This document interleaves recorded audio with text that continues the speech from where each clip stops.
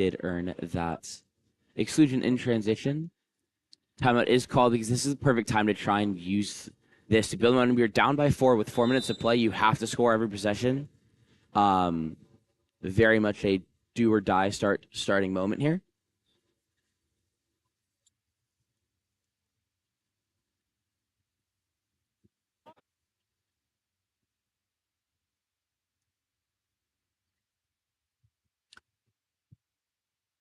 Ball back up top to Angs. Angs stepping in. Angs goes down line to 1. Taken in once again, this time by Vernesh. Tries to go up top. That pass will be long. Angs able to get to it first, denying the chance for Carrera to collect. Angs tries to find his 3-post, but instead will be stolen by number 4.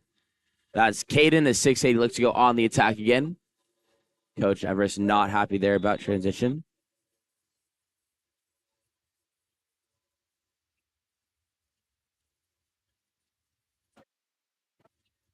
Carrera attacking in at 6. And there's me a exclusion called against O'Hare. So it's me another 6-on-5, this time for 680 as they attack the advantage.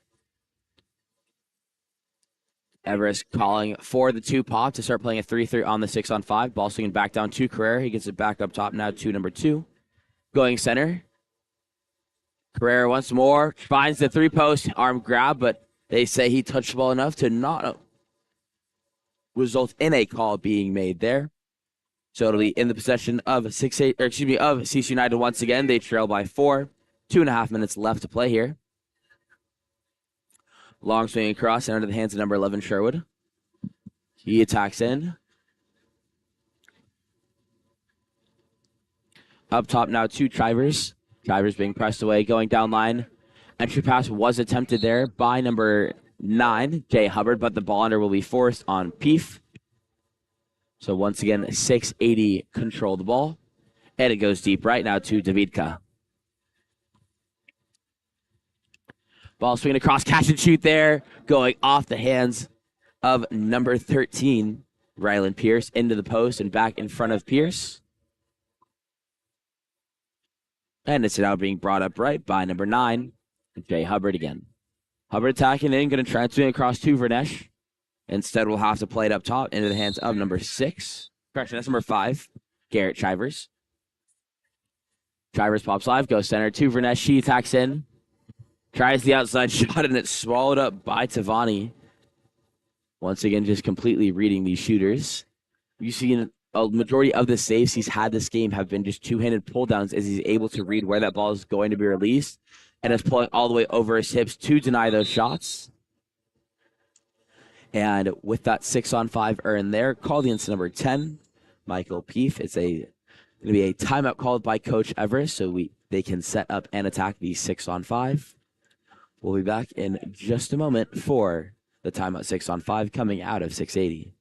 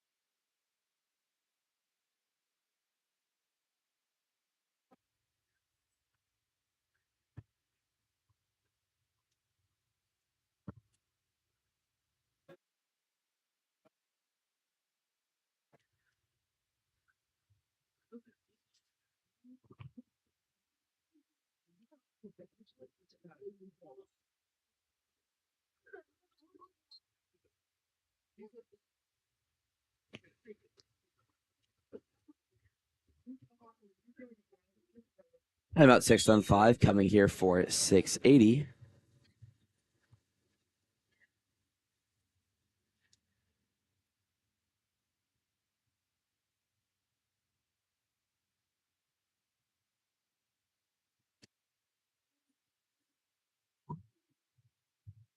Ball going down line to Carrera, back up top now to Davidka, finding its way center. It's now a 3-3 being played They're going to have the 1 dive in, looking to step the 2 down into that pocket. He attacks in. Ball swinging back to Carrera. Up on his legs, receives, swings all the way back now into the hands of Lucas. Eventually coming back up top to Davidka. He tries to go with the switchers near side from 5 wide, and it will be field blocked out of play. And the counter ball is going to start by being thrown out to number 9. That's Jay Hubbard. Hubbard attacking in. Drops it inside, stepping. He tries to finish, but that's once again another save made by Tavani. And there's a 10-second differential between shot clock and game clock. Just going to try and run it out here. Use as much of this clock as they can.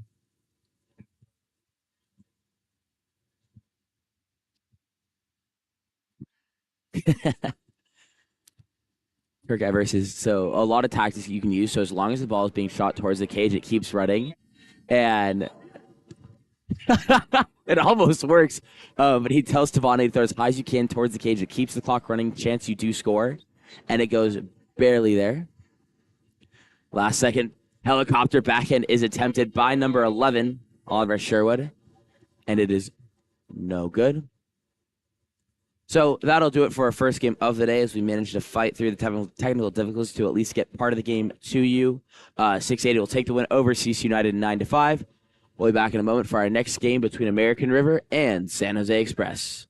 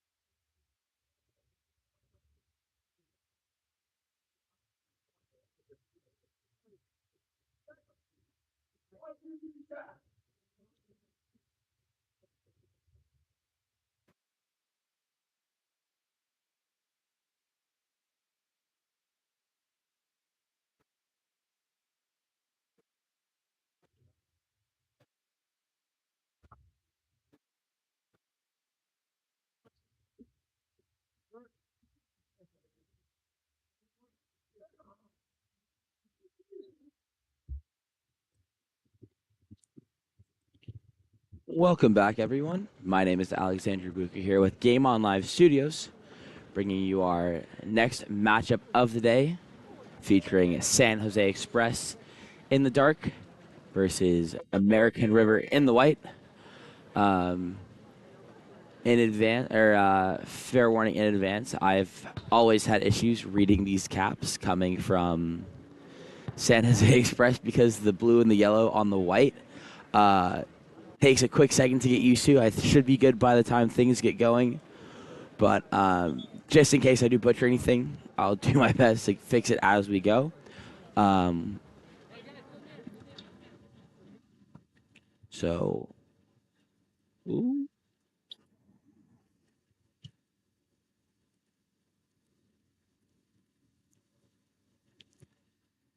We're a few moments underway. Refs just blew the 2-minute whistle, but then we should be good to go.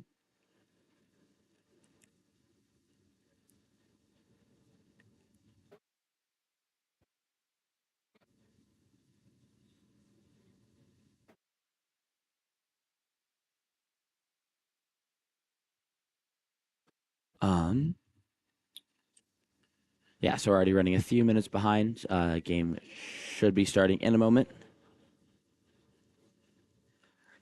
But excited to bring this one with you. Had the opportunity to watch San Jose Express, I believe it was 2 weekends ago for the last weekend of Futures for NorCal. Originally a SoCal kid myself, so still getting used to the weather up here. It's been far colder than I did expect, but luckily packed some extra layers. Fun as well, because having the opportunity to see a lot of these refs once again, worked with them last weekend. I was up here. Very friendly. But we're moments away from the start of our game. Sprinting off for American River will be number 11. That's Bo Brown. And it'll be number 3, Paolo Hernandez, sprinting off for San Jose Express.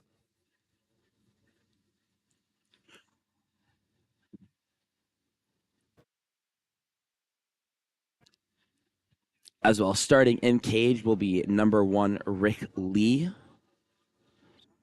I believe for...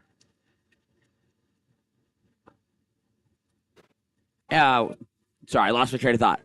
But American River will pick up the first sprint of the game, eventually making his way across pool to number 16. That's John Dowdy. He goes down line where the ordinary can be picked up by Ruano. Popped live back to Dowdy, attacking in. 1-2 zone is being played because of the double post that has been pulled into by American River. Ball makes its way inside. Lefty center. That's number 15, Rowan Taggett, who shot out of 2 meters, was denied, and it's controlled in the backcourt by Express. Having a lefty center like that does allow you to really play that zone like they did, or play that style of offense where you're going to go double post, bring the lefty to your 2 post for that inside turn. And that'll be an exclusion called on number 7, Rafael Ruano, drawn by number 5. That's Sarhadi, 6-on-5 for San Jose Express, and now ball makes its way up top to Vaca. Downline to Vidyarthi. Vidyarthi tries to find the 3-post in Sarhadi, but pass to go long. It does get recovered. And he eventually receives back and takes it in 6 again. This time they go for the tip in off the 2-post by Cy Lazzaroni, but that ball will also be turned away by number 13, Bodie Theron. Theron sends it out left to Ruano. Ruano now coming up the left side of the pool. Stepping to the cage, and a beautiful skip shot by number 6, Lucas Ruano. You see him sliding to his left. I think this will work. Yeah, you see it here. He's leaning to his left. He gets the hands up, and he just switch wrists it back to the near side corner. Or sorry, to the cross cage corner. Still getting the commentary legs under me this morning, but sorry. But a great way for American River to start with that counterattack goal. Express looking for the response. Now the ball making its way all the way down to 1. Up top now with number 3. That shot controlled by Farron, and now he looks to send it up the pool now. Once again, Lucas Ruano up in transition. Chooses not to send it there. Now going to number 16. That's Dowdy. Dowdy attacking in. Finds Lucas Ruano with the left hand this time. Another counterattack goal for him. Usually a right. He does a great job controlling it with the left. And just gets it underneath the arms there near side for the goal.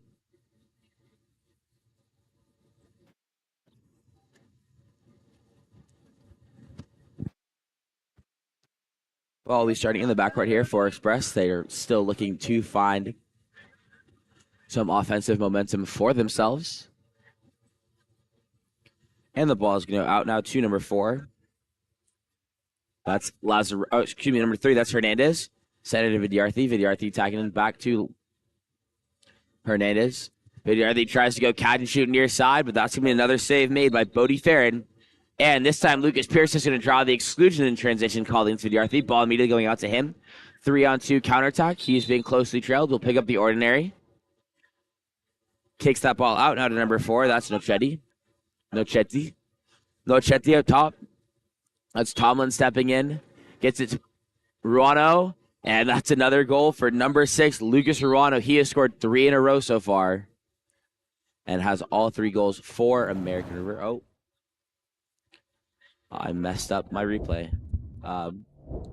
But he's so far just a complete difference maker in this. Every time you've seen him, he's up in transition or he's working into the defense, even in transition. He doesn't necessarily get wide open, but he's generating so many offensive opportunities, as you saw in the last 3 counterattacks. He's going to take a sub, and ball will be starting with Rick Lee in the backcourt. And the ball goes out left to Hernandez once more. Hernandez, center now to Vaca. American River calling for a 4-5 zone. 2B plays, Vaca attacks in, and that's another save made by Bodie Farron. Pressure is coming, so he's able to quickly kick it out.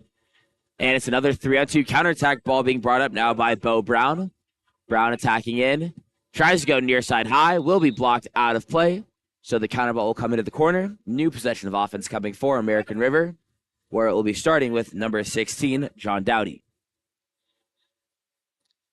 Dowdy pops live. Up top to Noonan. 2-3 zone with a split from 4, so it's going to be a 3 drive through. Up top to Noonan once again. Noonan moving it to his right. That's Von Hagel. Von Hagel, beautiful near side finish there by him. Leaning to his left and cutting it back. I got it to work. Let's go. But you see it here. Ball shooting across. The 3 drive will happen. Swings back to Von Hagel. He steps in here very well. Sees the space, gets the goalie's hands down, and it goes near side for the goal. Timeout will be called by San Jose Express to try and get things pieced back together so they can build momentum for themselves as they now trail 4-0 with 3.5 minutes left to play.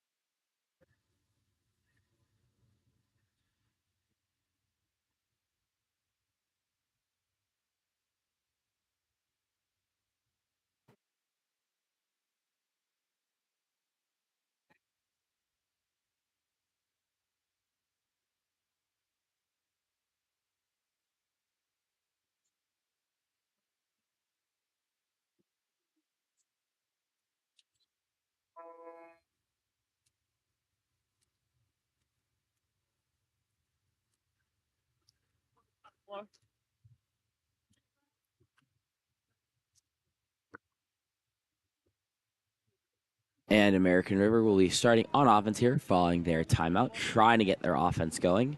Ball will be starting in the backcourt. And will be quickly thrown out right to Paulo Hernandez. Center able to get set back to this side or... Oh, there was an offensive foul actually called there, I believe called on Hernandez for ducking under when trying to earn that ordinary. So it's going to be once again in possession of American River. Long swing across is going to be picked off instead by Garrett Crabb. And Crabb now brings it up the left side of the pool. Brown going to pressure from the left. Crabb able to protect and will kick it up top now to Hernandez to keep it safe. Hernandez attacking in. Sends it down line to Vidyarthi. Vidyarthi is repressed.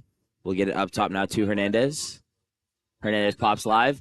And that's going to be an exclusion drawn by number 4. That's Lazzaroni on the drive. So it's a 6-on-5 for San Jose Express as number 14. Renzo Archer heads to the box. Vidyarthi up top to Hernandez, going 5 center now. Back to Vidyarthi. Vidyarthi stepping in. 3 pop, and that shot field blocked out of play by number 17, Samuel Branco. This time ball will be thrown out left to McGoldrick coming in from the exclusion box. McGoldrick bringing it up left. Center is set to the other side, so that ball will have to swing. Now McGoldrick will be coming into center himself on the post up. Has inside water. Turning, stepping, tries to go near side, but was off the chest of Rick Lee. And Express back on the counterattack as the ball will make its way deep left into the hands of Vaca.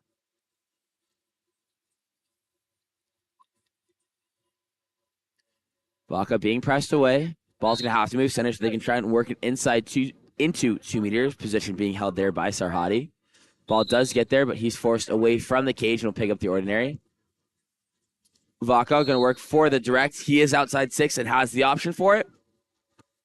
And it goes off the crossbar and will be recovered by number 17, Samuel Branco. Branco gets it out to Brown. Immediately sent down line now to Noonan, Noonan goes back to Brown. One-man zone being played off of him. Brown stepping into space and attacking. Goes back up top now to Branco. Now they're going to get it down to 6 to try and work it inside for number 16. That's Dowdy, who is posted up on the 3-post. Branco, long shot, tipped by a field blocker, controlled by the goalie. And Express with another successful defensive possession.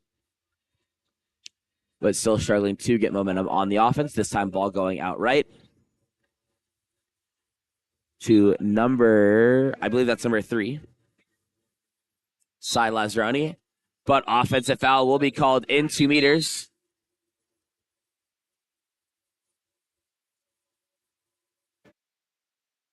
Offensive foul called on Sarhadi, and the ball will go out now to Von Hagel. He drops it inside to Noonan, and Noonan will be called for the offensive due to the left-handed hook, so that goal will not count. One last possession left here in the quarter for Express to try and find their first of the game. It gets out to Lazzaroni. Lazzaroni going to his left, now being brought up by Vaca. Vaca attacking in, no one in front of him yet. He'll swing across to number 9. That's Vidyarthi. And it's going to be a 6-on-5 again, this time blocked out by the field blocker. Credited Samuel Branco with the field block. 10 seconds left. Farron going to bring it up, most likely going to look to take the last second shot. Actually going to play it center, very dangerous pass, but gets it to Noonan. Up top to Dowdy, he tries the long shot. That will not go. So at the end of 1, it's American River holding on to a 4-0 lead over San Jose Express. We're going to be back in just a moment with our second quarter of action.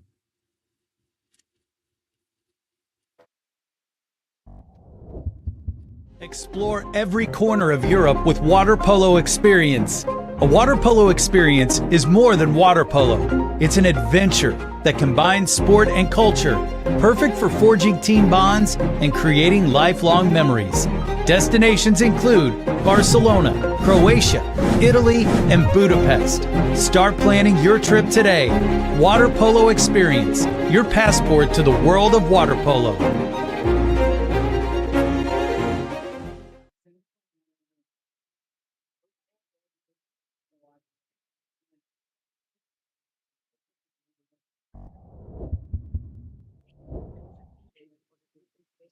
That ad brought to you by Water Polo Experience, who is one of the main sponsors for both for the Futures League. It is presented by Water Polo Experience. Had the opportunity to work with them, and they do provide some of the best international trips you can ask for.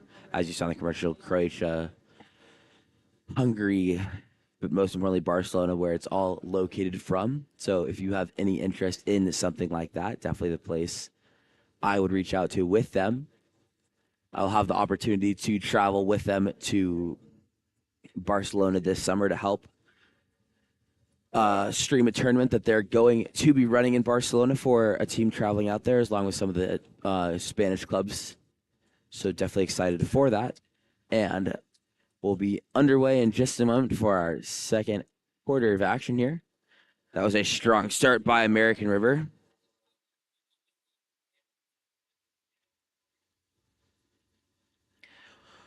The start of American River's game can all be credited to number 6, Lucas Rano. The first 3 possessions of the game, he scored for American River, whether that be posting up, transition. He scored with the right. He scored with his right hand, with his left hand. Definitely a very impressive start for him, but San Jose Express has the talent to bring this game back. Question is, can they get some momentum for themselves on the offensive end of the pool? So we're going to be waiting to see if they can do just that, as the whistle blows. Ball drops. And the sprint's going to be won by Shane Carter. Carter gets the ball back to Nochetti. Nochetti over to Riddell. Riddell working for the ordinary foul, and will pick it up. Center set back to the 4-5 side. Actually, Lazzaroni able to refront. Very well done. He's doing, yep, and that'll be a duck under called there on Taggets.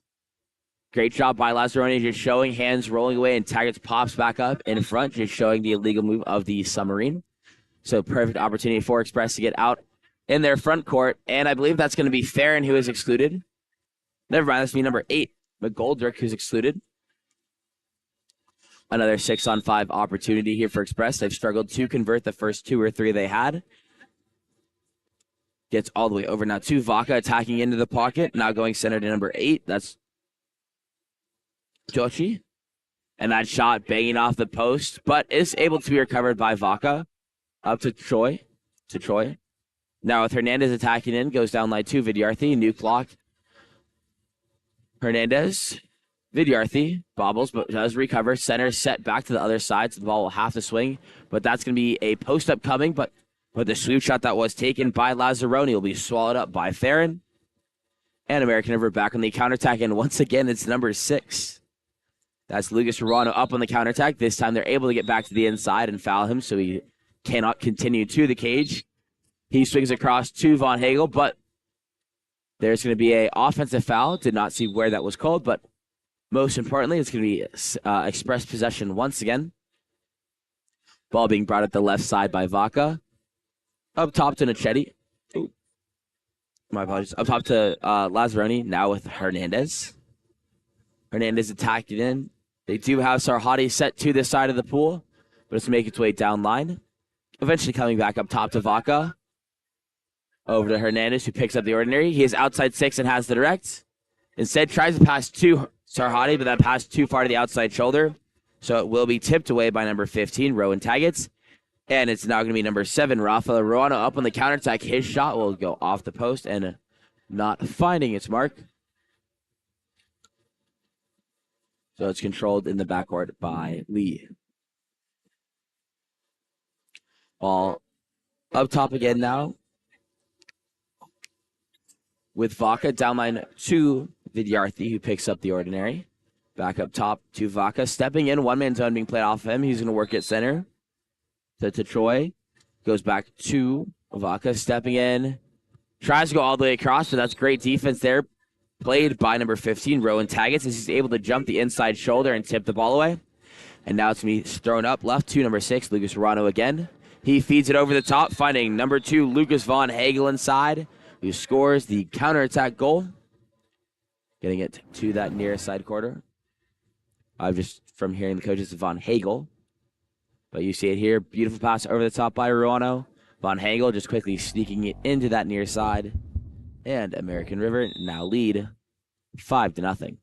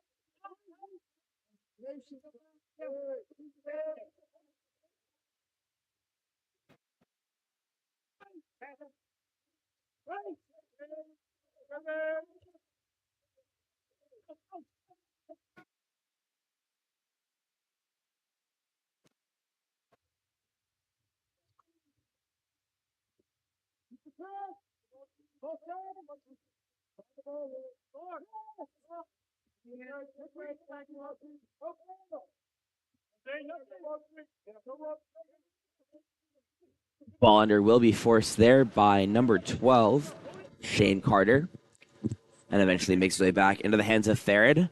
And immediately sent out to Ruano, finds number 5. That's Riddell, center cage, who scores the counterattack goal, giving American River a 6-0 lead now.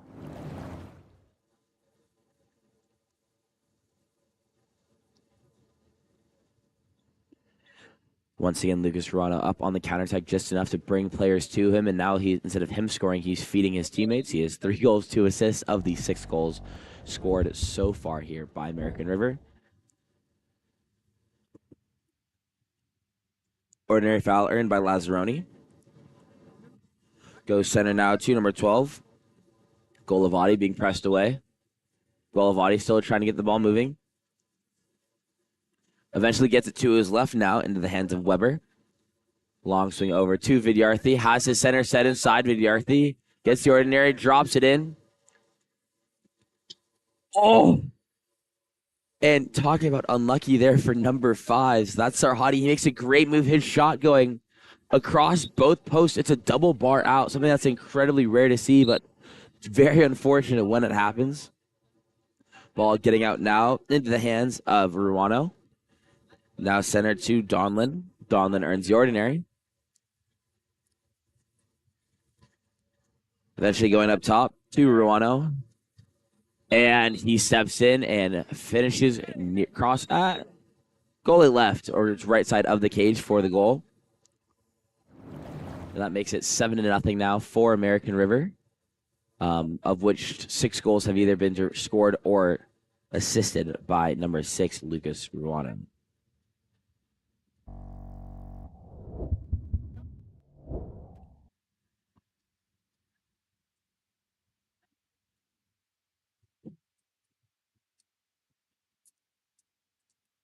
Ball going out to the right side now, where it will be controlled by Hernandez, going down line to Vidyarthi.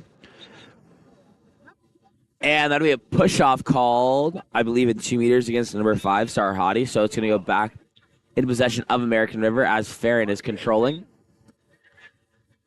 Farron goes deep left to Riddell. Riddell earns the ordinary. Riddell now top to Dowdy. Moves it center to Branco. Branco going down line, double post, being played by American River. Trying to work it inside to Donlin on the 3 post. But now it's going to be Branco stepping in, no one in front. Tries to go to the 2 post side this time, but that pass is made too far to the outside shoulder. So instead it will be stolen by Paulo Hernandez. Hernandez bringing the ball up the right side of the pool. Goes center now into the hands of Lazzaroni. Lazzaroni earns the ordinary. Lazzaroni down line to Vidyarthi stepping in. Trying to go for the backdoor turn. Will not get it.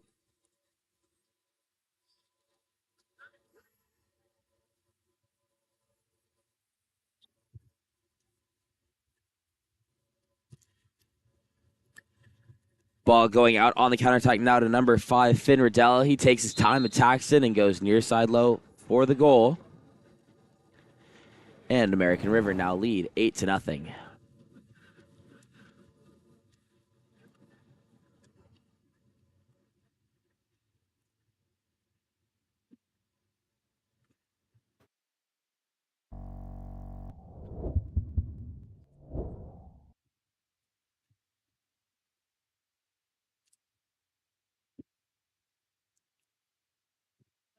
"16 seconds left here." Ball going from Lazzaroni to his right, where Vidyarthi will pick up the ordinary. Sends it down line now to Vaca. Vaca attacking in to Vidyarthi once more. Vaca. Clock dying down. Vidyarthi. Shot will not go before the end of the half. And American River lead San Jose Express 8-0. We'll be back in just a moment for our second half of action.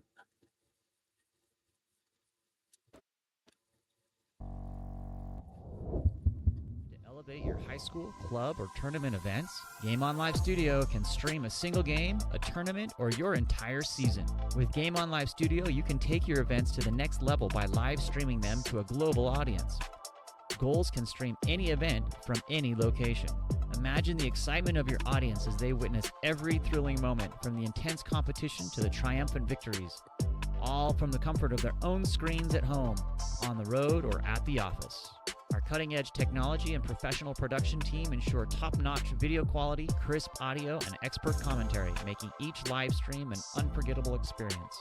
Forward, pass is coming, Reese is gonna fire and hits to bring us tied. Don't just take our word for it. Our clients rave about our seamless streaming, engaging graphics, and the ability to connect with fans like never before.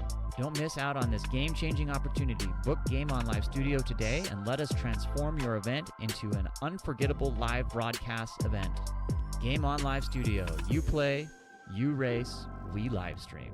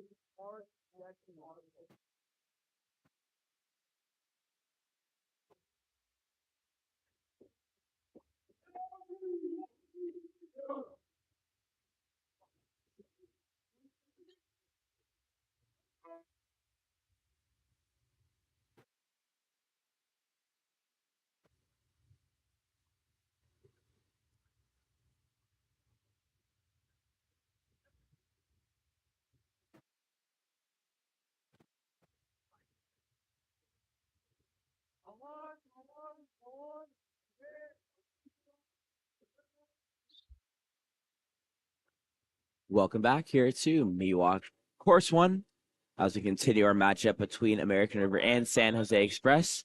American River off to a very strong start that first quarter. They lead 8-0. Majority of that offense generated by number 6, Lucas Ruano. Whether it be goals or assists, he has directly impacted 6 of the 8 goals so far. He controls again up top, going down line. Pass going over the top, risky. And it's a great job there by number 6. Excuse me. That was number 7, Rafael Ruano, pulling it away from Game On Live Studio can stream a single game, a tournament, or your entire season. With Game Did not properly reset my replays. Sorry for sending you to that commercial. But Ruano able to pull it away from 3 incoming players to get it into the back of that and put American River up 9-0. Ball out right now, eventually swinging across to number 11. That's Jacob Weber going down line to Hernandez. Hernandez inside, and that ball intended for that turn from Sarhadi is stopped by the weak side defense coming, and once again, it's number 6. And that's Lucas Ruano who draws the penalty.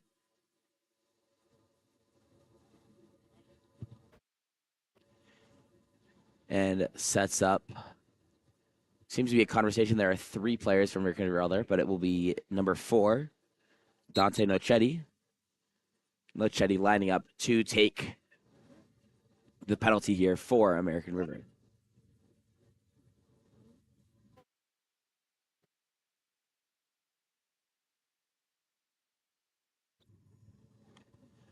And Nochetti skips it home, giving American River a 10-0 lead now with 6:05 left to play in this third period.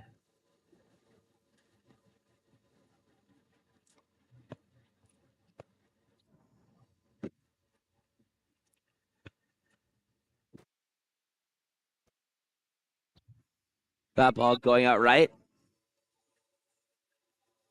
Ball almost stolen by Ruano, but able to earn the ordinary foul as number 6, Vaca. He eventually gets it down line to Vidyarthi.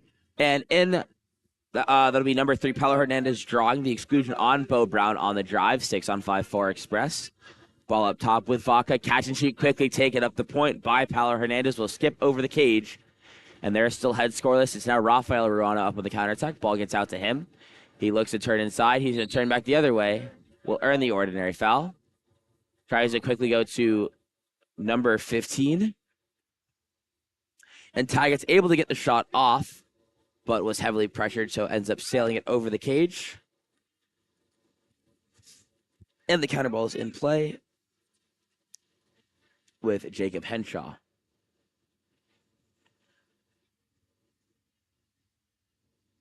Tap has been lost up top, but it makes its way down line now to number 9. That's Vidyarthi. Vidyarthi back up top.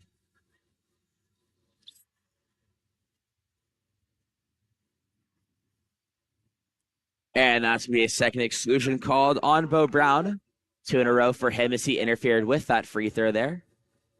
So the ball's in the corner there, now going down line to Vidyarthi. Up top again to number 6. Now with Weber taking in at 1. Swings back to Vidyarthi. He takes it in at 6, bringing Hernandez into the pocket at 1. Attacking in now, Vaca from 5 wide. Vidyarthi. Vaca. And Express find their first goal of the game with number 11, Jacob Weber, going near side from 4 center. Making it a 10-1 game now. Does a great job just stepping center. You see the ball going down at 6, back up top. Weber steps into that space. He can quickly just go catch and shoot, beating his field blocker. And scoring the first goal of the game here for San Jose Express.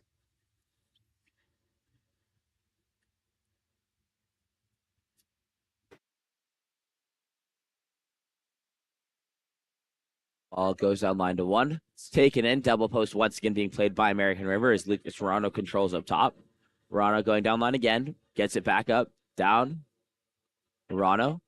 He tries to go cross cage, but that's a save there. And San Jose Express finally starting to chain together some possessions. They find their first goal as well as getting consecutive stops.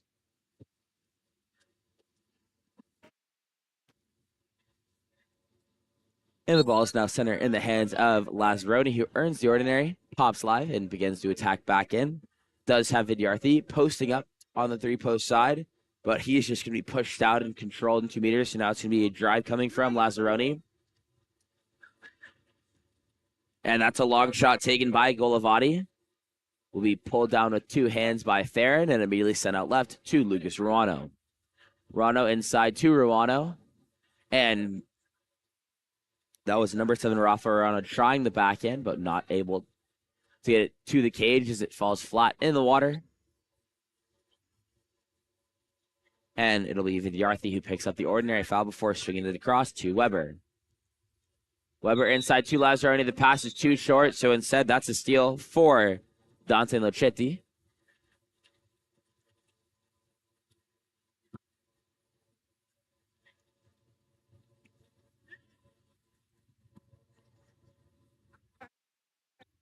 And that's to be an exclusion drawn by Rowan Taggets.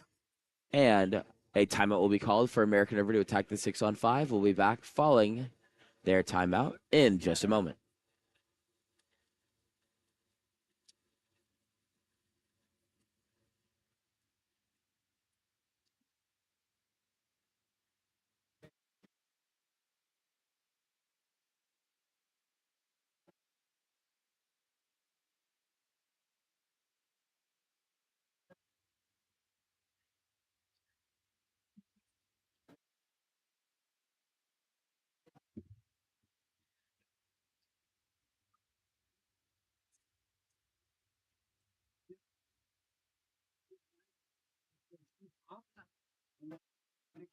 Stay low once you shift.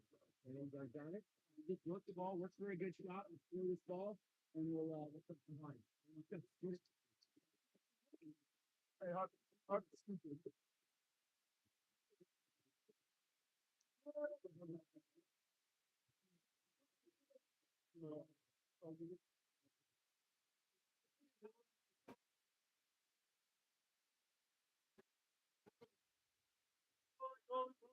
Timeout 6-on-5 for American River now.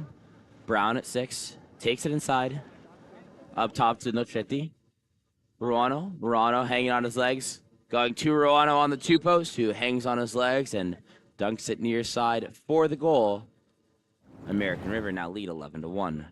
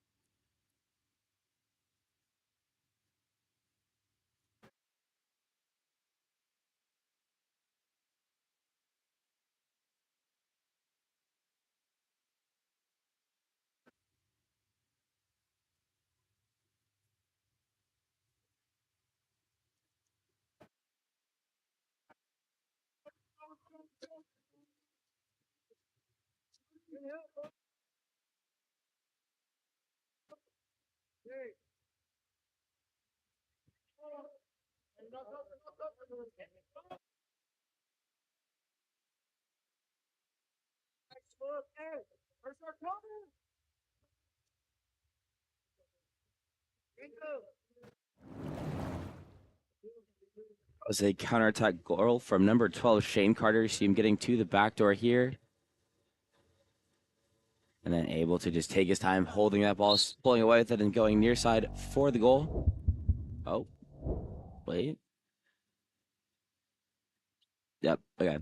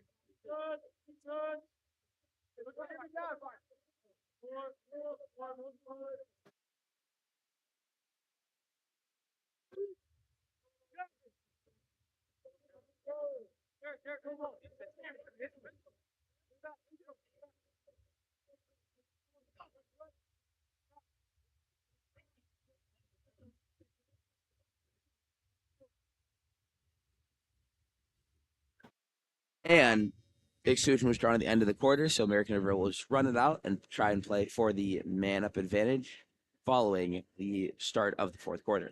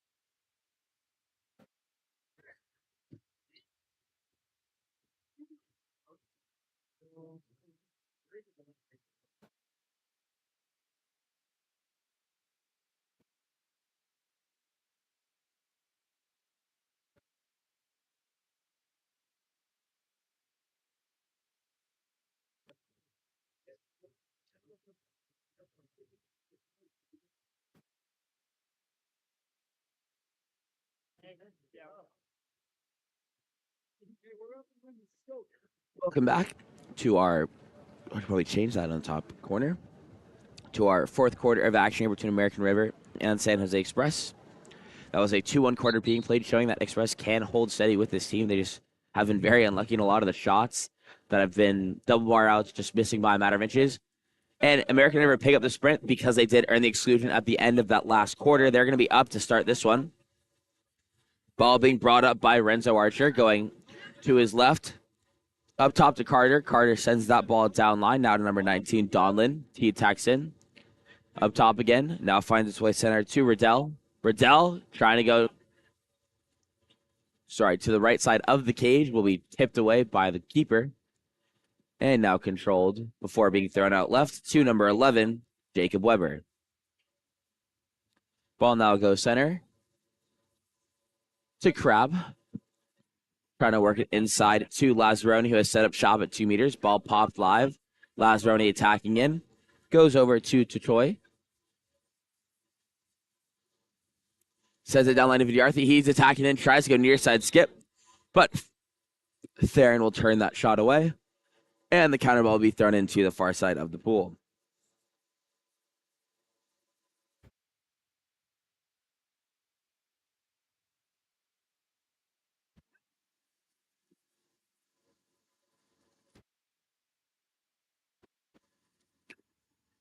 And that'll be an exclusion called there, drawn by number 4, Lazzaroni. And it will send number 8, that's McGoldrick, to the exclusion box. 6-on-5 coming for Express is where they found their first goal of the game. Potentially where they will find their second. Ball center going down to Vidyarthi at 6. He takes it in again up top to Chachoy. Center now into the hands of Golovati. But once again, American River able to come up with a stop, keeping it a 12-1 game. And the ball goes center now to number 12, Shane Carter. Eventually going down line to Donlin. Donlin attacking in. Carter once more. Now with Noonan.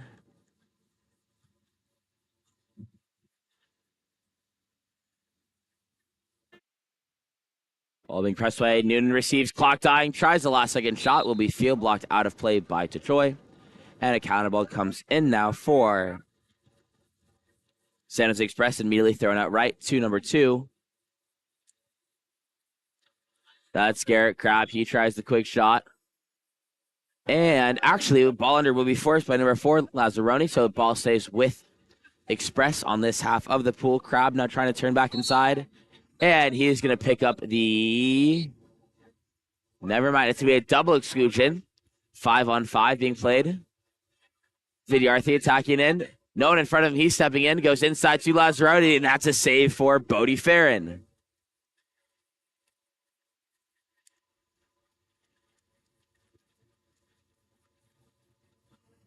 Ball now being brought up slowly out of the backcourt by Finn Riddell. He's going to send that ball out left now to Shane Carter.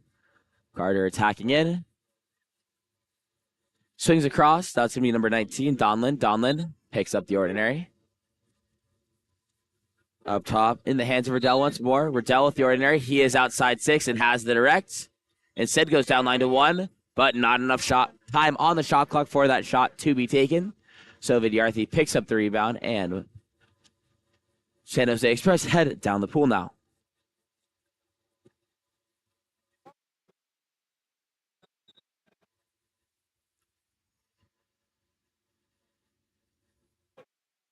Vidyarthi controlling up top and earns the ordinary. Swinging across now to number 11. That's Bo Brown. Oh, wait. Sorry, that's the wrong roster. Exclusion on the weak side was drawn by Lazzaroni trying to drive. He heads straight to the cage. Now 3-on-2 on the back line. Gets it inside, intended for Garrett Crabb. His shot does miss, but that will be an exclusion called on number 3 for grabbing Crabb's head. And it gets out to Lazzaroni. He goes for the quick catch-and-shoot goal, making it 12-2 now.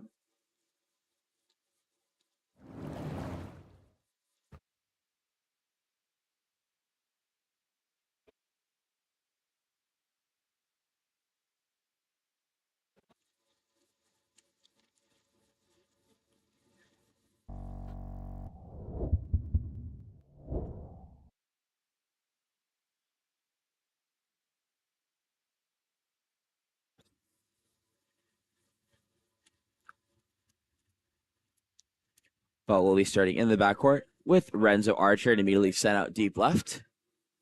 Ball's controlled there and eventually goes back up top to Doughty. Doughty swinging deep right to Donlin. Donlin attacks in at 6.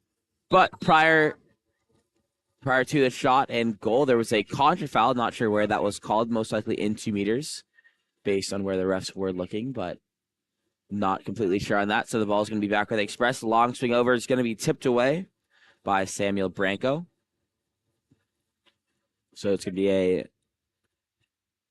American River possession once again as Doughty receives. He's bringing it up.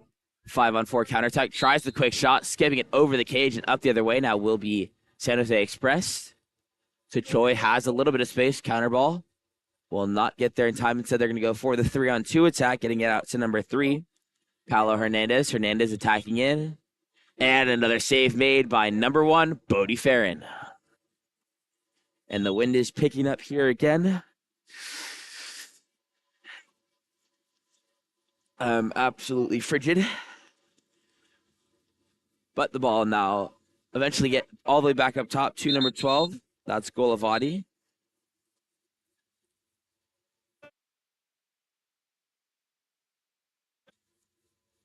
Four-on-3 counterattack the other direction now. Ball going over the top to number 10. That's Zachary Tomlin. But the ball under force by the goalie.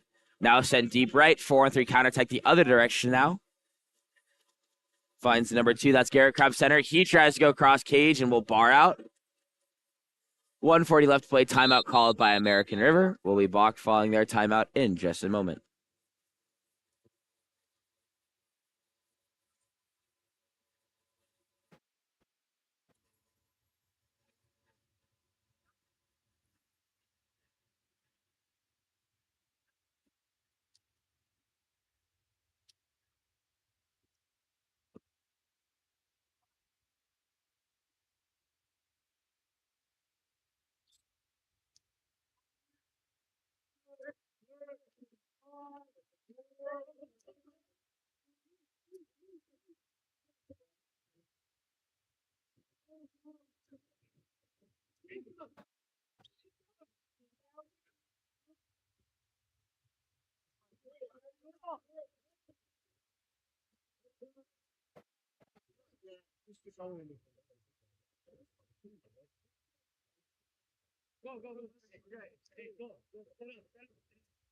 Oh, my apologies. Did not realize I was still muted. But timeout for substitutions by American River. Now timeout play to set up here for San Jose Express.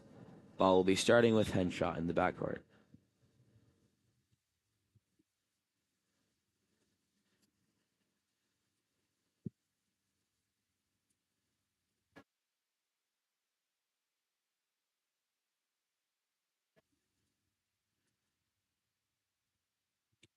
And a great shot and goal there from number 8. That was to Troy, finding the back of the net, making it a 12-3 game with 1:05 left to play.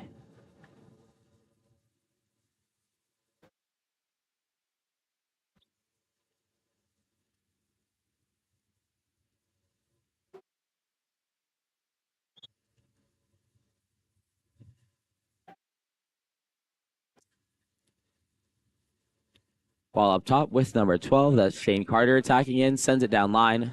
Back up top to Carter. Carter moving it center now into the hands of Archer. Archer trying to go near side, but a save made there by number 1, Jacob Henshaw, who now controls in the backcourt. And we'll get it out left to Hernandez.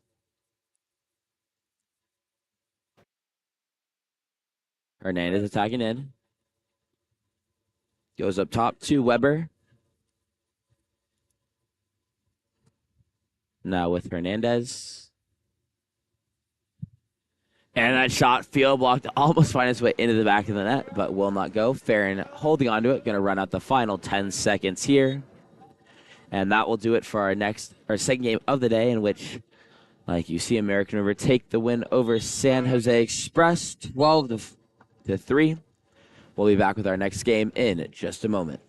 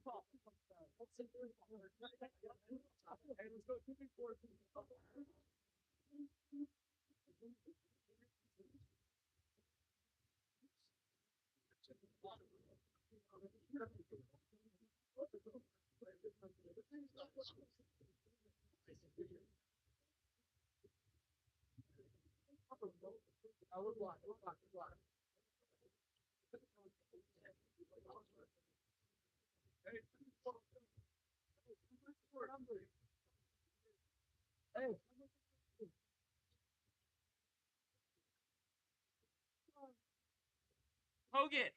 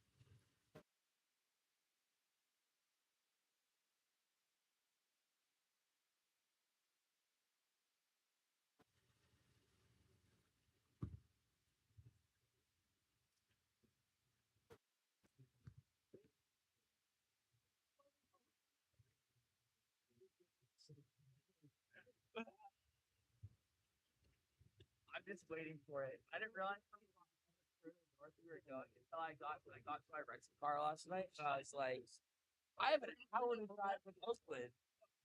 No, I was gonna fly up this time instead of driving everything. That's not.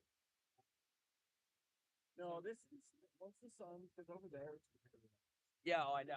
When I was over there, I was like, this is amazing. When's that gonna follow?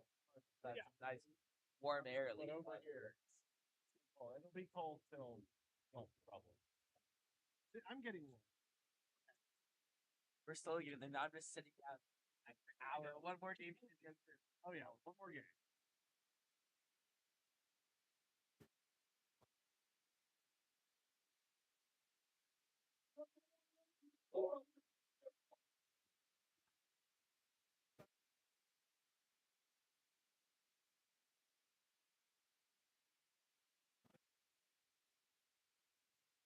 Welcome back as we get ready to start our next matchup of the day here. My name's Alexander Bucher with Game On Live Studios, bringing you this matchup here between Atherton in the dark and San Francisco Water Polo Club Warriors in the white. Let me set my roster. Okay, because Atherton are in black, so we'll set that to black for you guys. But we're moments from getting underway.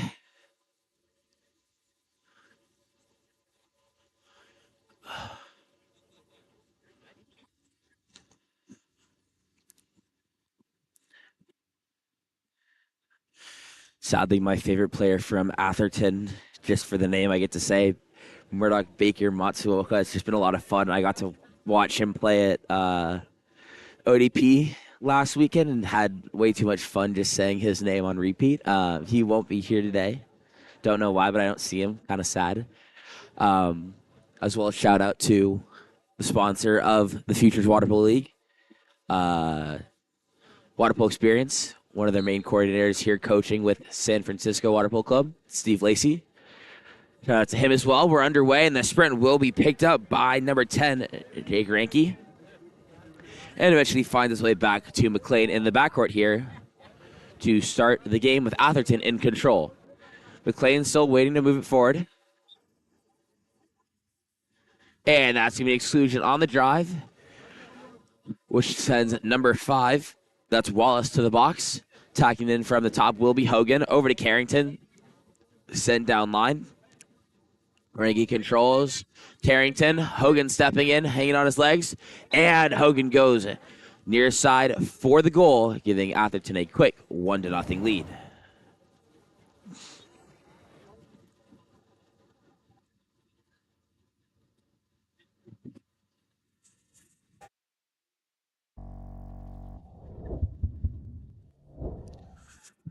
Getting back in 1 second. I'm going to make the camera a little bit higher.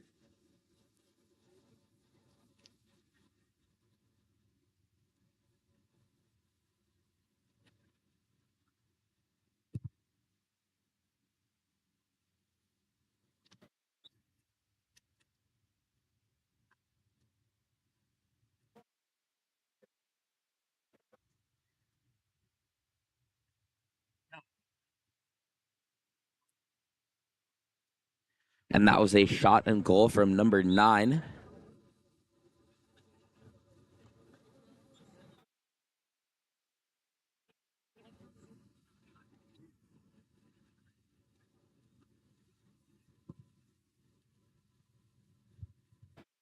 That goal scored by number 9, Bernard Kent. He was supposed to score 20, but he's in the 9.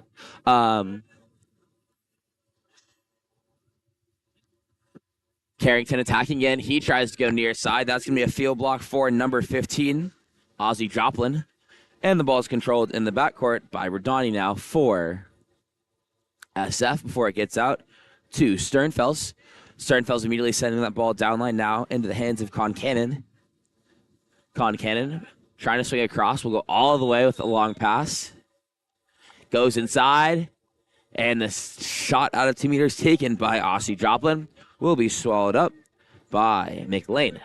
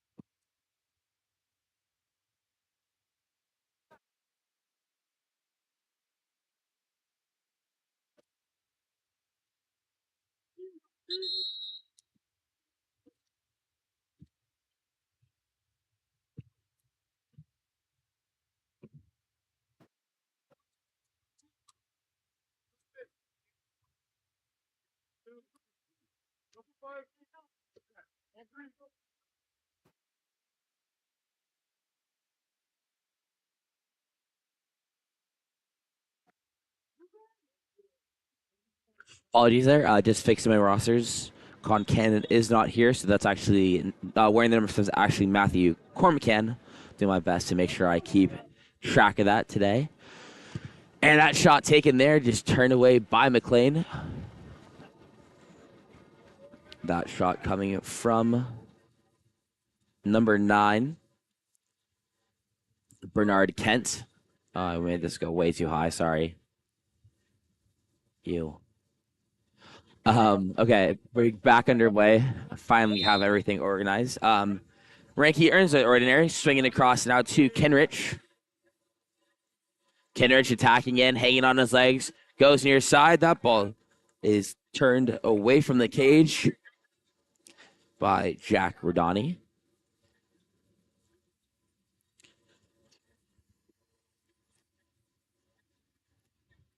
Hogan will be starting with it in the corner for the corner throw. He's being pressed away after popping it live. Now tries to go up top. Ball almost stolen by Joplin, but he will foul before the seal can be completed. So Kenrich eventually gets at center to Carrington. Carrington attacking in. Pass going inside now to Sylvester. And Carl Sylvester will draw the exclusion. 6-on-5 coming now.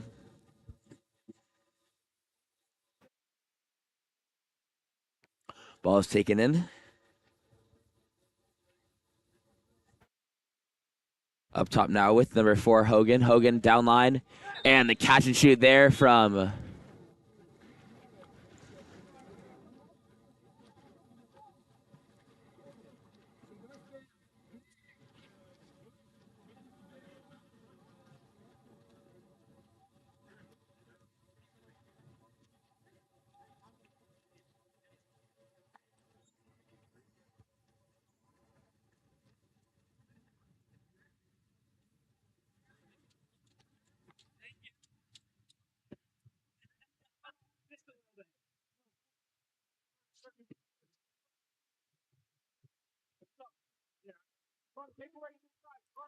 So that goal was scored by number 8, which is actually Nelson Harris, not Oliver Marson.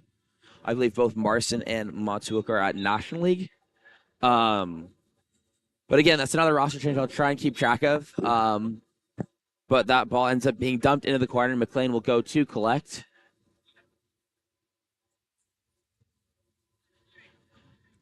Now it's Claiborne Carrington up top who earns the ordinary.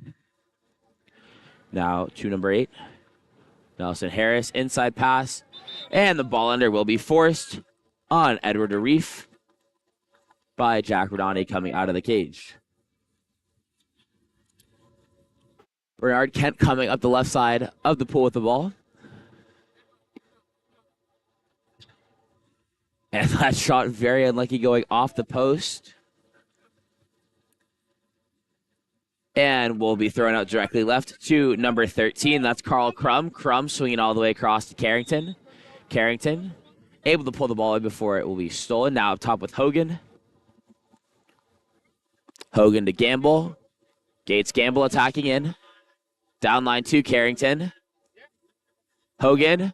Hogan goes catch and shoot. Cross cage for the goal.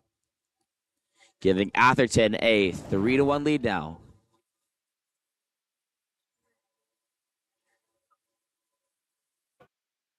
You see it here. Hogan just stepping to his left, realizes where that shot blocker is going to be.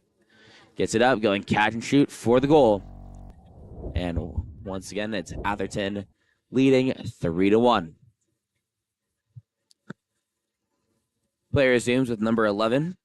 That's Brody Payne controlling in the backcourt. Moves it to his right, where Sternfels now controls. Sternfels swinging across into the hands of Goldberg. Goldberg. Sternfels once again. Down line to Cormacan. Eventually finding its way center to Brody Payne. Payne trying the skip shot near side, and it will go off the crossbar. Picked up by Atherton and thrown back to McLean.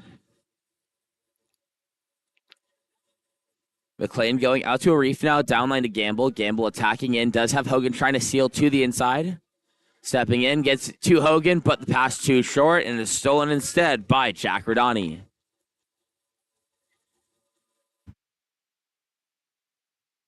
Ball is going to be outletted right now into the hands of Sternfels. Sternfels attacking in. Going up top. to number 9, Bernard Kent. Eventually finds its way over to Goldberg. No in front of him. He steps in. His shot going off the outside of the post. McLean bringing the ball forward. Final seconds, taking it off. And that'll be a ordinary foul on Harris as the quarter ends, so no shot. And we'll end our first quarter with Atherton leading SF 3-1. We'll be back for our second quarter action after a message from Water Polo Experience. Explore every corner of Europe with Water Polo Experience. A Water Polo Experience is more than water polo. It's an adventure that combines sport and culture, perfect for forging team bonds and creating lifelong memories. Destinations include Barcelona, Croatia, Italy, and Budapest. Start planning your trip today. Water Polo Experience, your passport to the world of water polo.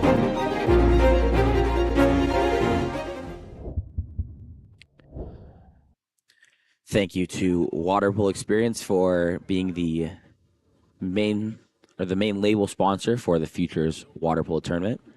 Had the opportunity to speak to Steve Lacey, who is a coach for San Francisco Water Polo, before this game, and wanted to shout out 2 players specifically regarding Water Polo Experience, one being Matthew Gioc and the other being Bernard Kent, both of whom are taking a spring break trip with Water Polo Experience to go play in Barcelona, giving them some more experience to bring back when they come back to play here afterwards. But we're set to get underway in a few moments here. It's Atherton who have jumped out to the lead right now. They're up 3-1.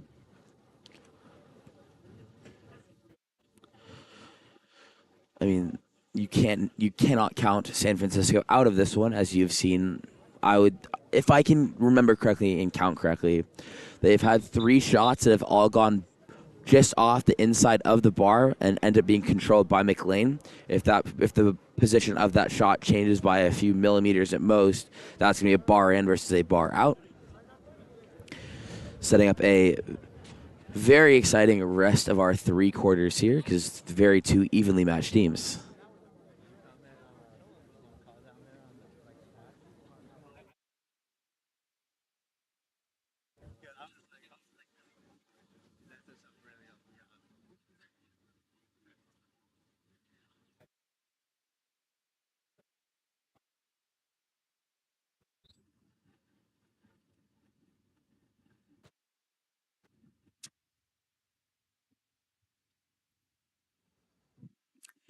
And the sprint is going to be won by SF, so they'll start the quarter on offense as the ball makes its way back into the hands of number 11, Brody Payne. Payne controlling, up top now into the hands of Wallace, sends it down line to Bernard Kent. Oh, sorry, that's Matthew Cormacan. Getting all the way back to Payne. Now with Bernard Kent. Payne, Kent, all the way over now into the hands of Wallace. Oh, and a beautiful skip shot there by number 11, Brody Payne. And that's just a textbook attack right there. They have a 2-3-4 zone being played. They're super patient, moving the ball around. I think this, yes, perfect. It works. But San Francisco is super patient, moving the ball around. You see it go 3 to 4, 3 to 2 to 4, back to 3, going catch and shoot near side for the goal, and makes it a 1-goal game. Atherton looking to find their response now, as it will go out center to Tyler Hogan, who earns the ordinary foul. Hogan popping live, stepping back into play now. Goes to his left to now number 8, Nelson Harris. And Claiborne Carrington hammering that one home near side, immediately giving the 2-goal lead back to Atherton. Very, very good shooter.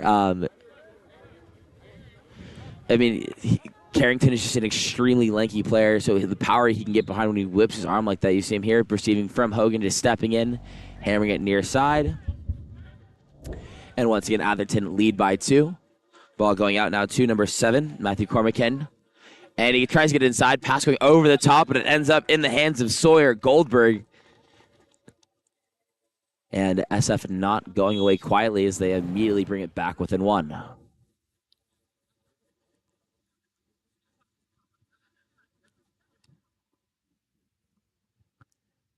You see that pass is dropped, but lands right in front of Goldberg, and he's able to go cross cage for the goal. Makes it 4-3, and McLean controls in the backcourt once again.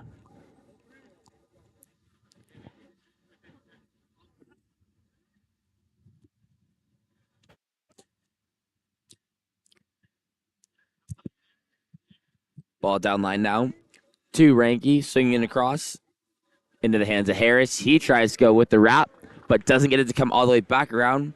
So instead, it's a two-handed save for Rodani. And the ball is going to be sent out deep left now to number 9, Bernard Kent. Kent swinging across out into the hands of Wallace. Wallace up top with Payne. Eventually going center to Goldberg. Goldberg stepping in, and he goes cross cage, top bins. And that's going to be the equalizer, making it a 4-4 game now.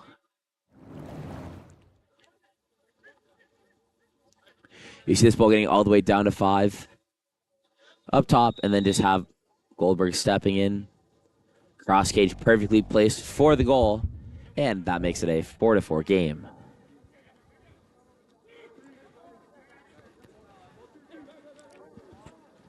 Ball going out left, ordinary foul earned there by number 7, Luke Kinrich. Sorry, Krinchich. Carrington attack again, tries to go near side, will go off the crossbar. Not finding its mark, so San Francisco back on the attack. As the ball goes out left now to Edward Arif. Wrong roster. Goes out to Sawyer Goldberg, all swinging across now to Andrew Wallace. Wallace attacking in, stepping into space. Swings it up top now to Brody Payne. Payne attacking into Goldberg. Center pass, and that one will go off the crossbar and fall in front of McLean. McLean getting it out right now to number 10. That's Jake Ranke.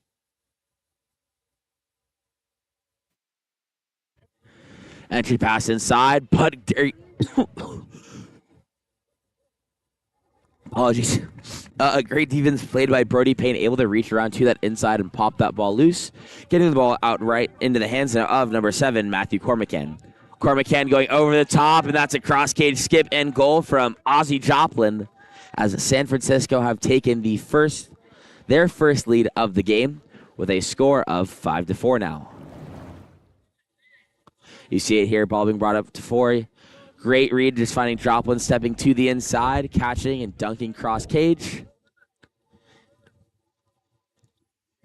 And Atherton looking to find a response while making a large set of substitutions, hoping to bring some fresh bodies into play, as McLean will control in the backcourt before going left now to number 7, Luke Krinich.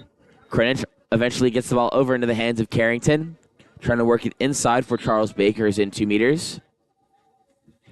Carrington. Hogan driving in now. Up top now in the hands of Krinich at half tank. Sends it down line quickly inside, getting to Hogan. Hogan with the backhand, but that's a save with the right hand of Jack Rodoni. And that'll be a stop for San Francisco. 1 goal. Ball swinging across now into the hands of Bernard Kent. Kent up top into the hands of Goldberg. Goldberg stepping in. Hangs on his legs. Now goes center to Payne. Payne receiving again. He tries to go with the switchers back to the cross cage, but it is tipped out by McLean. So the ball will go into the corner, and it's going to be a corner throw coming here for SF. Kent will throw it up top into the hands of Goldberg. Goldberg now with Payne. Payne stepping in. Cormacan once again controlling. He tries to go cross cage, but that's going to be field blocked by Hogan as he's guarding 2 meters. Given back to McLean. And the ball is sent out right now to number 15. That's Gates Gamble. He goes off the near side post. Very lucky there for SF to be able to survive that opportunity.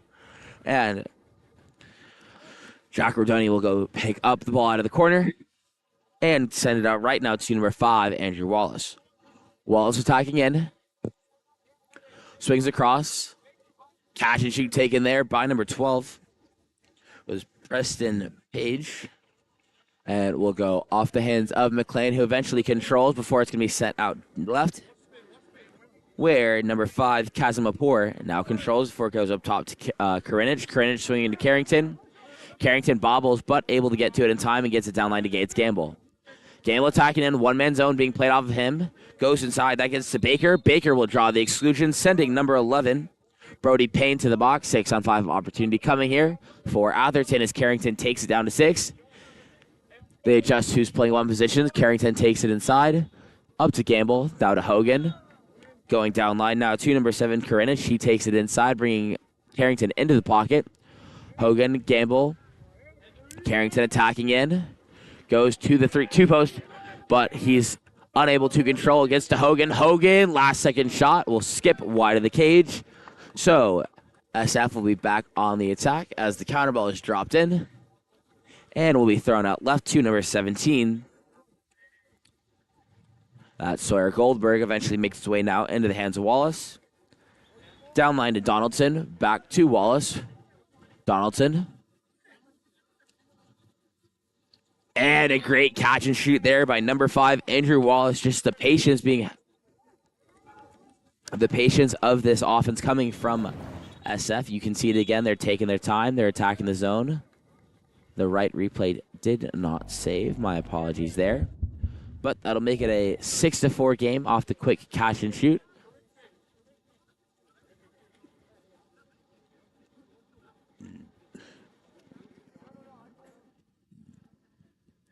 So after San Francisco trailing by 2, they now lead by 2.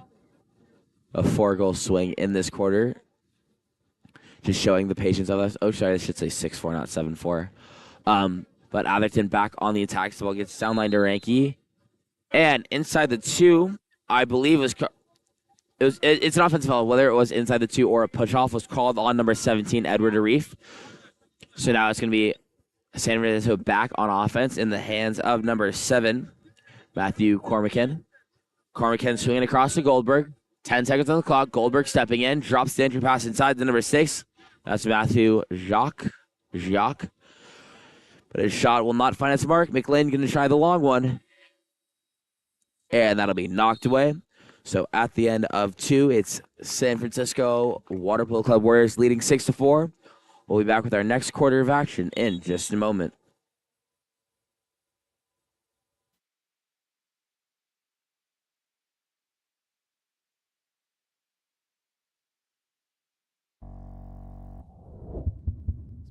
Look no further than Game On Live Studio. Introducing our exciting highlight reels and game content. Capture the most epic moments from your season with our professional highlight reel service. Our talented team of editors will transform your gameplay footage into action-packed, adrenaline-pumping reels that showcase your skills like never before. That ball punched out by Sophie Bolaki Purcell. Share your reels with friends, teammates, coaches, and colleges to get the recognition you deserve. Experience the thrill of reliving your best moments and inspire others to join the excitement. Game On Live Studio, where epic athletic moments come to life and help you succeed. Visit our website or contact us today to get started.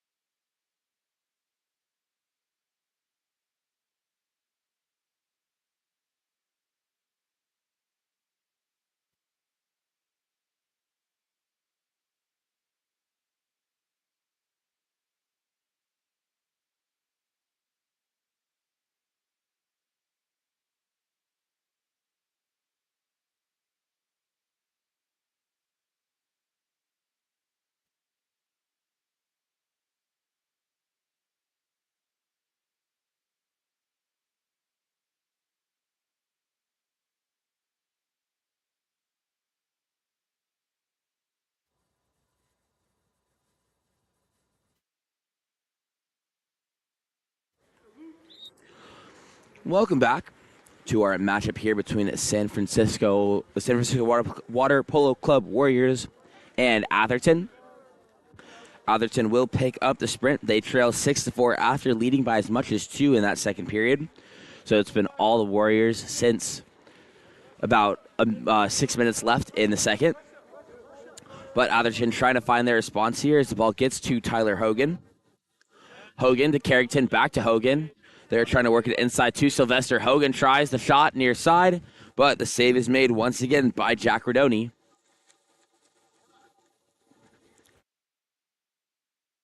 And he's an outlet right to number 7, Matthew Cormacan. Cormacan gets it center to Wallace. Wallace back to Cormacan. Drive coming from 2. He's stepping into space now. Finds Wallace. Wallace going down line. That's going to be number 9, Bernard Kent. And inside the 2 meters will be called on number 7, Matthew Cormacan. So the ball will be back with McLean once again as Atherton look to try and find the goal to bring it back within 1 here. It's with Ranky up top. He tries to go inside, and that will be an exclusion called on number 5, Andrew Wallace, drawn by number 12, Carl Sylvester. 6-on-5 is now coming. Ball with Hogan. Over to Carrington. Downline to Ranky. He takes it inside. They're going to go 1 pocket, bringing that 2-post out to try and go in the 3-3 balance. It does get there to number 8. That's Nelson Harris. He attacks in, and a huge field block there from number 9, Bernard Kent. Keeps it a 2-goal game. And it's controlled by Rodani in the backcourt. This time the ball is outletted left to Sternfels. Sternfels sends it deep right. All the way over the top. And a great save made by McLean. That pass going 6-1 for the catch and shoot, but he's there diving to stop it going to that near side low corner. And McLean gets it out eventually to number 12, Carl Sylvester now. Sylvester up top to Ranky once again. Hogan clearing out, trying to post up with Carrington now. Carrington gets it. He turns inside and will draw the exclusion before it can be stolen, which will send number 9, that's Kent, to the exclusion box. And set up another 6-on-5 opportunity here for... another 6-on-5 opportunity here for Atherton. They go 6 in again. They're going to try and go 2 pop instead of the 1 pocket we just saw. Gets there. Now it goes out to the 1. That's Nelson Harris, but he bobbles it. Does pick it up in time. Hogan stepping in now. Hogan with an absolute rip going near side, barred off the skip. And that'll make it a 6-5 game now. Look no further than Game Oh, On Live shoot. Studio. Sorry. Introducing our exciting highlight reels and That.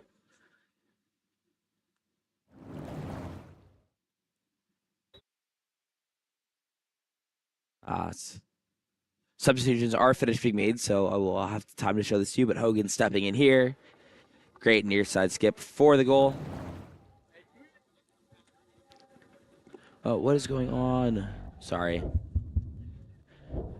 That makes it a 6-5 game. Atherton trailing by 1. Ball up top with Kent, swinging across to number 7. That's Cormacan. Entry pass inside, and a beautiful move made by number 17, Sawyer Goldberg. Does not get the call, but McLean did tip it out of play. So it will be a new clock. Starting with number 17. That's going to be Goldberg. Eventually gets it up top to Payne. Long swing over now to Kent at 4, attacking in. Kent down line. He gets it back up top. Looking to swing it all the way across. Trying to work it inside for Joplin. That's Cormacan. Back to Kent.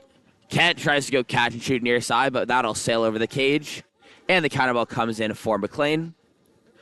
Still a 1-goal game. 3.5 minutes left to play. As the ball gets out now to number 14, Claiborne Carrington, and he immediately drives in after passing it out, but he will be refronted. Hogan up top now. Hogan stepping in. And Claiborne Carrington will be called for the offensive foul, trying to work into position. And that ball is going to be sent out right into the hands of Sternfels. Sternfels center now to number 15. That's Joplin. Joplin, cross cage, but will bar out. Recovered. Oh. Talk about a series of unfortunate events. That pass was intended for number 7, Matthew Cormican. Gets tipped away 2 different times, first by the goalie.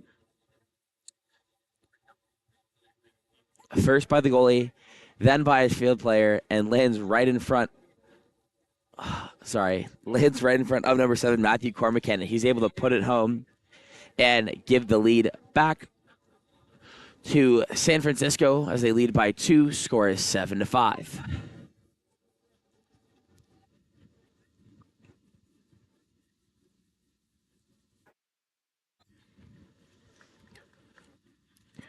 We're back underway with McLean controlling in the backcourt. Hogan, Carrington. Carrington with the ordinary. Trying to work it down line for number 17. That's Arif, who's in 2 meters. Carrington swings across now. That's Crum stepping in. Going down line to Karinich. Carrington tries to go across cage, but that's going to be knocked out of play by Rodoni. So the ball is going to be sent to that far corner where it's going to be brought in by number 7, Karinich.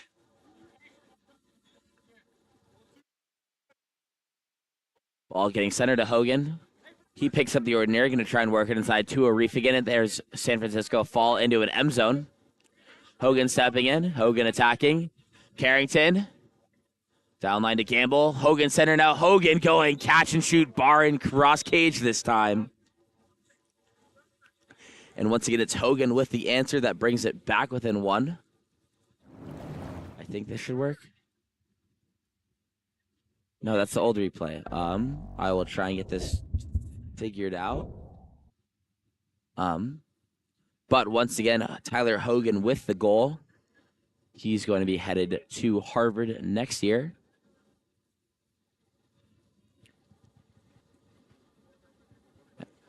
Definitely 10 minutes excited about that as Hogan showing he has the clutch gene right now as he prevents San Francisco from being able to run away with it, just keeping it a 1-goal game.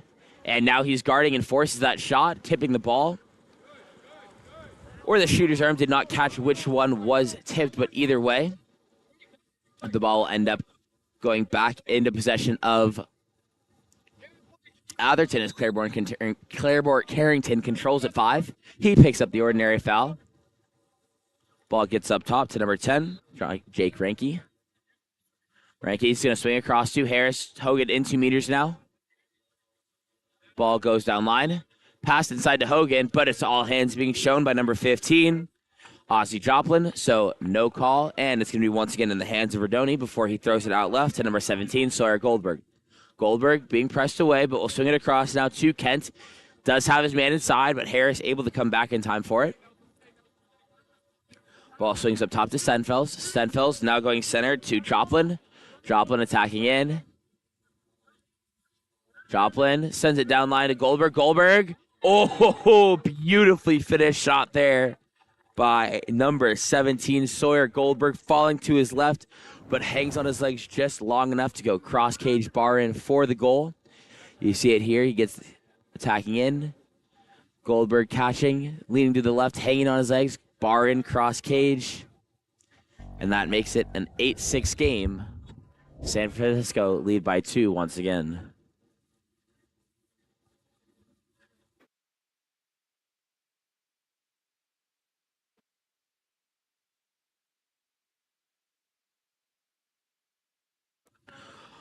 Ball now with number 7. That's Karinich. Karinich coming center. Goes down line. And the shot going off the post. But the first one to it will be number 2, Andrew Sternfels, and he's going to be up in transition. It's a small 4-on-3 advantage as Nelson Harris gets left behind. Now getting up top to number 9. That's Bernard Kent now eventually finding its way into the hands of Goldberg. Goldberg attacking in, back to Kent. Kent swings across and out to Payne. Back to Kent. Zone being played off of him, 4-5, despite the center being set 1-2. Kent goes inside, trying for the dry step from number 15, Ozzy Joplin, but will be stolen away. 10 seconds left in the quarter. Ball's going to go out now into the hands of number 10. That's going to be Jake Ranke. Tries the spin lob and will be knocked out away from the cage. So at the end of 3. It's still San Francisco in the lead by 2 with a score of 8-6. We'll be back with our fourth quarter of action in just a moment.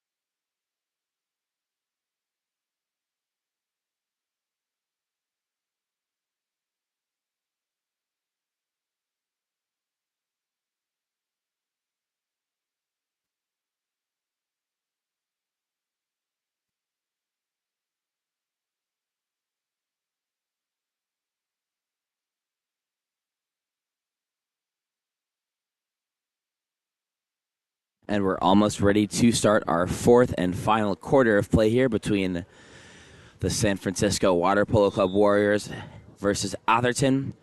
Since Atherton led by 2 with 6 minutes left in the second, they have trailed by 2 for the majority of the game since. Tyler Hogan has tried his best and brought the game back within 1 a few times. But SF has always found their response, and they're going to continue that by picking up this fourth quarter sprint to start on offense as the ball's in the hands of number 17, Sawyer Goldberg.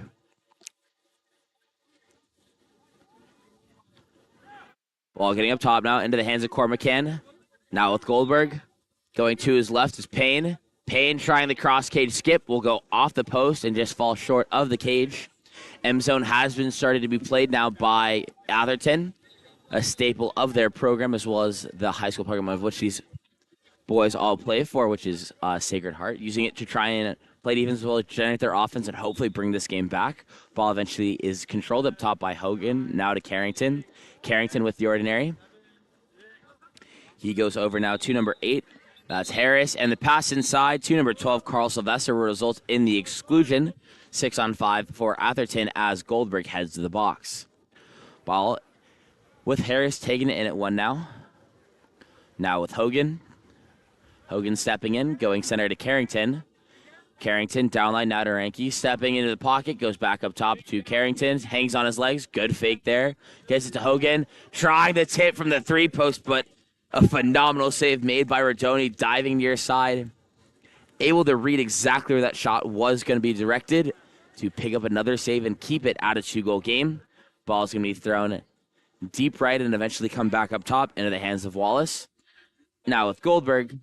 Goldberg to Wallace once again. Now up top with Cormacan. Wallace. Cormacan. He's going to be hit from his right. Clock dying. Gets it near side. But McLean can't control the save, so the ball will go back now.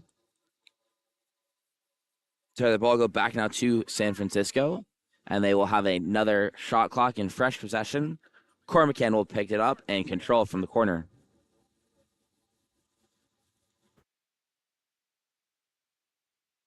Ball swings across to Goldberg, quickly entered inside, turning in, and The turn from number 6, Jacques, will be turned away as number 8, Nelson Harris, is able to blindside from X5 and pick up the steal.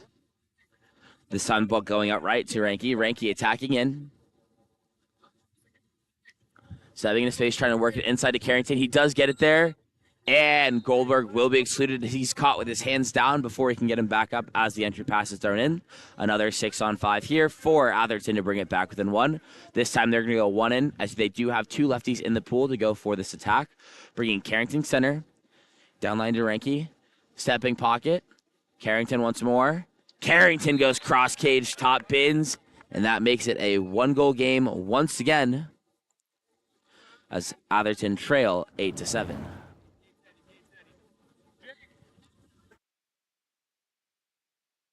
You see it here, Carrington stepping center. 1 fake with a little bit of a hitch and goes cross cage for the goal. Atherton trailing by 1. Exactly what you do need in this situation, down by 2. You need to execute those 6-on-5s. They missed the first one they had. They got the second. And hopefully that's the momentum shift they need to climb their way fully back into this one.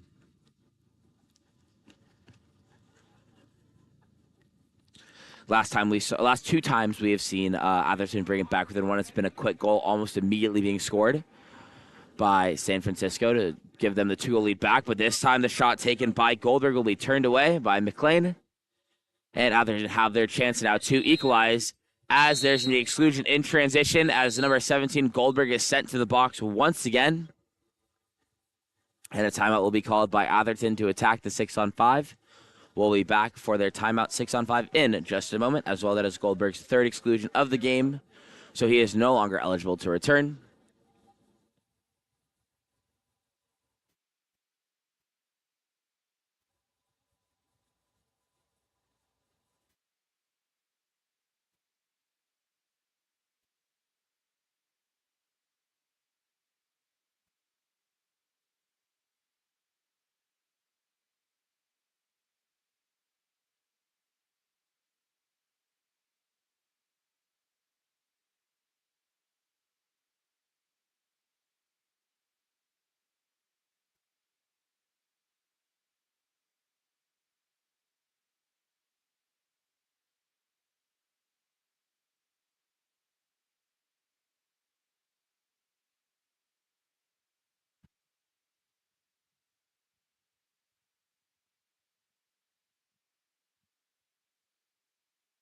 And we're back for the timeout 6-on-5 coming from Atherton. Ball will be starting with McLean, goes center.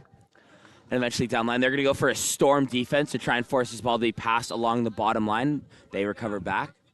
Ball gets down line to Carrington. He takes it in at 6. Hogan controls. Up top now to number 7. That's Karinich, who picks up the ordinary. Back to Carrington. Carrington tries to go across, intended for Nelson Harris, but puts too much on that ball as it's going to fall out of play. And San Francisco back on the attack as the ball does get out to number 2, Andrew Stenfels. Up top with Cormacan now. Eventually controlled by Wallace. Wallace attacking in. Goes down line to Bernard Kent. Kent swings across. Stenfels attacking again. Tries to go catch a shoot with the near side after bobbling. It will skip wide of the cage. And we're hit our 3-minute mark. Atherton still trailing by 1. As the ball gets out right now to number 17. That's Edward Arif. He attacks to the cage. Will earn the ordinary foul. And the shot taken by Hogan after getting to the inside will go off the outside of the post. It's a 3-on-2 counterattack the other direction now. And the ball will get out now to Kent. He's coming up the right side, has a small advantage to attack. He's going to play it safe, pulling it out. Just going to try and control the front court and guarantee a high percentage opportunity to be taken. Joplin now controls. No center currently inside. Ozzy Joplin now coming to trying to come ball side. But before it can get to him, it's going to be stolen instead by number 15, Gates Gamble.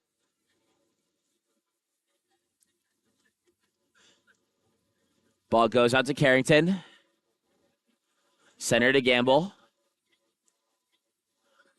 Gamble attacking in. Left to Hogan. Gamble with it once again. He steps in. And that's going to be a contra foul on 2 meters, called against the number 17 outer reef for ducking under, but then an immediate contra foul the other direction, called against number 11. That leaves a reef wide open in front of the cage. Ball doesn't get to him in time. Carrington is controlling now. Carrington earns the ordinary. Carrington up top to Gamble. Gamble stepping into space now. Now with Hogan. Hogan going cross cage for the goal. He's done it again. That's his third of the second half, and this time instead of bringing it back within one, it's Hogan with the equalizer. And we're all tied up at 8-8. You see it here, Hogan doing a great job. Gamble brings him over. Hogan stepping into space, gets all the way into like 4 meters, and goes cross cage low for the goal, making it a tie game now with 1:28 left to play.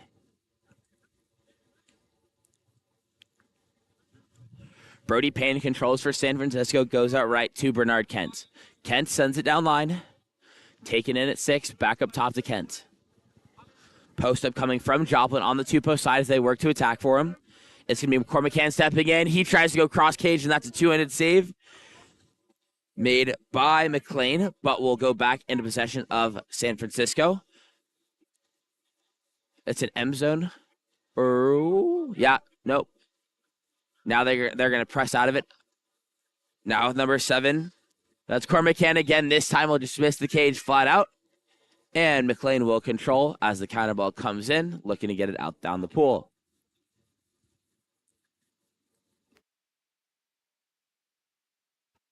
Ball with Carrington. He stays at 4. Sends to number 10, Jake Ranke down line. Ranke attacking in. Has a ball side drive coming. He tries to catch and shoot. Seeing if he can catch Rodoni off guard, but Rodoni reads it the whole way and will pick up possession of the ball. It's now being brought up the right side by Stenfels. There's 12 on the clock. Stenfels on the counter. Stenfels, his shot turned away. McLean pulls it away. And a timeout will be called by... and a timeout will be called by Atherton to try and get a shot off here in the last 3 seconds. If I think time will be added to the clock as he was calling for the timeout way earlier. I'll let you know as soon as we get back. And if Atherton is not able to find the back of the net here, we will be going to a shootout.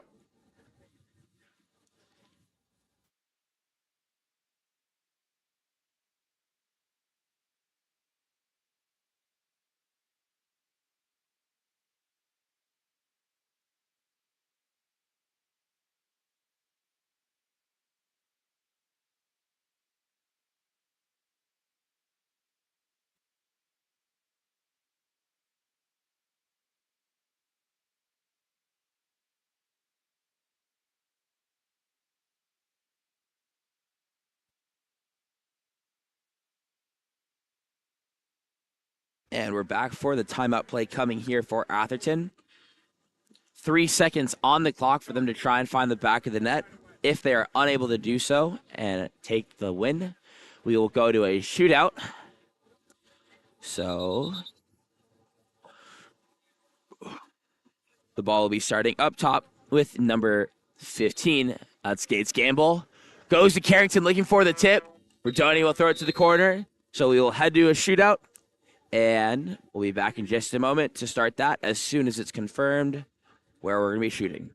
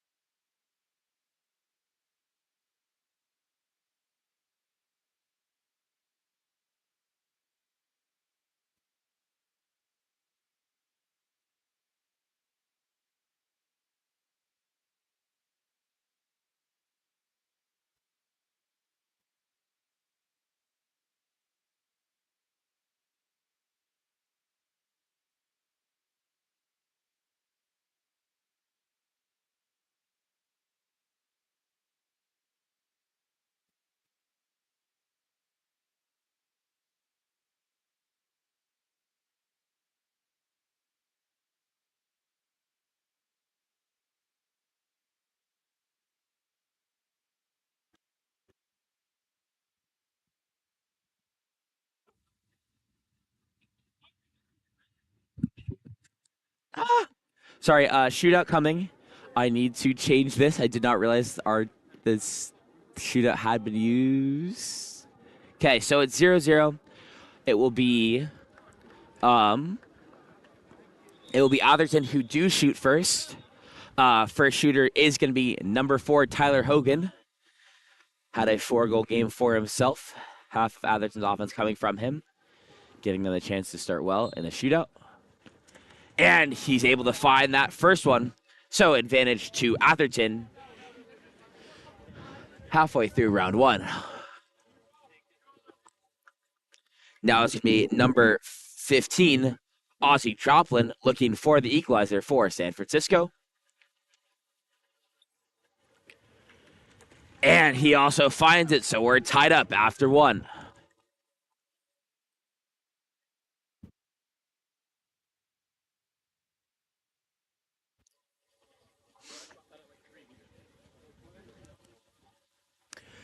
Next shooter is going to be number 14, Claiborne Carrington, the lanky lefty. And he he catches Rotoni jumping the completely wrong way. It also looked like Carrington wasn't ready for that whistle to be blown because yeah, he even says it right now. He was not ready whatsoever. It seemed the same for Rotoni. Now it's number 11. And a huge save made there by McLean, denying the look from Brody Payne. So Atherton with the advantage as they lead 2-1 after the second round. Next shooter will be number 8, Nelson Harris. And he finds the back of the net, putting Atherton up 3-1 now. Next shooter coming is going to be number 9, Bernard Kent for San Francisco. And it's another save made by McLean as Atherton lead 3-1. If number 7, Luke Karinich, can find the back of the net here, the shootout will end and give the win to Atherton.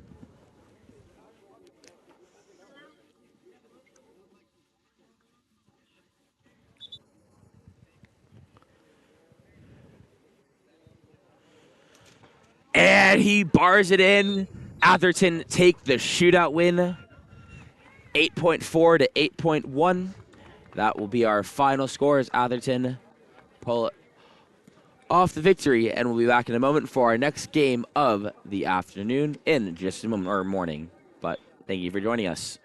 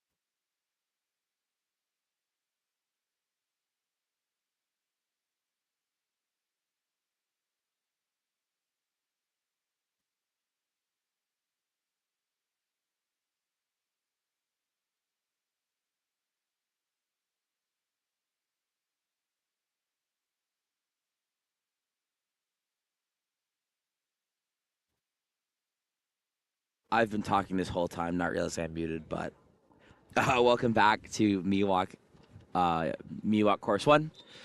For our next matchup of the day, which is of Stanford versus Lamorinda. Stanford in the dark, Lamorinda in the white. My name is Alexander Bucher, bringing this game to you from Game On Live Studios. Stanford pick up the first sprint of the game, and Philip Long controls. Gets it over to Krupitzer, and he immediately swings it back. An entry pass is made inside to Lachlan Rossi. That ball almost stolen away, but ordinary foul will be earned before the steal can be completed. So now it's going to be in the hands of Mbergi. Up top to Roller. Roller going center now to Long. Long with the ordinary. Long pops live. He's attacking in now. Shot clock running out. Goes inside. And this time that's going to be an exclusion. Drawn by number 10, Lachlan Rossi. Sends number 3, Jackson Cherry to the box. Caught with his hands down. Krupitzer takes it one in. Eventually getting all the way up top. Now to the 6 pocket with number 3. That's Liam Ambigury. And the shot taken by number 9, Tyler Roller, will be field blocked and then knocked out of play by the goalie. So Krupitzer is going to bring it to the corner for the corner throw, where he goes to number 17. That's Jaeger. Jaeger stepping in. It slips out of his hands, but it ends up perfectly in front of Roller.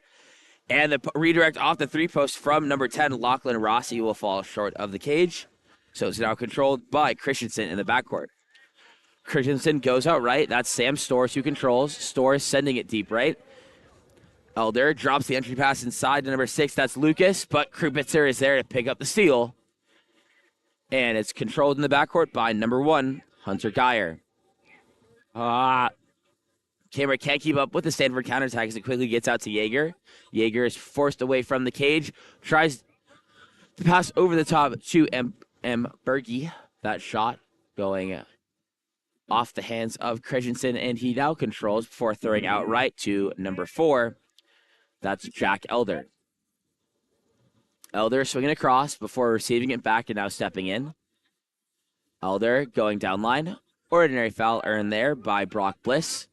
Bliss up top to Kurtz. Kurtz, the long shot, will bar out of play.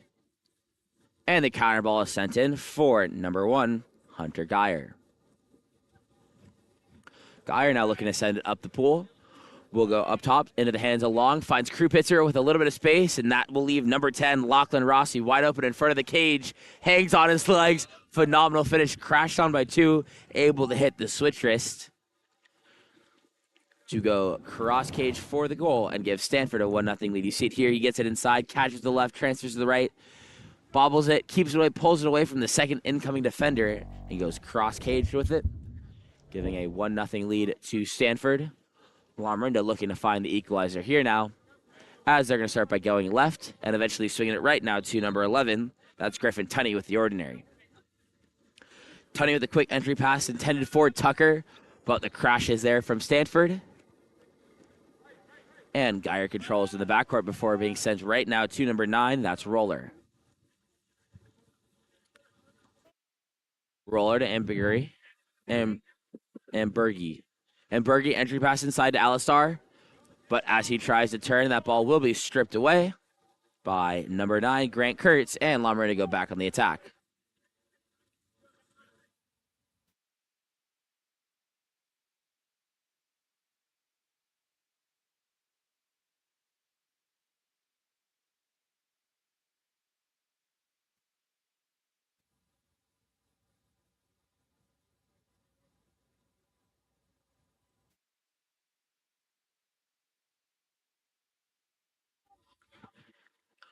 And that pass going to Chase Krupitzer on the drive.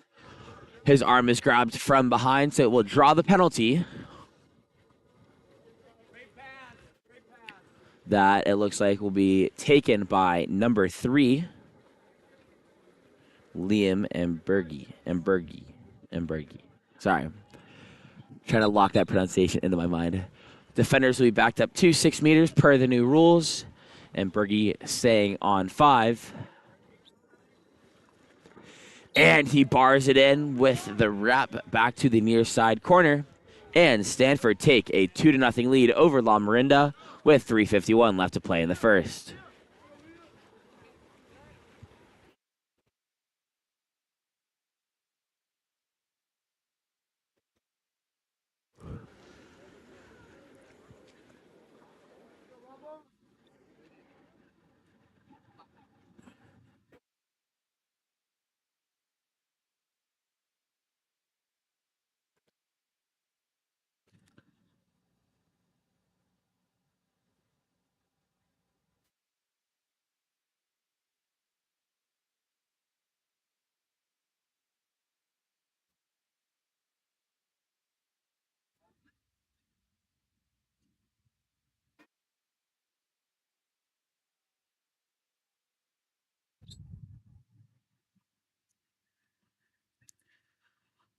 Apologies. Should be back.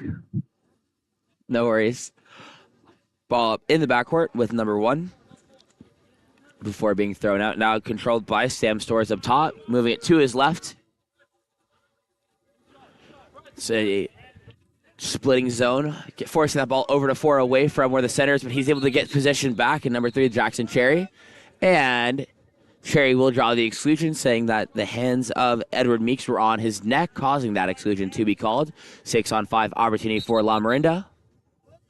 And now there's a second exclusion, this time called against Reed Perkins for dunking that 3-post. So they're going to play 5-on-4, bringing one player out, going for a 4-1 setup. Bliss attacking. Finds number 14. That's Sam Stores in a huge save made on the post by Hunter Geyer. Phenomenal save by him. Stores has plenty of time, but finishes right where his hands were. And that'll end up being the ball swinging across to number 11. Griffin Tunney, first player should be coming even. Tunney tries to go cross cage, tipped enough by Geyer to go into the post and back into the field of play. So Stanford escaping to a 6-on-5 and a 6-on-4 possession for Lamorinda, and the ball is going to be thrown out left now to number 5, Phillip Long. Up top to Perkins. Perkins swinging across where it's controlled by Roller. Now with number 8, that's Ramons. Ramons and Krupitzer with the shot gets blocked all the way back to half tank, where it will be recovered by Perkins, and Stanford will stay back on the attack. Krupitzer stepping in again. Back to Perkins. Entry pass inside. And that'll be Alistar drawing the exclusion. Razvan Alistar. Shout out to a fellow Romanian right there.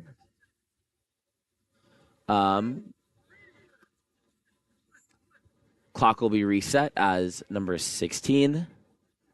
Trent Smith heads to the box. Ball with Krupitzer. Up top to Ramons. Taking it at 6 now. Moves it up top to Roller. Roller tries to find Alistar on the post, but his arm is hit. Eventually finds his way to Krupitzer. Alistar trying again off the 3-post redirect and will not find its mark either. So Lamorinda with the 5-man stop. And it's going to be outletted right now to number 6. That's Benjamin Lucas coming up the right side. Lucas swings across now to number 15, Brock Bliss. Bliss attacking in will go down line. Ordinary foul earned there by number 9, Grant Kurtz. Ball swings to Cherry. Post up coming now on this 3-post.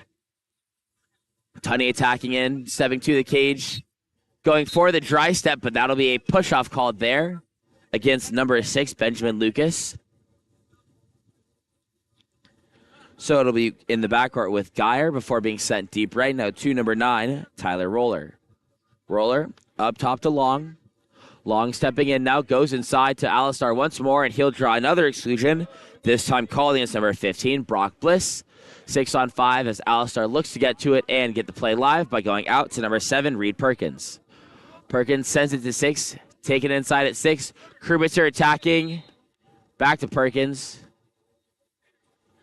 Up top with Zachary Mons, whose shot is turned away and will be thrown to the corner where it's going to be brought up the pool now by Bliss. Score is still 2-0, 10 seconds left on the clock. Bliss gets it down line to Sayre. Oops, sorry, wrong roster. Gets it down line to Tunney. Tunney up top, long shot going to be taken by Cherry. Pulled down in 2 hands by Geyer. And that'll do it for the first quarter as Stanford lead Lamorinda 2-0.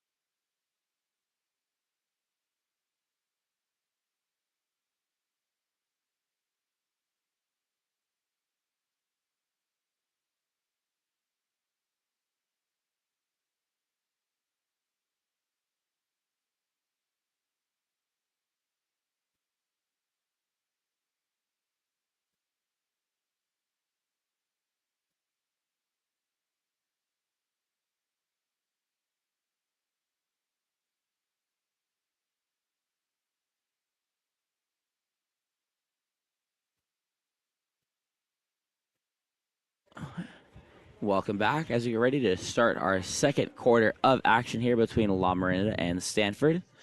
Stanford holding on to a 2-0 lead.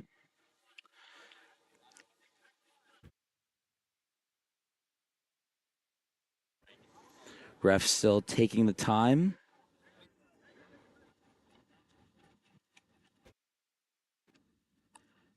To sync their mics, this ref running to the near side, and Stanford will pick up the sprint.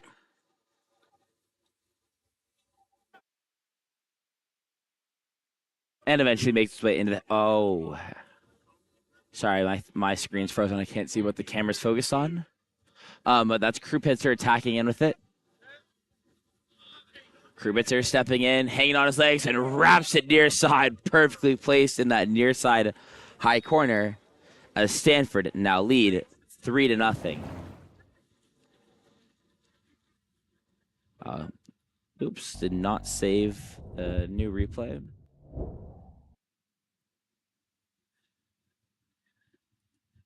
See.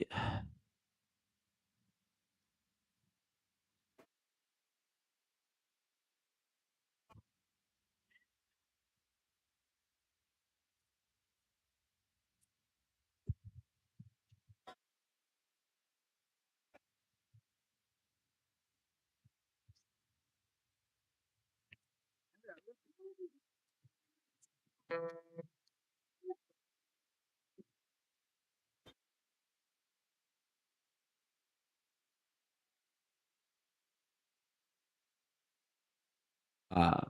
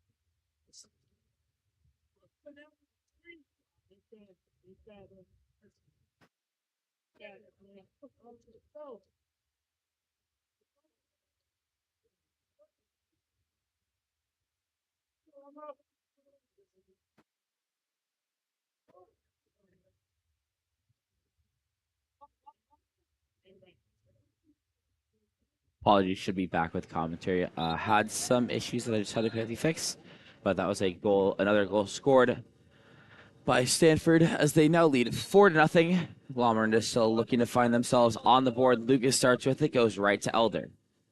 Elder being pressed away now, struggling to get the ball moving. Will pick up the ordinary. Sends the ball down line to Trent Smith. They're going to front switch to get Razvan out of guarding as well as refront and allow Stanford to repress again. Elder, beautiful pass inside to number 15. That's Brock Bliss who got the inside water drive and finds Lamorinda's first goal of the game. This Oh, shoot. Sorry, okay. I'm like 1 goal behind on the replays. It's not saving correctly. But that makes it a 4-1 game. I will see if I can fix the replays so we can have that shown to give me the chance to talk a little bit more about it, about each goal. Ball in the hands of number 16 makes its way now to Ramons. Ramons swinging the cross. That's Tyler Roller stepping in. That's Violier posting up. Ball swings down to Sharp. Sharp attacking in from 1. No one in front. Now goes across to number 7, Perkins. And Ramons drops it before he can get the shot off. So it's picked up by Lamorinda. And they go back on the attack. Ball in the hands of number 16. That's Trent Smith.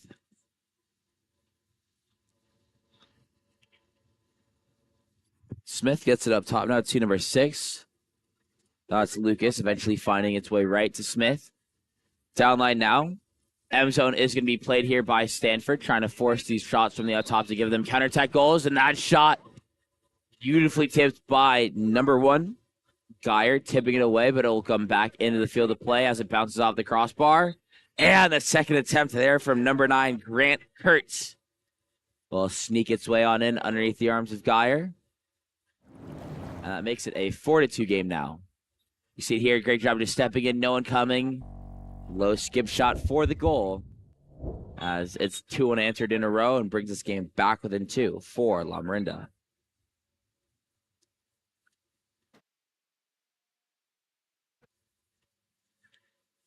Ball now with number 9 eventually going up top.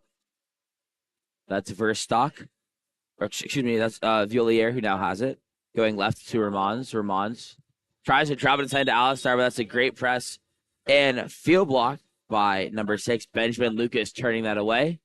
Now trying to get it outright to Griffin Tunney. He has a little bit of space. The pass will lead it out and away from the cage, but he's able to keep it safe. Going up top to Lucas now. Lucas down line. Tunney controlling. Inside pass.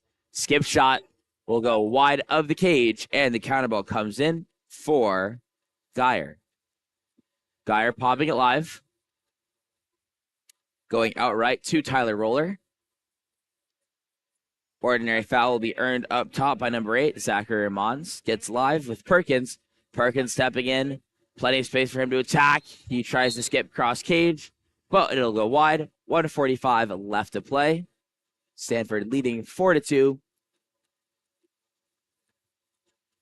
As that ball will be outletted left.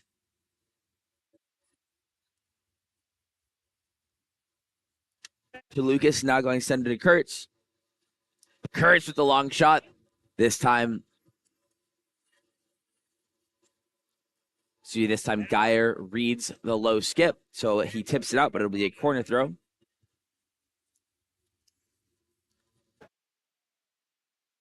This time ball going up top to Meeks. Oh, nope, sorry, wrong roster. Going up top to Lucas. Ordinary foul earned there by Stores. Stores with Kurtz. Kurtz stepping in again. M zone, or more of a 2S being played where they drop back the X2 and then start shifting everyone over to repress. Now it's Lucas attacking an entry pass inside. And no goal on the shot because they called number 8, Tristan Tucker, for the offensive foul due to the left-handed hook. Sharp now controlling.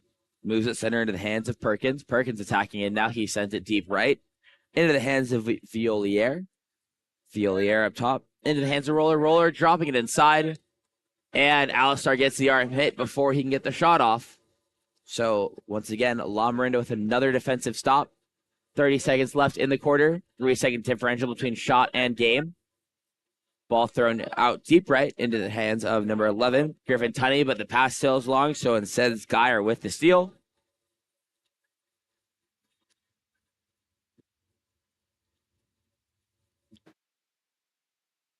And Geyer will go center now to Alexander Sharp.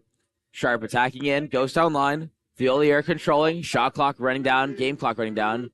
Quickly getting it inside, and that's going to be an exclusion called with 1 second left, drawn by number 9, Tyler Roller.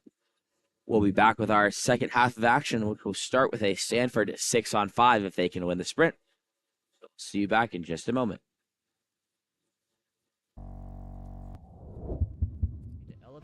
high school, club, or tournament events? Game On Live Studio can stream a single game, a tournament, or your entire season.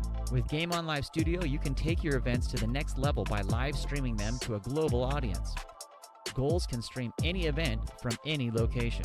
Imagine the excitement of your audience as they witness every thrilling moment, from the intense competition to the triumphant victories, all from the comfort of their own screens at home, on the road, or at the office. Our cutting-edge technology and professional production team ensure top-notch video quality, crisp audio, and expert commentary, making each live stream an unforgettable experience. Forward, pass is coming. Reese is going to fire and hits to bring us tied.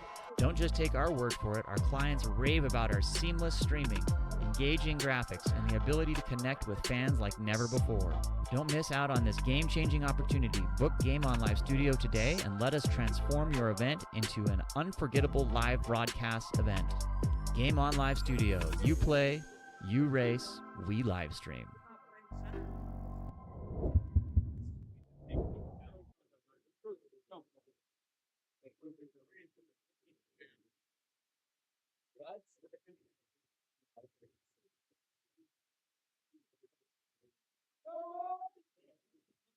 Guess what? What'd you like to know?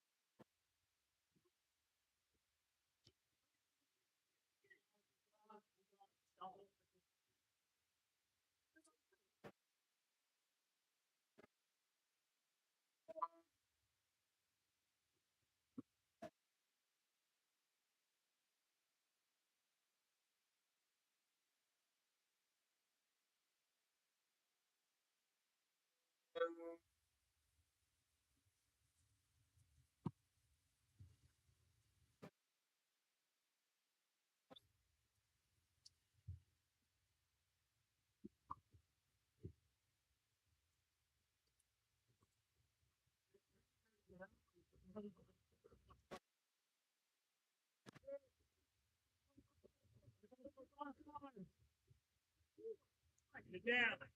On grip. There you go, Tristan. Good. Play it. Hit.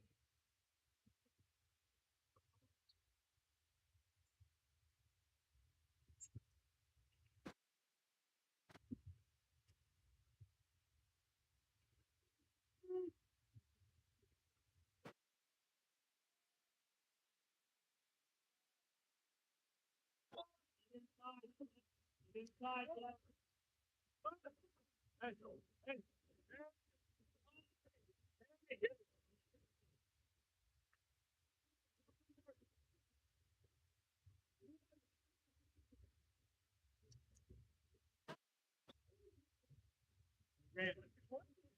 Come on, Trent. Come on, Trent. Lamorinda was able to pick up the sprint. They're back on their second possession here after they're getting another defensive stop. And that's Kurtz who goes bar in cross cage for the goal. And he makes it a 1-goal game now. Just stepping into space, realizing he has the time and attacks in, going cross cage low, bar in. You see it there, perfectly placed. And Lamorinda only trailing by 1 now. Score is 4-3.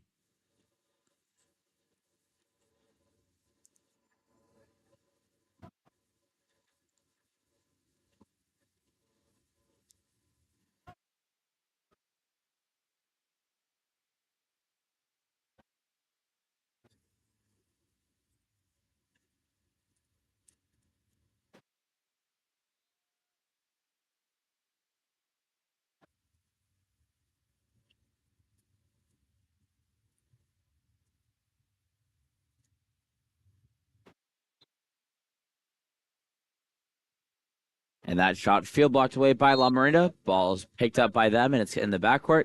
They're looking to find the equalizer now.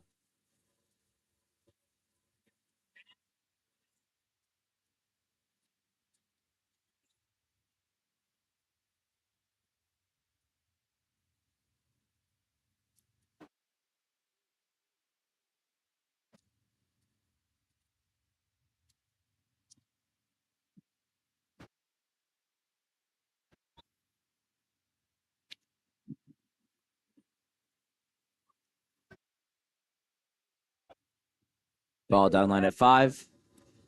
Finds the ball side drive.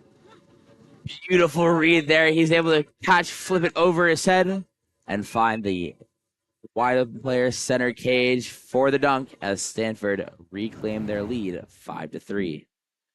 See here, ball coming inside. He feels himself being blindsided, gets just enough on it for the quick catch and shoot for the goal, making it 5-3 game once again.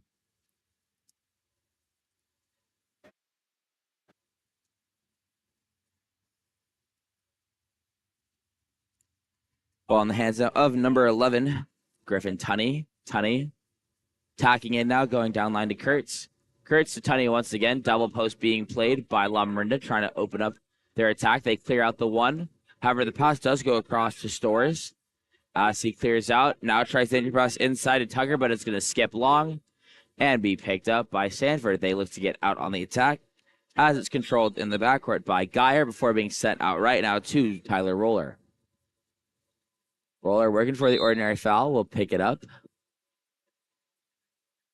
Swings across now into the hands of Long. Eventually finding its way up top to Yeager. Yeager stepping in, no one in front of him.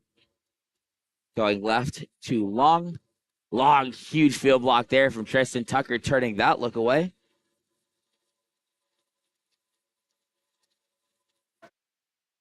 And now the ball is going out right to number 11. That's Tunney. Up to Cherry, going down line pass. Oh, I forgot to move the camera, sorry. That pass sailed long. Turned over by Lamorinda, so it's in the backcourt once again with Geyer.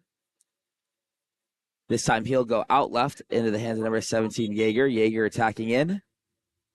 Being trailed closely from behind, gets it down line to Krubitzer. Krubitzer swinging across to Verstock. Entry pass inside. And Verstock's entry pass to number 10, Lachlan Rossi, will result in the exclusion of the quick 6-on-5 attack goal coming from number 10, Lachlan Rossi. That's his second in a row, putting Stanford in the lead by 3 once again, this time with a score of 6-3.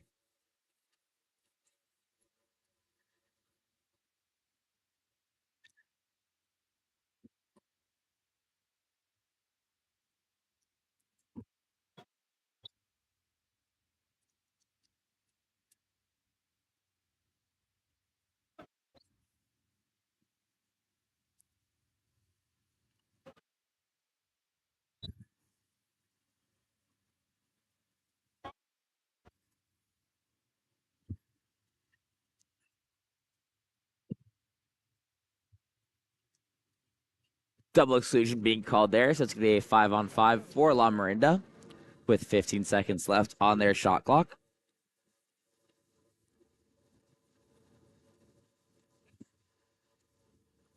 Ball will be starting up top here with Kurtz. Swinging across now to Tunney, now controlling. Tunney attacking in, one-man zone being played off of him. Plenty of space to step into. Center being pushed out, so Tunney's going to take it direct. Instead, we'll go left to Kurtz. Kurtz has the ball tipped away as he earns the ordinary.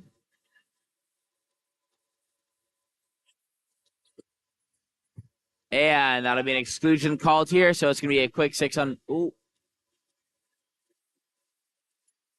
Okay, so exclusion has happened on the far side. Timeout called by Lamorinda. So it's actually going to be a 5-on-4 with them coming even late, I believe. I'm not sure. I haven't seen something like this happen where you call the timeout on this, but I will let you know as soon as I figure it out myself.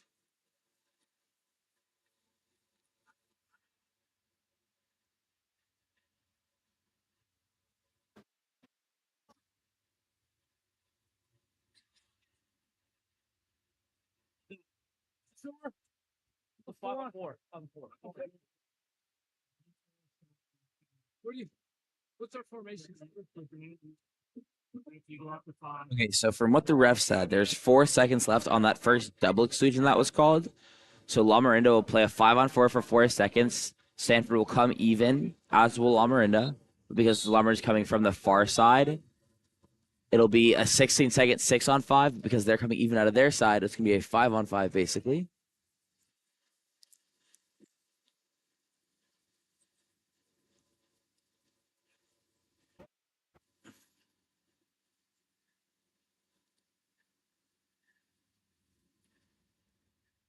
And the ball will be starting in the backcourt with number 1. That's Carson Christensen.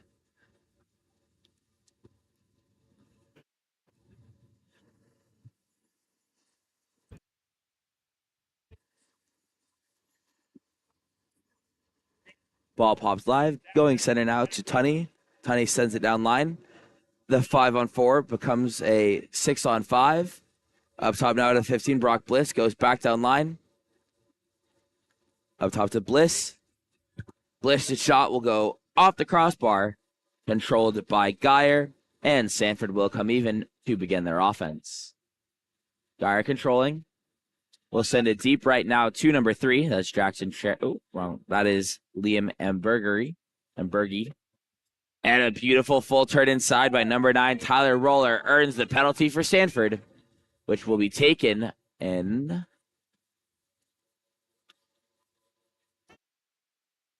Which will be taken by number 8, Zachary Ramons.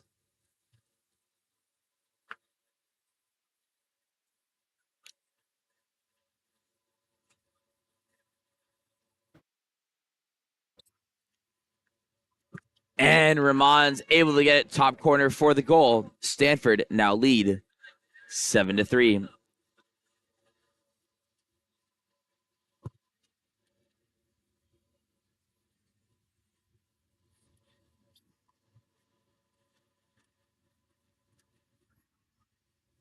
As possession re-begins for Lamorinda, and ordinary fouls earned up top. And another one earned this time by Kurtz. Ball going out to number 11 now. That's Griffin Tunney controlling.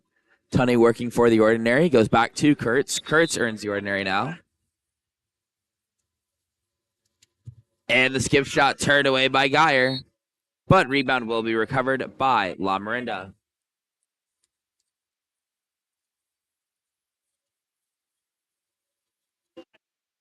Pass up and over now. Finds its way into the hands of Griffin Tunney. Ordinary foul earned now by number 15, Brock Bliss. Back up top to Tunney. Back to Bliss. Cones have been blown into the pool. And the skip shot there will pop over the cage. I believe that was Benjamin Lucas who took that shot from 5. But now the ball is going to be sent out deep to number 8. That's Ramons who gets it back now. He's attacking again inside to Alistar. And that ball tipped away just enough for Brock Bliss to pick it up, and he's headed the other way now.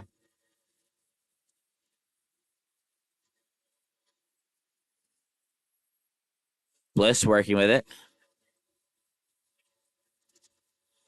And that shot skipping wide of the cage. So Geyer will receive the counter ball and now look to send it down the pool.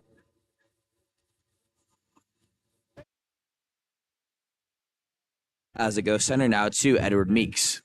Meeks down line now to Roller. Roller swinging across. Once again with Meeks up top. Meeks.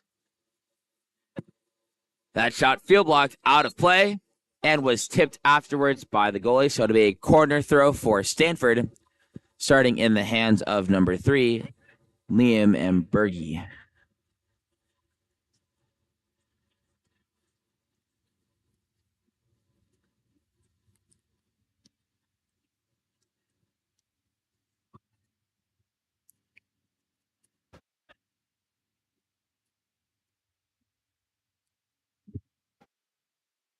Long shot will go wide of the cage, and at the end of 3, Stanford lead Lamorinda 7-3. We'll be back in a moment for our 4th and final quarter.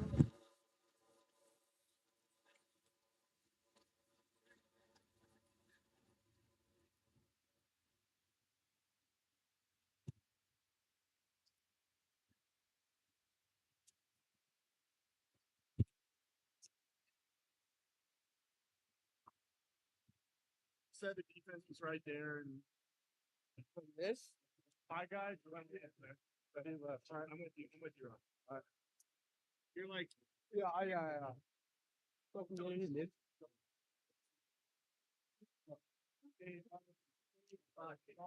Salut, cum ești?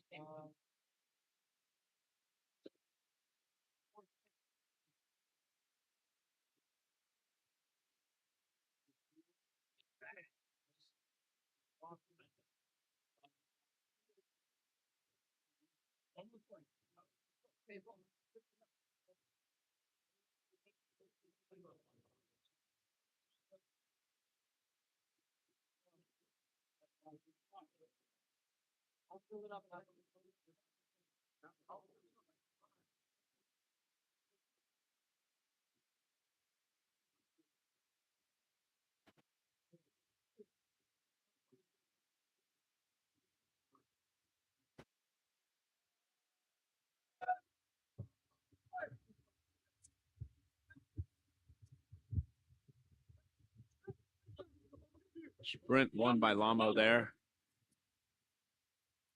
Keeping the ball to the left side. Looking for center. Good patience here by Lamo. Oh, sorry. The wind is really picking up and blowing everything around here. The sign behind me here at MIWOK is turned into a sail. That is somehow strong enough to be pulling metal poles across the ground. But Stanford on offense now, ball up top with number 16. Violiere. Going eventually in the hands of Sharp. Now stepping in will be Embergi. Up top to Sharp once more. Embergi going down to 1. Attacking in. Wrap is tipped away by number 11. That's me, Griffin Tunney with the field block. And Christensen picks up the counter ball in the corner. This time ball will go out left. That's going to be number 15, Brock Bliss, who controls. Bliss putting it up top. That pass skipping way past the hands of Tunney, but he'll pick up the ordinary with it. So he will collect the ball and will throw it center into the hands of Jack Elder. Elder attacking in, no one in front of him yet. Goes down line to Kurt, trying to post up from 1. Kurt stepping away. His shot will skip wide of the cage, however. And a counter ball will be thrown in to the hands of Hunter Geyer.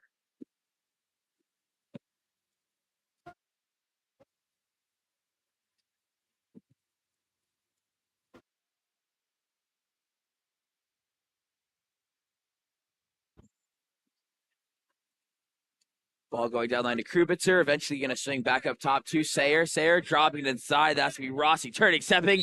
And he gets his shot through the hands of Christensen. Putting Stanford in the lead now, 8-3. Hit the wrong button there.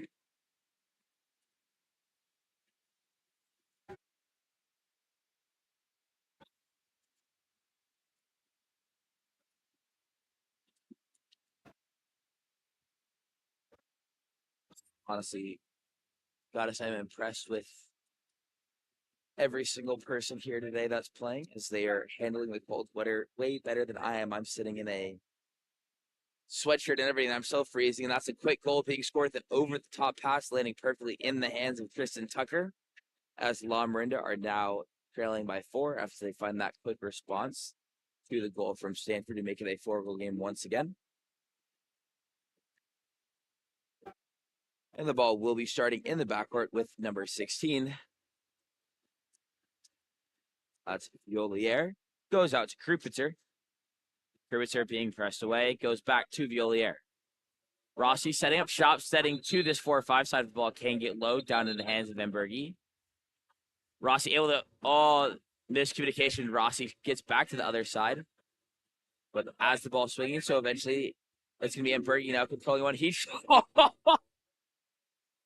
I mean, that's a spectacularly played shot. I think I got the replay in time for that, but Bergie's falling all the way off his legs to the side on the lane line. You see it here. Just look at how bad of an angle he has, and he's able to go all the way cross cage, perfectly placed for the bar in, and put Stanford up by 5 once again. This time they score of 9-4. 2S being called, bringing X2 back, bringing X3 over to the ball. Now going to try and blindside Stores with Krupitzer. Stanford able to refront, so they go back to the press. Pass intended for the driver is long, so it'll be picked up instead by Geyer in the corner. Geyer now controlling, looking outlet. This time he'll find his pass left to Krupitzer. Krupitzer attacking in, swings to Embergi. Embergi finds Rossi inside, and he will draw the penalty as Rossi does a beautiful job stealing inside 4 meters of space in front of him. And that pass is dropped perfectly there.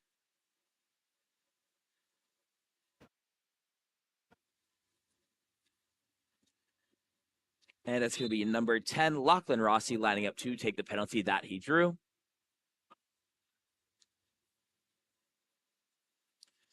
Telling defenders backed up. Rossi bangs it off the post. It'll stay a 5-goal game. And a timeout will be called by Lamorinda. We'll be back following their timeout in just a moment.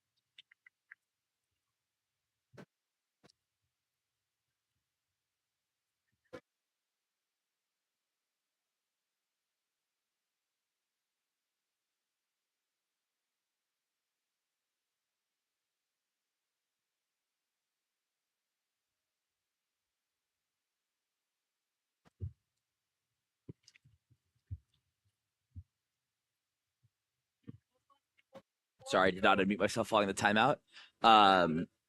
Both teams able to get a stop.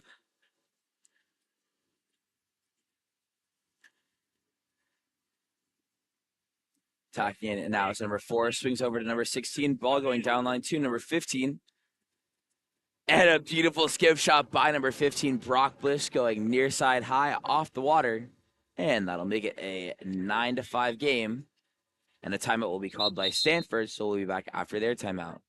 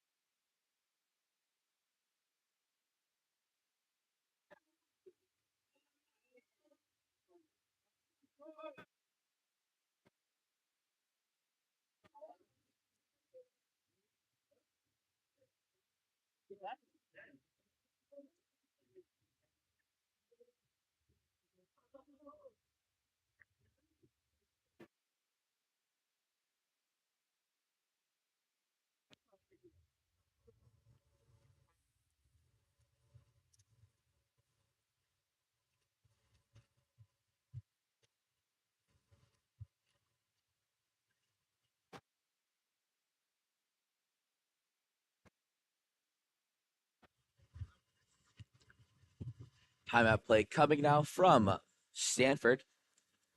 To just over 2.5 minutes left to play here. They lead by 4. Ball will be starting with number 1, Geyer, in the backcourt.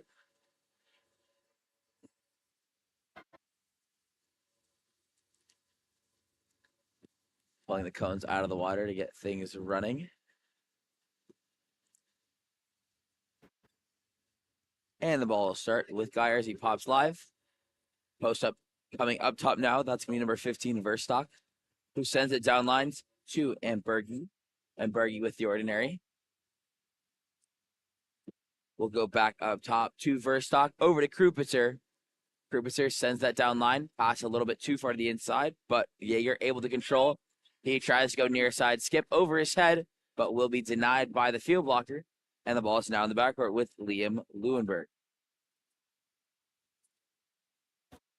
Ball goes out right now to number 4. That's Elder getting down line now to number 6, Lucas.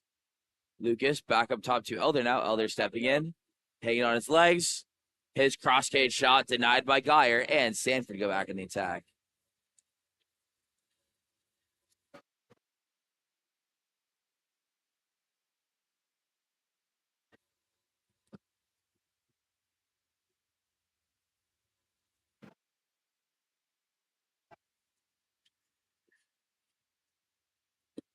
Ball over now with number 15. That's Verstock. Verstock getting it down now to Ambergi. To Rossi, inside to Alistar, backhand, but he'll be called for the offensive due to the left-handed hook, and then the push off following. So a minute and a half left. Stanford still leading by 4. Liamsburg looking to outlet. Sorry, Leuenberg. Lunenberg down line. That's controlled by number 14. So that's not Lunenberg, it's someone else. It's Di Francini now in cage. Now on the hands of Hunter Geyer in the backcourt.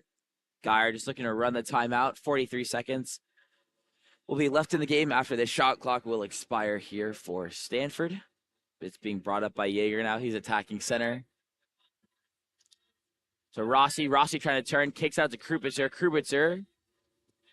To Ambergi, his shot going cross cage off the little hezzy fake for the goal. Stanford lead by 5 with 45 seconds left to play.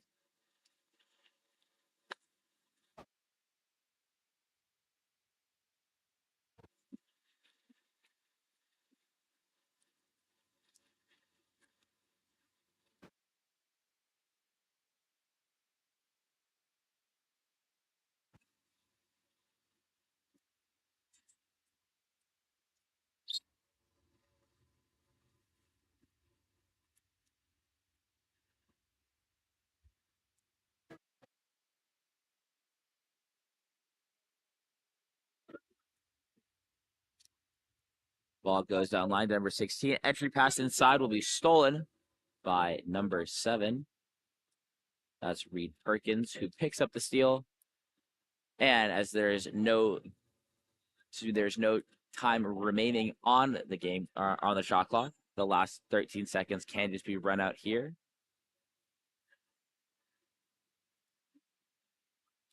Lamorinda trying to steal. That's going to be number 4, Jack Elder, but will be protected safely. The buzzer will sound, and Stanford take the win over Lamorinda. 10-5. We'll be back in a moment with our next matchup of the day in just a moment.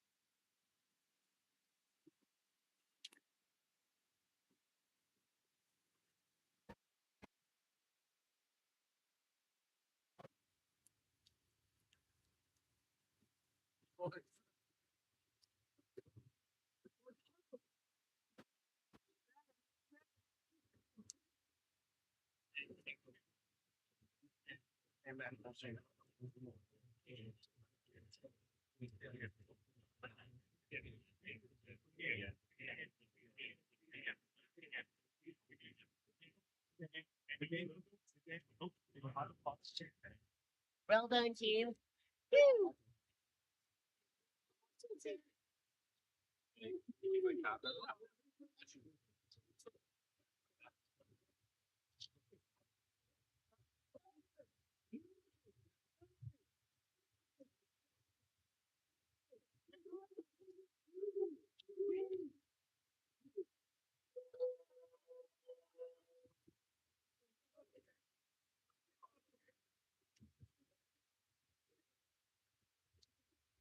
All right, I'm on.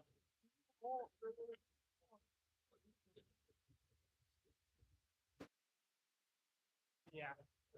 Thanks. Oh.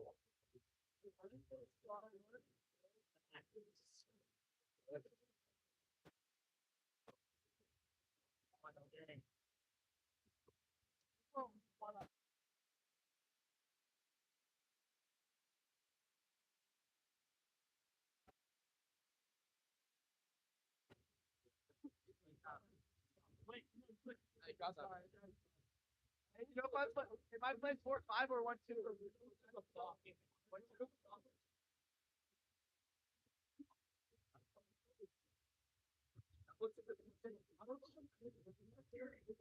Sure.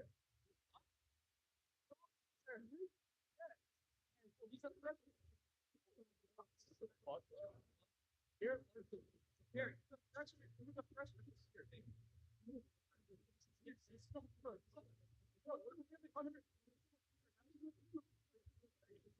Adam, that's no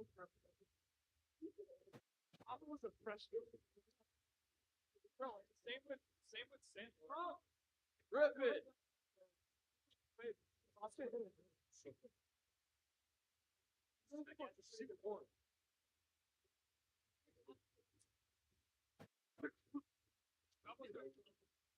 Here.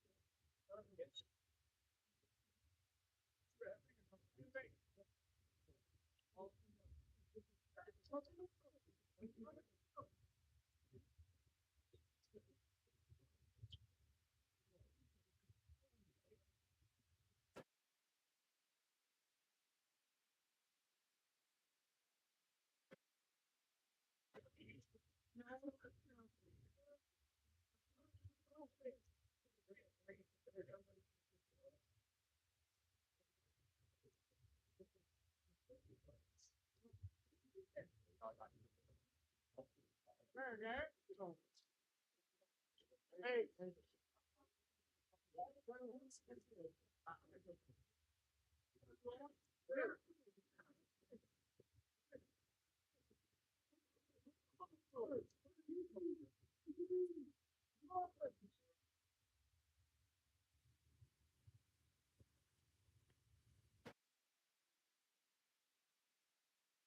Out.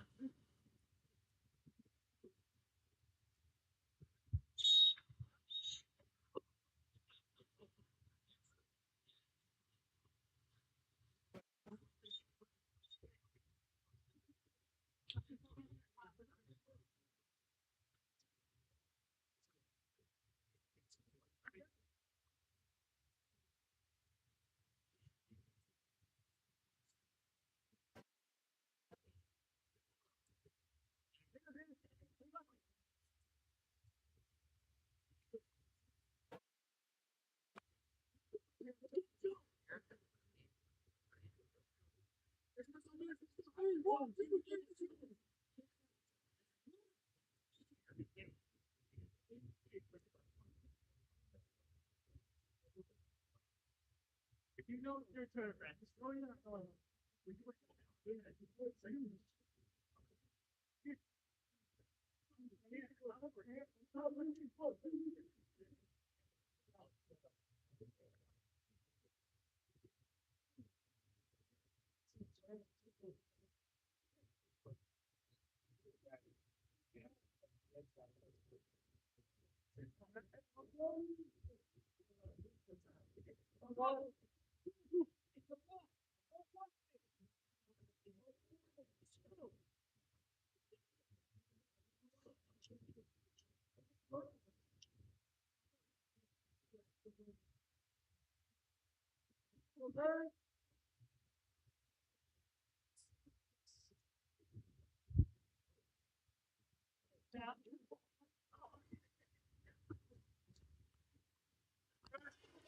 Welcome back, everyone.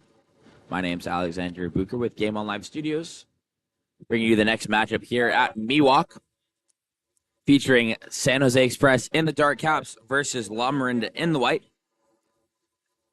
San Jose Express will pick up the first sprint of the game and start on offense as Crab gets the ball to Lazzaroni, eventually getting its way to Vidyarthi, back eventually to Crab. Crab steps in. Lazzaroni. Crab once again hanging on his legs, goes back to Lazzaroni. Vidyarthi at 5. Swings across the blue. That's Hernandez on the drive. Hit shot, field blocked.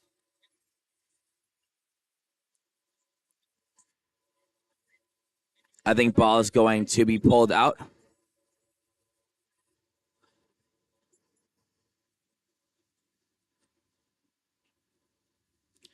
Yeah, quick pause. So Paulo Hernandez can get his cap put back on.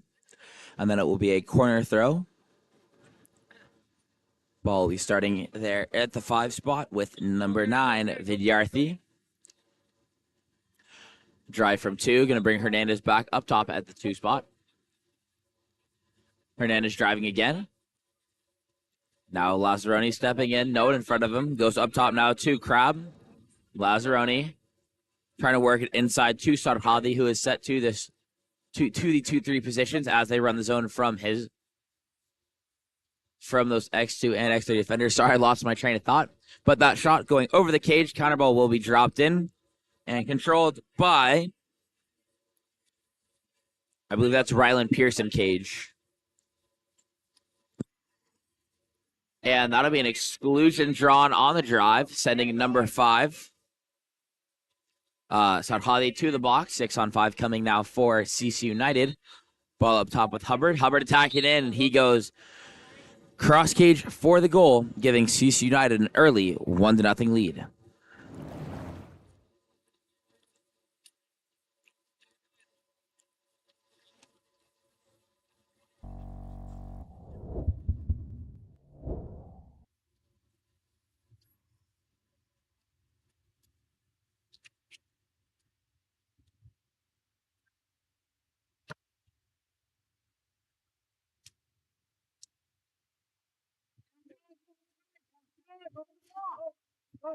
Ball up top in the hands of Crab, stepping in, goes to his right. That's number 6.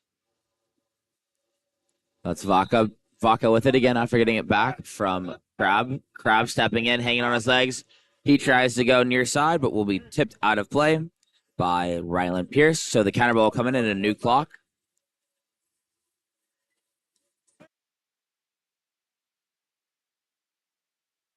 And from that, you're going to start with that ball on the other side of the pole with Vidyarthi. Eventually goes up top to Crab. Crab picks up the ordinary. And that ball will be stolen. It's now a 1-on-nobody coming from number 16, Hayden O'Hare, stepping in, hanging on his legs, and going goalie right for the goal. And CC United now lead 2-0.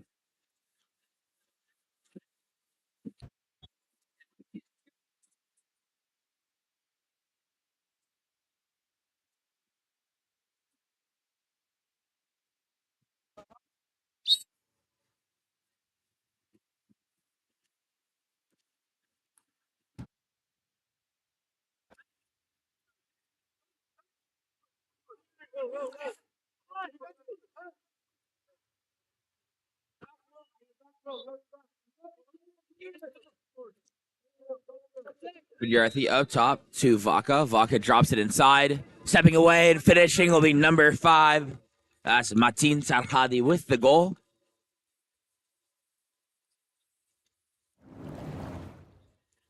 Great entry pass and layout there from Martin Tarhadi to find the back of the net and get the first goal of the game here for San Jose Express. They trailed 2-1 with 4:28 left to play.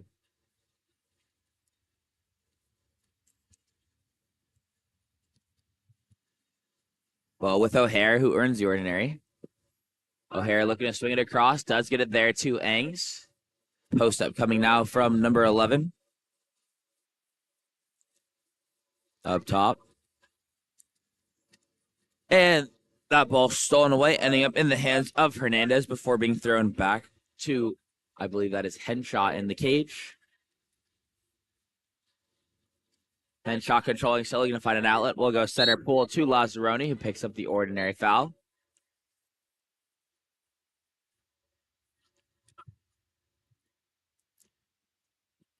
Lazzaroni gets it back. He's stepping in, attacking with it. Hernandez goes inside. And this time the ball under will be forced on Sarhadi before he can get a shot off. So it'll be in the backcourt with number 1. And eventually finding his way center out to Garrett Chivers coming up center pool. He kicks it out to Michael Peef. Peef holding onto it. Will swing across, intended for number 11 Sherwood, but goes long, so Engs will grab it instead. Engs goes it down line, so Vernesh will pick up the ordinary. Back to Engs. Vernesh once more. His shot will be turned away, but the rebound is picked up by number 5, Garrett Chivers, so CC United will remain on offense with a new shot clock. O'Hare attacking in, down line now to Peef. Peef takes it in at 6, double post being played by Lamorinda. Swings across. Catch and shoot going off the bar and back into the hands of Henshaw.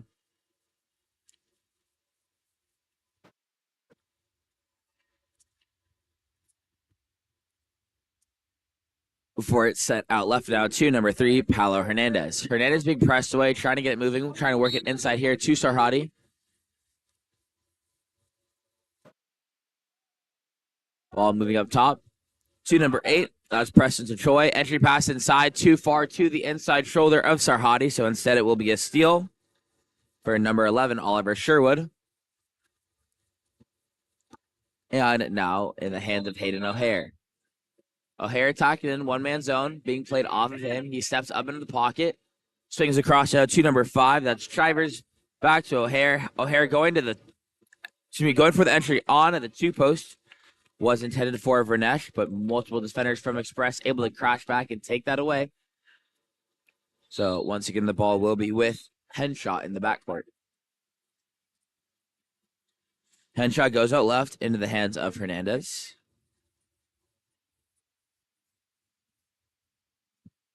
And that's a goal there from number 4, Cy Lazzaroni. And that's going to tie the game at 2 apiece.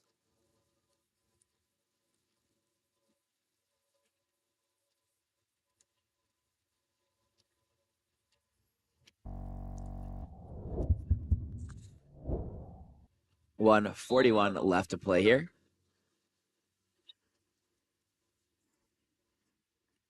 Ball starting in the backcourt now with number 5. That's Garrett Chivers. Chivers moves left. Ordinary foul earned by Engs.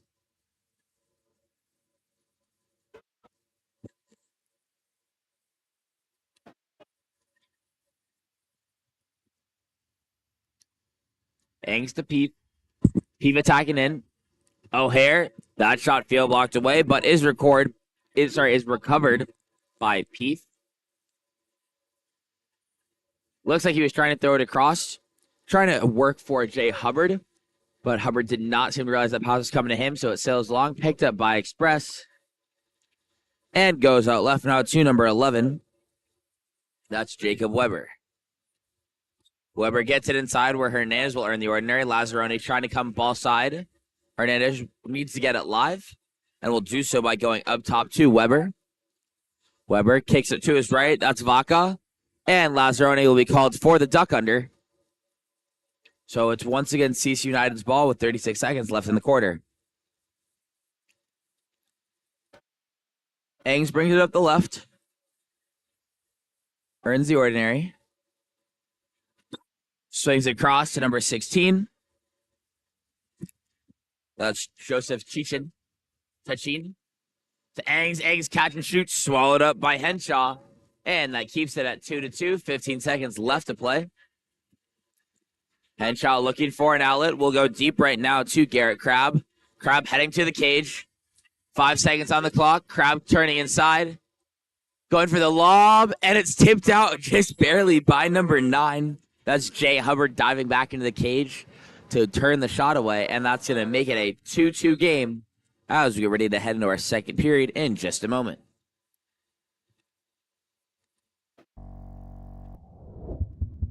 Elevate your high school, club, or tournament events? Game On Live Studio can stream a single game, a tournament, or your entire season. With Game On Live Studio, you can take your events to the next level by live streaming them to a global audience. Goals can stream any event from any location.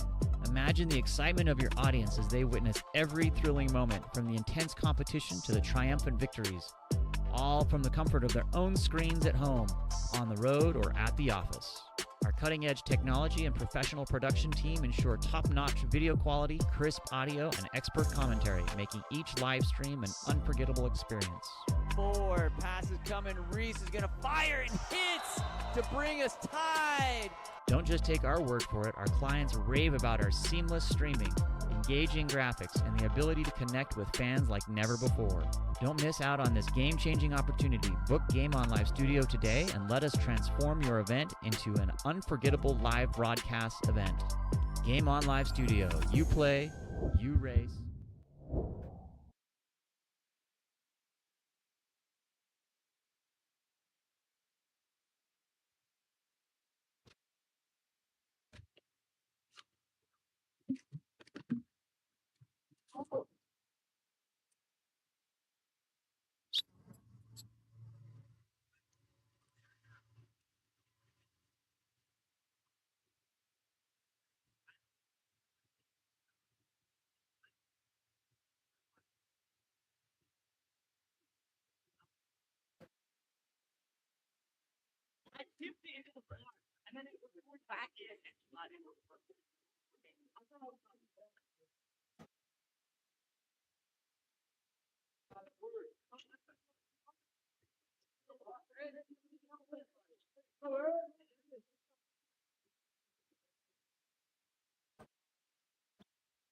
And we're underway with our second quarter. It'll be Angs sprinting off versus number 6.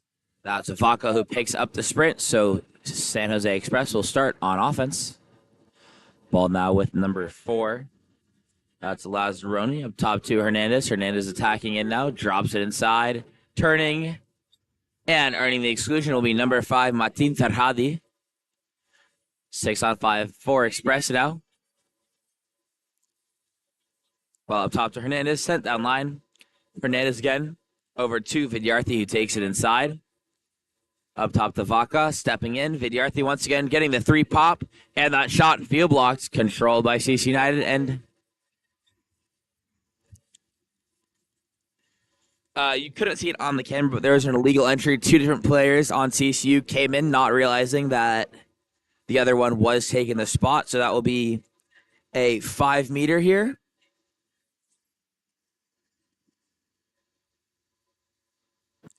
Penalty will be taken by number 3, Paulo Hernandez.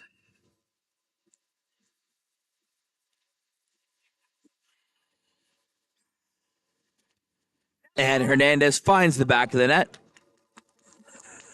So Express take their first lead of the game after they have scored 3 unanswered to go up 3-2 now.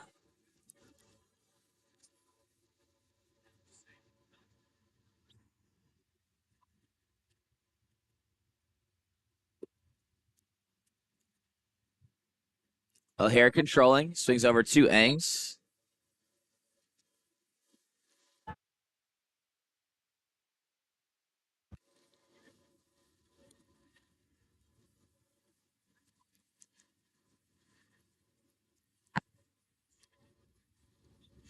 O'Hare attacking in, drops that entry pass inside. That'll be an ordinary foul earned by number 3, William Vernesh. He's going to bring it outside 2 meters to start with it. Going over the top to Ang's. Pass is long. Shot clock will die. And Express go back on the counterattack. As possession will be in the corner with number 9. And eventually given back to the goalie and thrown forward into the hands of Lazzaroni. Lazzaroni attacking in. Up top to Choi. Choi swinging across now. That's Vaca who controls. Vaca stepping in. Vaca hanging on his legs. He tries to go near side and it will be blocked out of play. So the possession will be back in the hands. Possession will be back in the hands of San Jose Express. Once again, Vaca going inside to Sarhade, and he'll draw the exclusion, which sends Hayden O'Hare to the exclusion area. And the save made. Rebounded once again, won by San Jose Express, not letting this offensive possession end for themselves.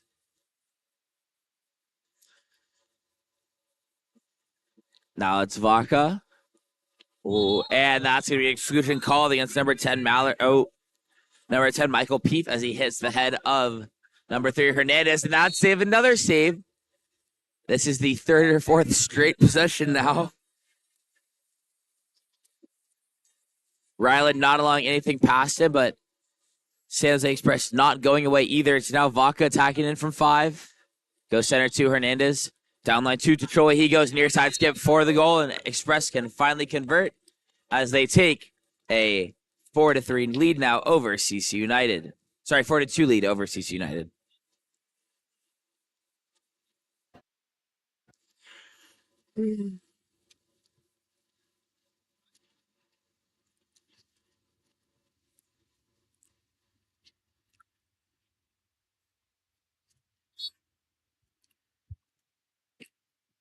Ball starting with Chivers for CC United as they look to find the back of the net. They haven't scored since that first quarter and haven't scored after 4 unanswered goals being scored here.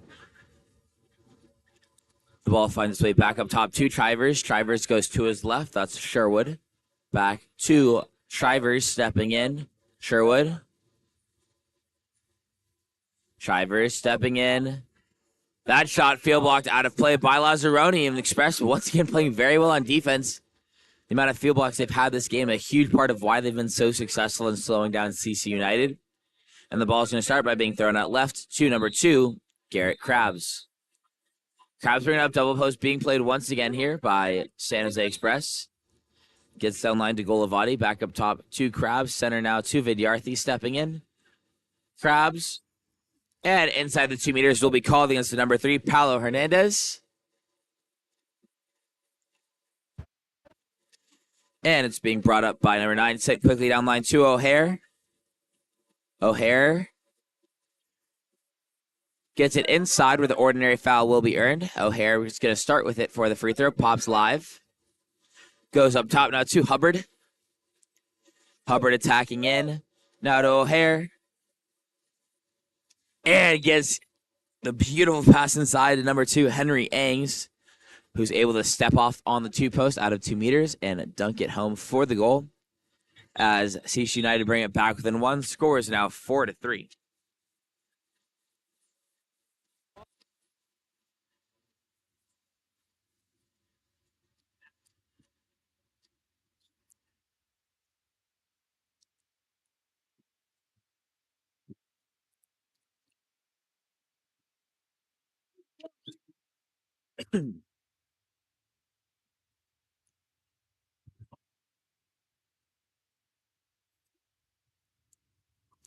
And it's an immediate response from San Jose Express from Martin Sarhade, able to find the back of the net, putting San Jose Express up by 2 once again. This time score is 5-3 with 3 minutes left to play.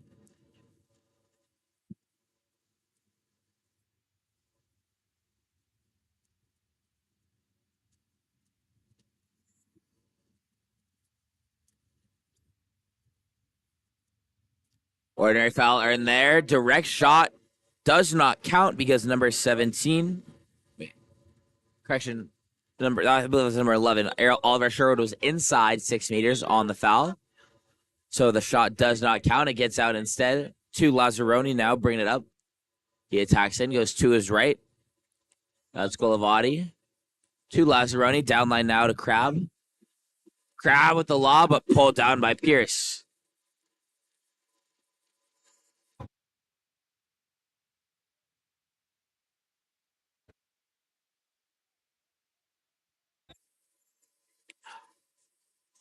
O'Hare down line. Ball swinging across and out to number 10.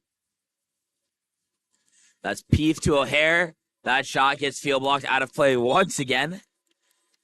Express staying ahead by 2 with 2 minutes left to play.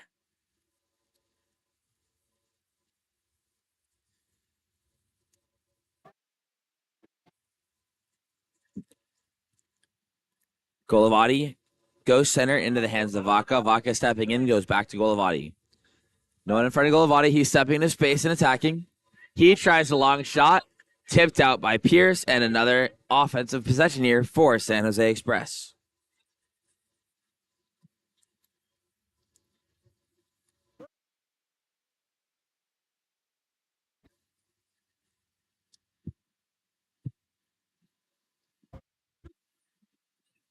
Ball up top with Vaca. Now to Vidyarthi. Back up top to Crab. And a huge field block there. But once again, possession is recovered by San Jose Express and the clock resets. Ball with Crab once again. Crab stepping in to Vidyarthi once more. And another field block, but also recovered again. Also recovered again by Express. Now going center to Lazzaroni. Fourth straight offensive possession for Express now.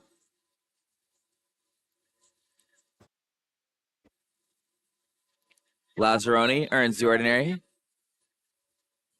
Swinging across. Vidyarthi inside, stepping away, and finally finishing is number 5, Matin Sarhadi. Fourth time is the charm. 4 straight offensive possessions.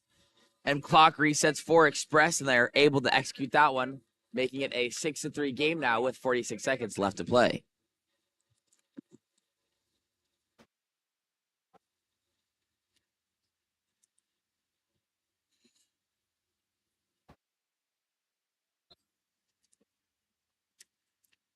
Angs will start with possession, getting it back to Peef.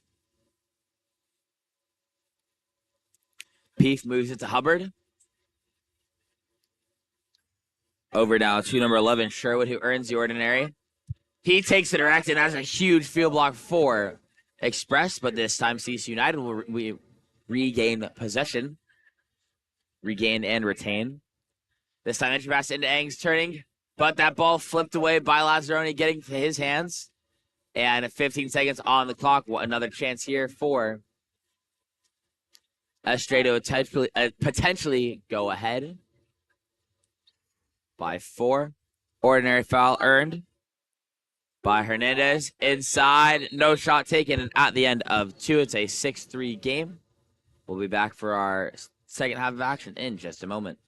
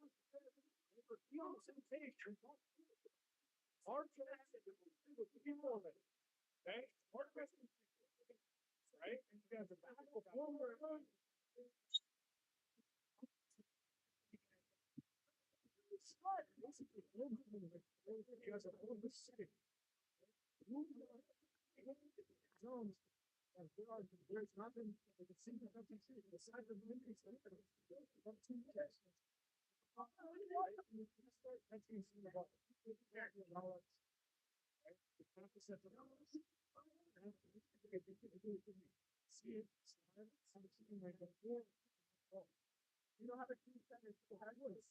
You guys can get back in this game. Let's go. Let's start playing. I'm sorry for you. Starters in. Let's do a 3-4. Let me hear.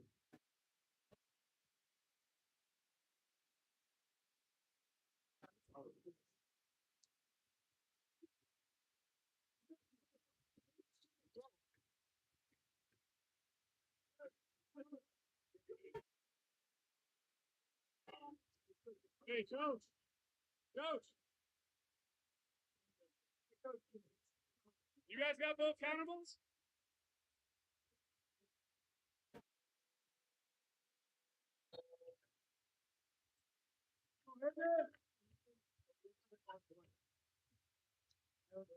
That's two.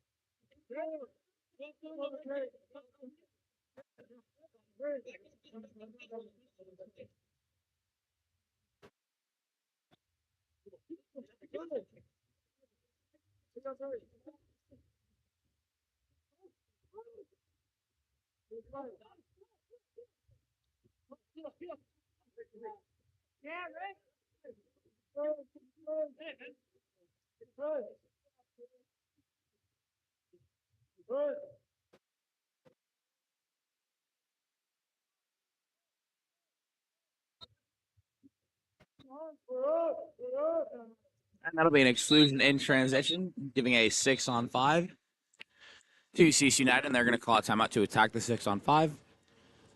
We'll be back for their timeout 6-on-5 in just a moment.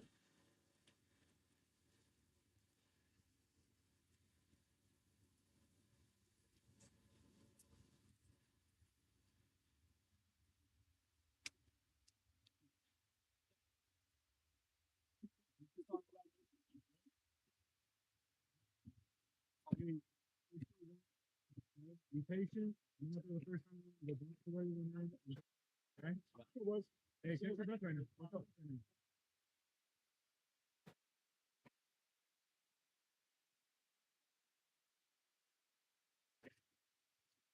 Hey, Garrett, up in middle if you're too close.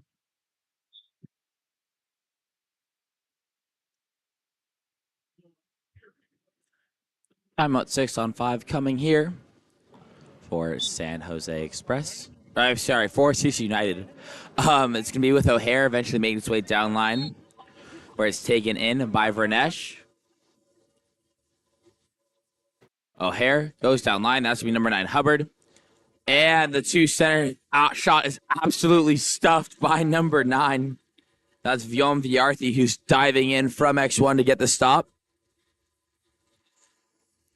And helps Express hold on to their 3-goal lead. Ball being thrown out to the left now. Moves up top. To Krab eventually with Vaca now. Vaca stepping into space. And he sinks one. Near side low, leading to his left and snapping it back to that near side corner. Express absolutely controlling the pace of the game now as they lead by 4. Score is 7-3.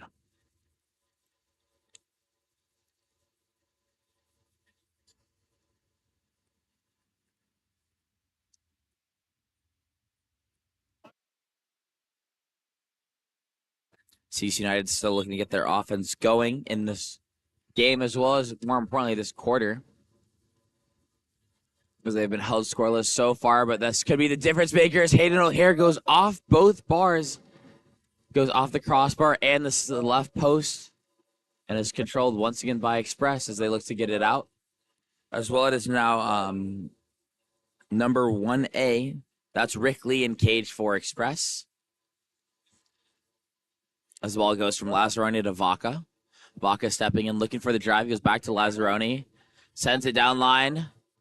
And that going off the crossbar and almost into the net. But just a matter of a few inches is enough to not let that one go. And it goes back into the hands of CC United as it's brought up the right side of the pool by number 9, Jay Hubbard. Hubbard attacking in, his shot sailing over the cage. And CC United still held scoreless. A 4-goal lead for Express. Very much a great chance to make it 5 as it's number 3, Paulo Hernandez coming up. No pressure, goes over, finding number 2, Garrett Crabb for the dunk. San Jose Express lead CC United by 5 with a score of 8-3.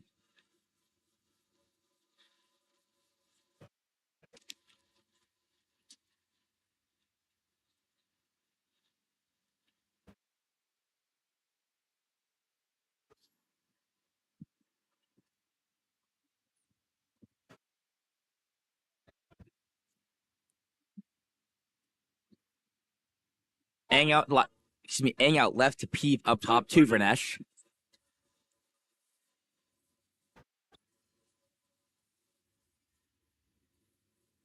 Ang throws it into the post up with O'Hare on the 3-post, but that ball was stolen away by Lazzaroni coming over from the post up on the 2-post side to pick up the steal.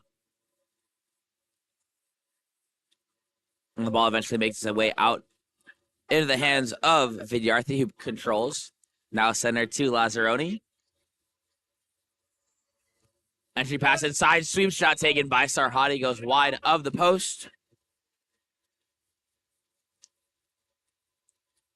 And Rylan Pierce with a great pass to O'Hare. Quick shot. Can't even keep up with the camera. So the camera can't keep up with them. But perfectly timed as O'Hare rolls on his back. He catches it dry and immediately goes catch and shoot from the pass from Rylan Pierce, who gets credited for the assist. That puts CC United trailing by 4 once again. Scores 8-4.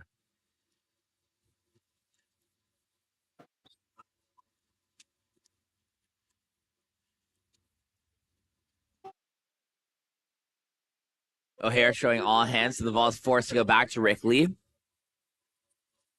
Gets to Hernandez, who's now attacking in from 2. Stepping in, cuts it across. Up top with Vidyarthi now. Goes center to Lazzaroni. Lazzaroni stepping in.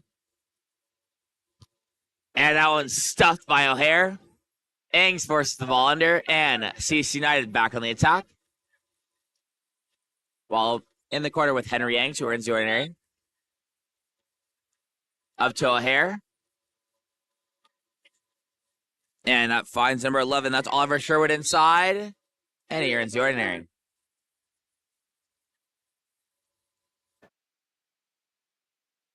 Angs with it just in front of half tank. Angs stepping center now, attacking in, goes over the top to Chivers. To Angs. Chivers, catch and shoot. Will be turned away by Rick Lee. And he now controls in the backcourt.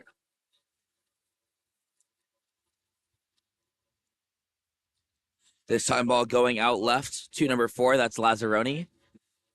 Lazzaroni slowly staying with it, reading the pool. 3-4 zone will be played. Leaving to Troy and Lazzaroni with the attack up top. Lazzaroni going to drive through now to bring number 12, Golavati, to attack the zone. Throws the entry pass, but will be stolen. And now up the other direction once again is Hayden O'Hare. He scored the last counterattack goal. This time the camera can't keep up with him. He hangs on his legs, and it's a save for Rick Lee. Gets the counterattack redemption, keeping it an 8-4 game, a minute and a half left to play in the quarter.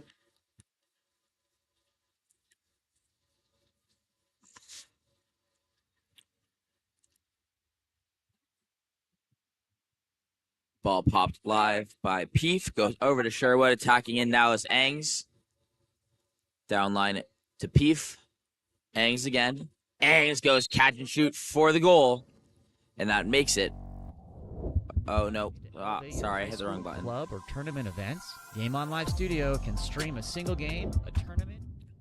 Sorry about that. I tried to hit the replay button and did not do that. But that was a goal from Engs, makes it a 3-goal game as CC United trail 8-5 with 1:16 left to play. Ball being brought forward by Vaca. Sends it down line to Vidyarthi, attacking in back to Vaca. Vidyarthi again. Double post will be played. Lazaroni clears out, so it's going to be isolating Sarhadi to this 4-5 side. Pass going center now, controlled by Hernandez. Hernandez over to Vaca, stepping to his right. Hernandez, he goes catch and shoot, near side bar in, and immediately San Jose Express take their 4-goal lead back. This time score is 9-5.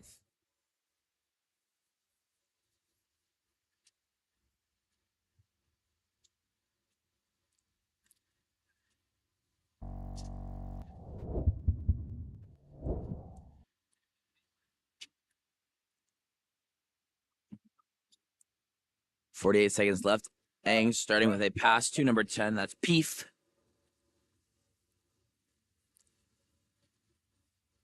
To Hubbard. Swings across now to Vernesh. Trying to work it inside. We'll have to go up top instead to Peef as the drop comes. Hubbard.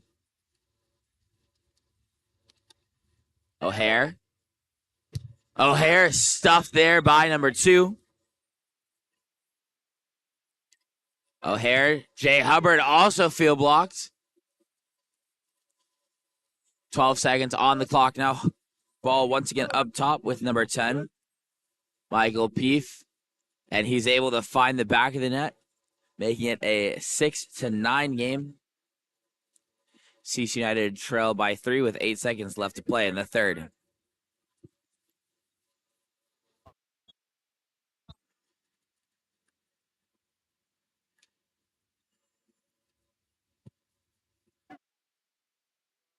And CC get a stop to end the quarter. They trail by 3. San Jose Express up by 3. We'll be back for our fourth and final quarter of action between these two teams in just a moment.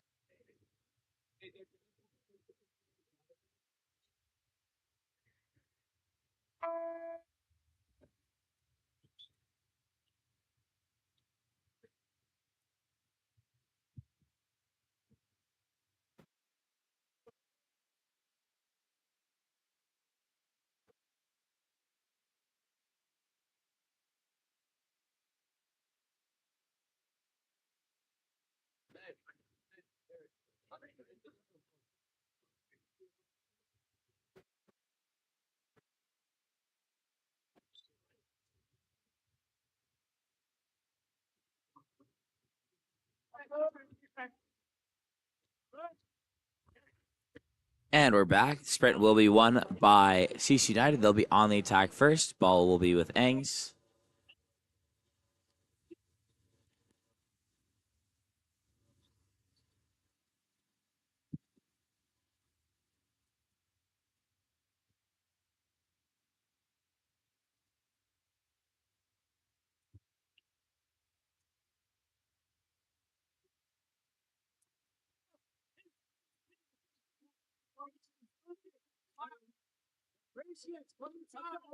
O'Hare to Engs, back to O'Hare. O'Hare drops the injury pass inside. That'll be an exclusion called on number 4 Lazzaroni. 6-on-5 for CC United as the ball gets back to O'Hare. Down to 1. That's going to be Vernesh who takes it in, bringing O'Hare center cage. Attacking at Sherwood. Now O'Hare, his shot, field blocked away. And eventually will be pulled to safety by number 3, Hernandez, who controls.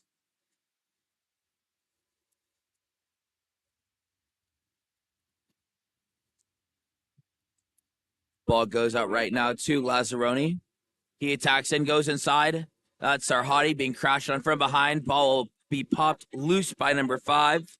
That's Garrett Chivers who's going to come up with it. And it's now controlled by Pierce in the backcourt. Pierce goes out right. That's Chivers.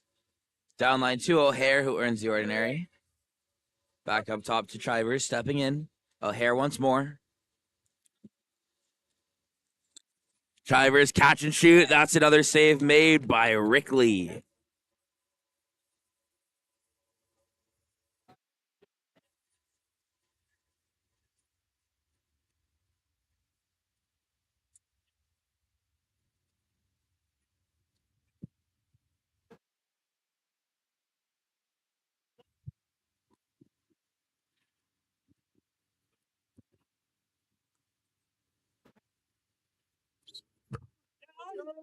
And that will be a contra foul called. Did not see what resulted in that.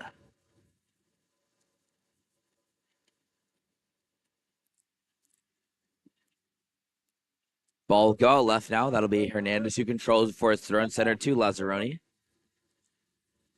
Lazzaroni stepping in with it. Goes back to Hernandez. Going to try and work it inside to Sarhadi. Long shot by Lazzaroni is saved off the field blocker and controlled before it's thrown out right to O'Hare. Up on the counterattack once again. He earns the ordinary on Lazzaroni. Express able to recover in transition defense as this ball goes back up top to Engs. Engs attacking in, goes center to Vernesh. Vernesh going to try and work it inside to Sherwood, who's posting up at 2. Swings across to Hubbard. Inside 2. Number 11, that's Oliver Sherwood, whose shot is denied by Lee, but Sherwood picks up his own rebound. So the clock will reset and a new possession of offense now for CC United, and that'll be Vernesh who picks up the exclusion called on Preston Tachoy. 6-on-5 as the ball goes in with number 9, that's Hubbard.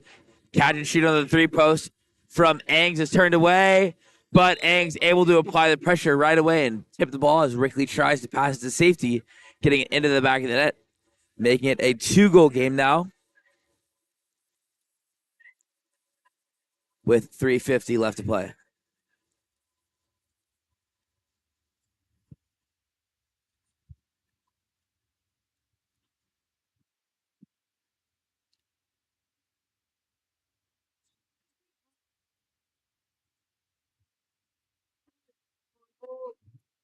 Express back on the attack. Ball will be starting with Rickley in the backcourt.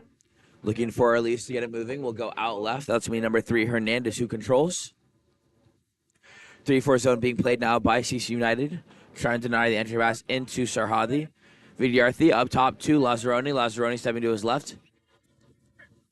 And a beautiful setup play there. Finds number 6. That's, I believe, yeah, that is number 6, Vaca, diving to the cage as that defense gets caught too high, giving him the space necessary to step down and bury that near side. And once again, put San Jose Express up by 3, this time with just 3.5 minutes left to play.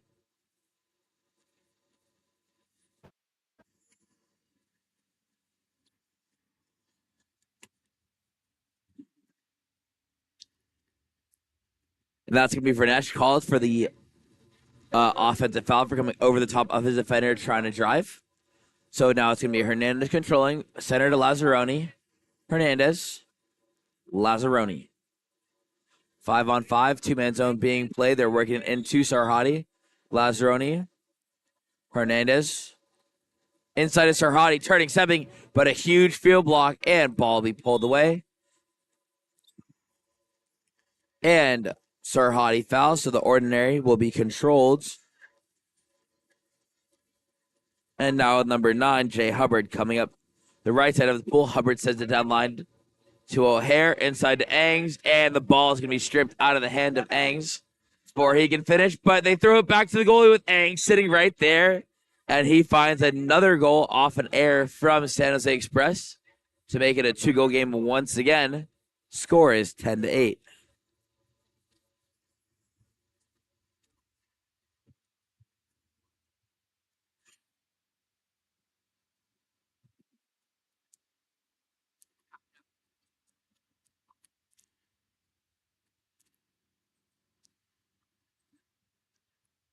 Ball being controlled in the backcourt by Lazzaroni. CC United calling for a 2-3 zone, having O'Hare and Ang sitting in front of Sarhadi. So Hernandez and Lazzaroni attacking. Ordinary foul earned by Lazzaroni. Goes to Hernandez. Hernandez attacking in. Once again finds Vaca diving in for one. This time it's shot off the bar, but Sarhadi gets the rebound and hits the backhand for the goal. And once again, Express take their 3-goal lead back right away. 1:49 left to play now.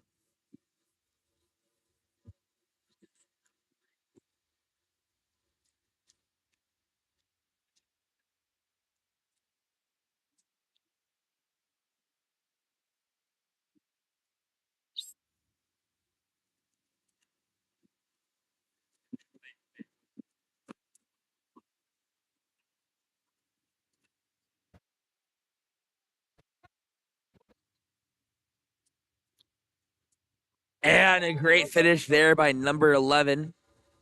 That's Oliver Sherwood, able to get it hard and throw it hard enough so it gets off the field blocker and go cross cage for the goal to beat the hands of Rick Lee, making it a 2-goal game. Score is now 9-11.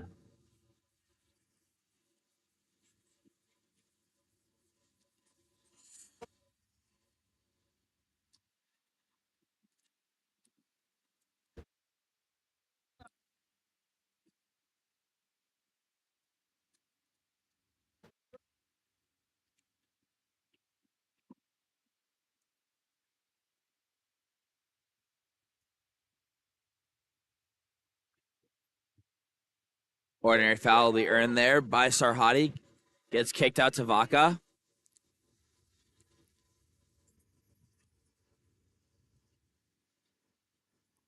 Believe there was a clock error. Play has been stopped. Refs are pulling the ball out to clarify what's going on.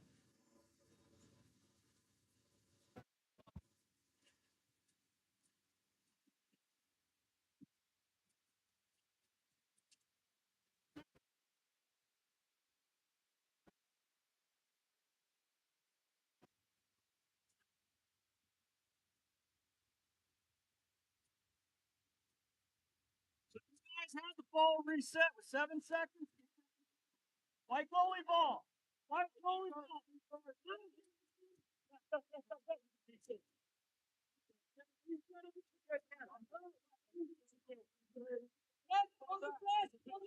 So there was a clock error. It'll be CC United ball. There will be something along the lines of 108, 109 seconds left in the game. With a fresh shot clock, plenty of time for CC United to manage to try and score 2 goals if they can get this first one quickly.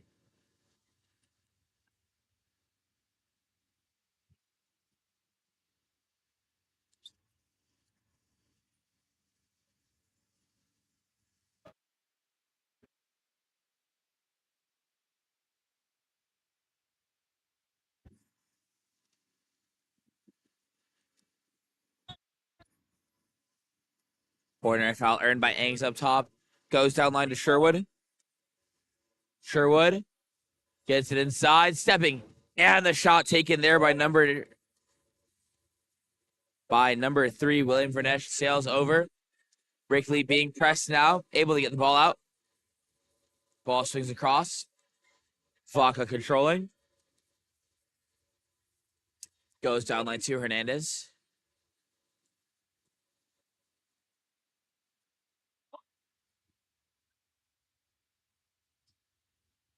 Go showing move the camera. And San Jose Express just looking to run this clock out. And a timeout is called. We'll be back after their timeout.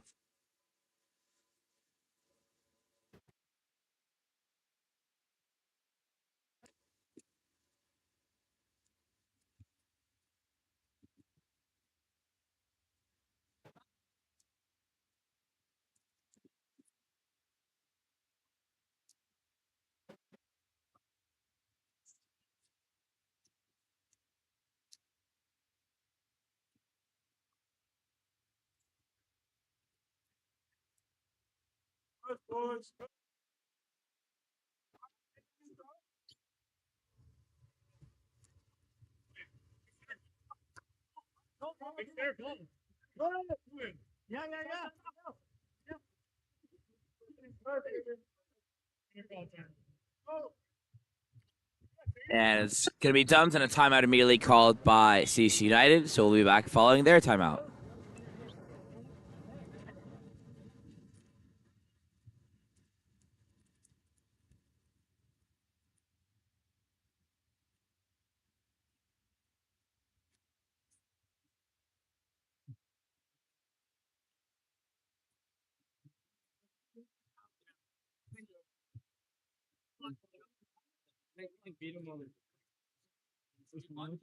Yeah, stay around. You're on the boat.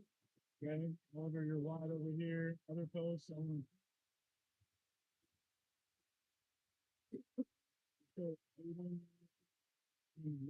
you're at 3, and then you're gonna be over here too. Right there. We're down 6 and 7. Hey, we're just working it. He's on. Oh, yeah, I don't know. Take off. You're gonna be considered.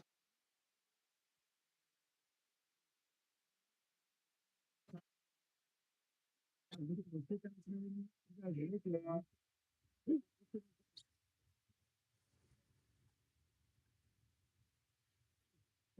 Well, well, well. Hey, now you're on the coast.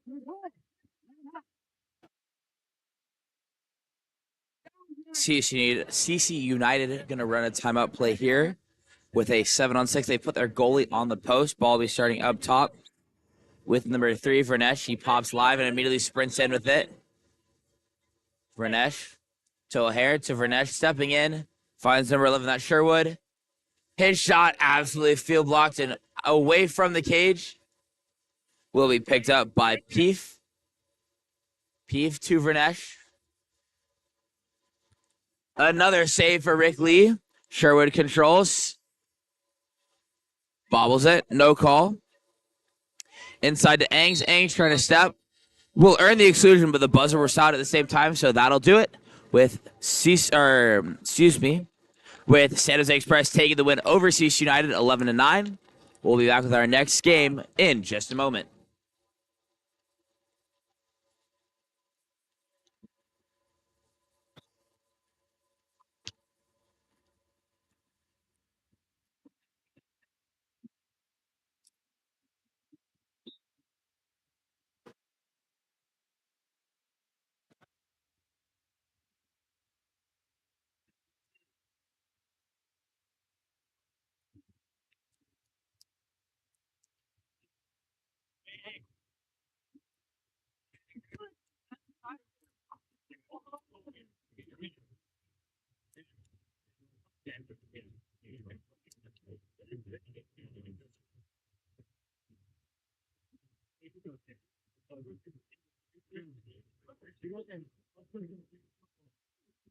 I want to go. Read that way like this. Same.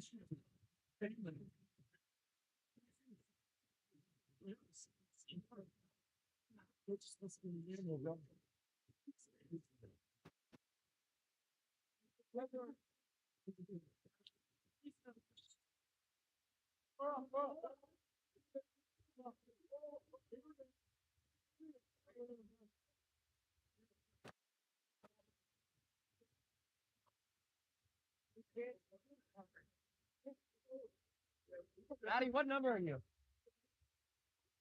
Oh, 200. Shot. Oh.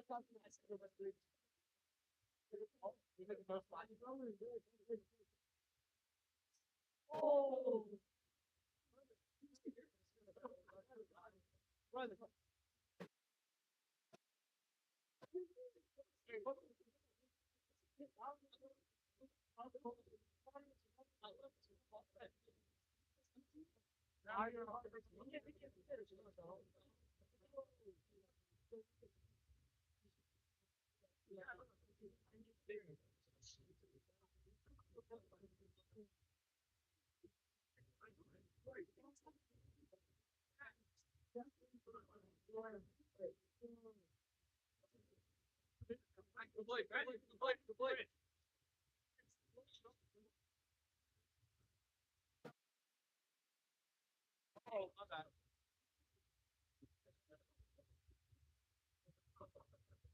Oh.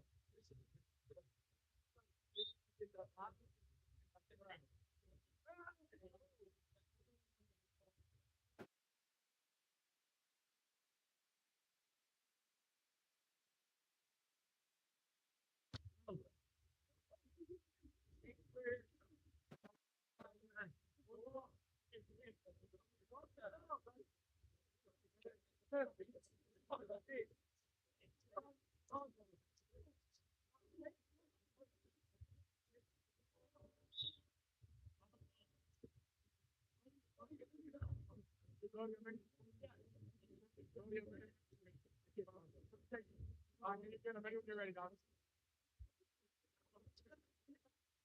Right in his head after 5 face. Is it? All right, Cody's ready. Y'all ready to do this?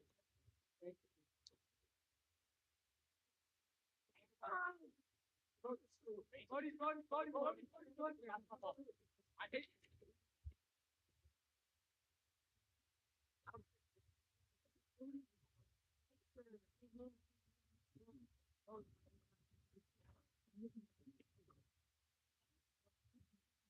Oh, what the six?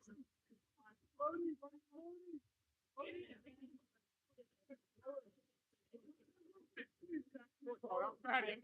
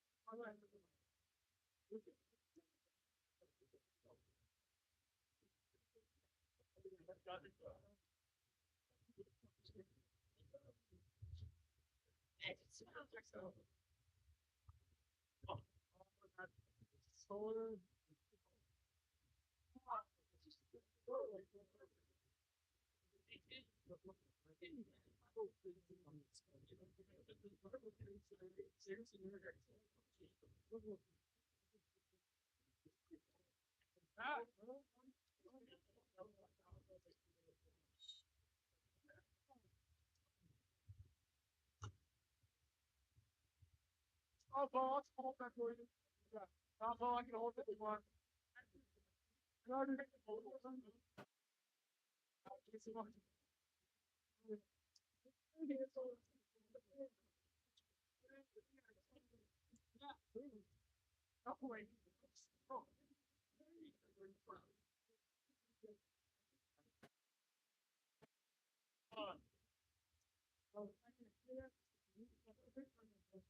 Oh, I'm so sorry.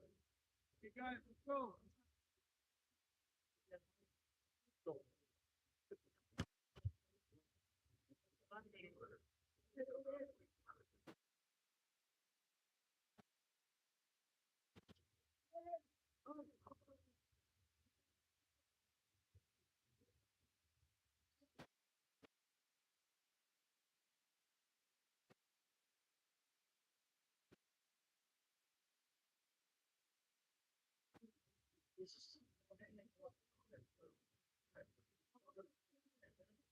Thank you, sir.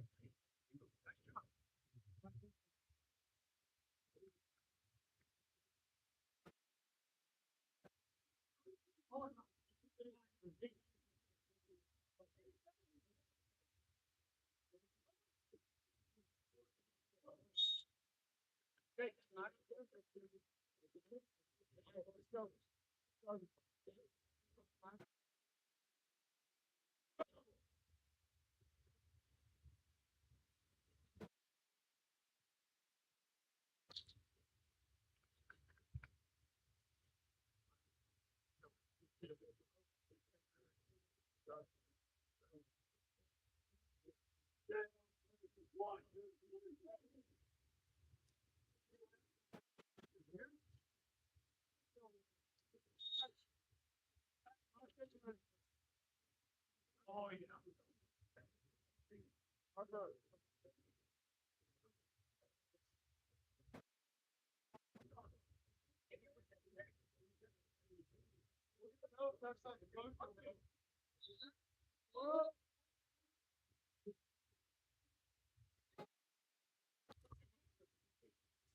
Welcome back. My name is Alexander Bucher with Game On Live Studios, ready to bring you the next matchup of the day between American River in the dark, 680 in the white. Ball drops on the first sprint, and it's going to be won.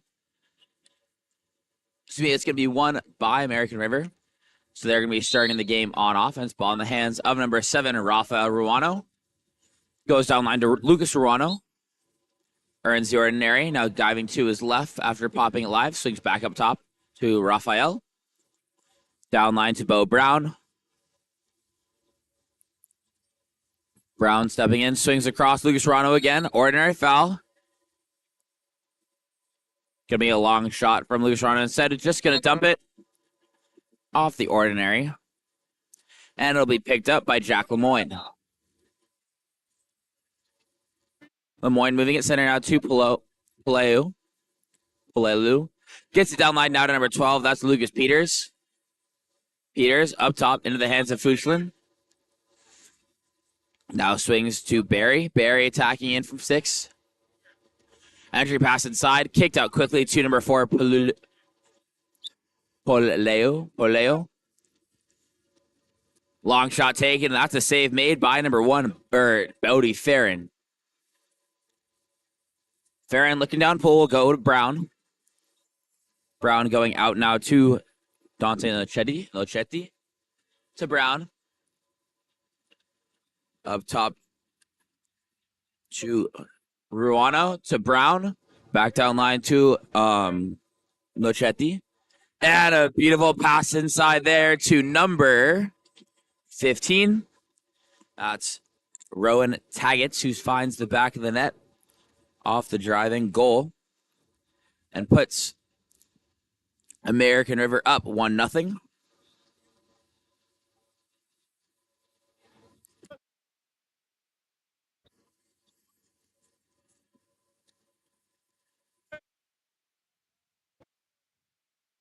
.680. Back on the attack as the ball makes its way down line to number 18. That's Aiden Barry being pressed away at 5. Barry working to get it moving to his left. Ball side drive is coming here from number 4. That's Palelu. Ball comes inside. He picks up the ordinary foul. Kicks it out to Barry. 4-5 zone being played now. Fuchslin attacking in. Goes down line to 1. And that ball will be dumped into the far corner where it's going to be picked up by... it's going to be picked up by Farron before sent out now to Lucas Ruano. Ruano down line to Brown. Brown going to have to try and swing it to get it into Taggett's. Ordinary foul earned. Now goes up top to number 7, Rafael Ruano. Ruano picks up another ordinary. Entry pass inside to Taggett, turning inside all the way and steps on his legs to finish. Great move. Fully turning inside and then able to step away and go to that near side high corner for the goal. Excuse me. 2 goals in a row for Taggets, puts American River up 2-0. You see the full turn there, stepping and bearing it near side. And 680 make a full set of substitutions to try and get momentum working for them. Ball will be brought forward by Evan Hoffman. He goes to Skov, who picks up the ordinary. And Carrera draws the exclusion from 5 on the little backdoor drive, sending number 3. That's Noonan to the box. Oh, I didn't move the camera. 6-on-5 for 680 now. Hoffman attacking in, sends it down line to Fuchslin. Up top now with Skov. Skov now with Blake. Up top to Hoffman. Eventually goes down the line to Carrera, who takes it in at 6 again. Now with Skov. Carrera is blindsided. Skov does get it, though. He tries the near side shot. Is saved by Farron, but goes out of play. So it'll be 680 ball once again off the corner throw. Carrera goes to the corner where he will be the 1-2 inbound.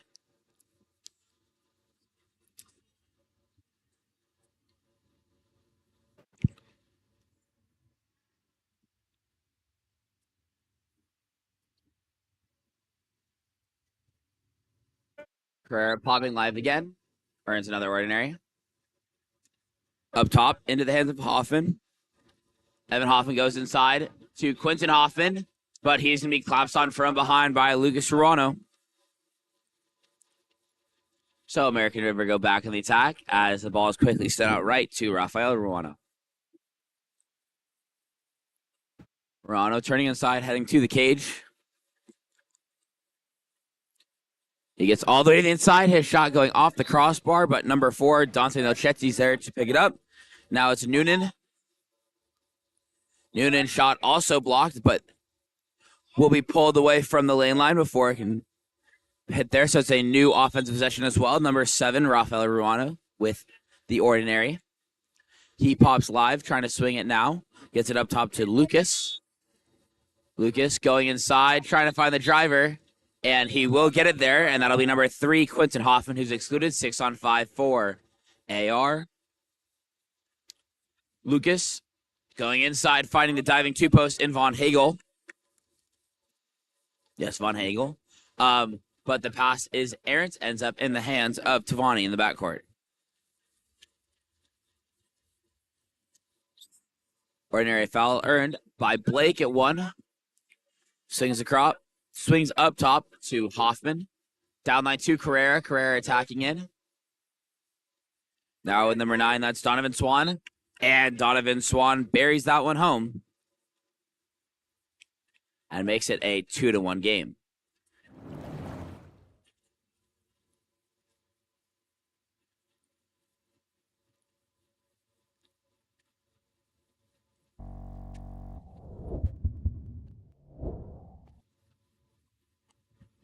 Quick pause here as Jacob Carrera tries to find his cap. We'll be ready to go after he's able to redon it.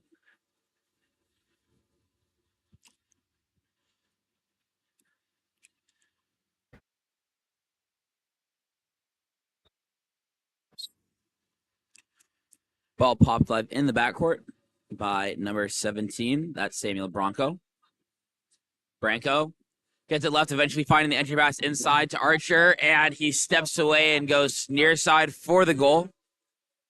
And it's immediately another 2-goal lead being gained by American River.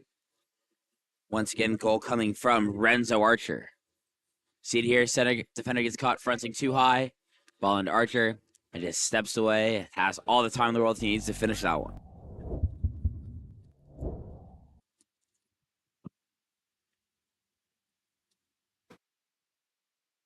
Carrera controlling once more.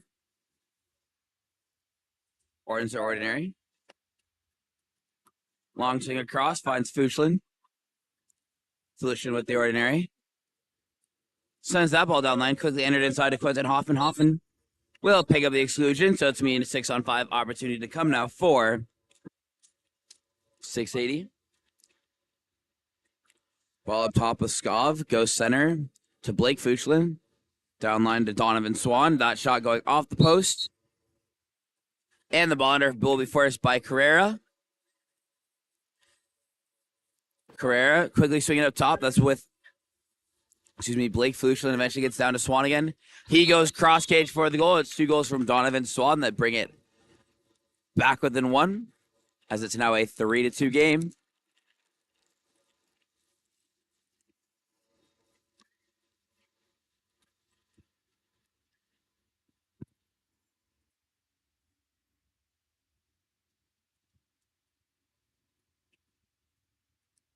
Ball's going to start by going out left now to number 16. John Dowdy gets it inside, but this time Renzo Archer's shot will be turned away by Tavani.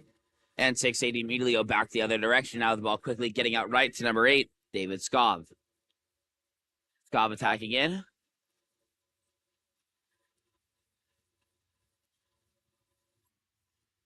On the ordinary.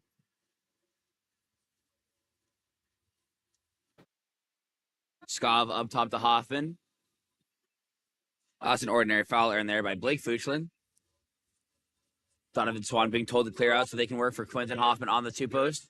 That's Carrera. He goes near side, but shot will be field blocked out of play by AR. And it's down in the backcourt with number 1, Bodie Farron. Farron going out right now to 16. That's Cameron Jones. Oop, wrong roster. All right, that's John Dowdy who swings it over to Noonan. Noonan being pressed away, still trying to get it moving.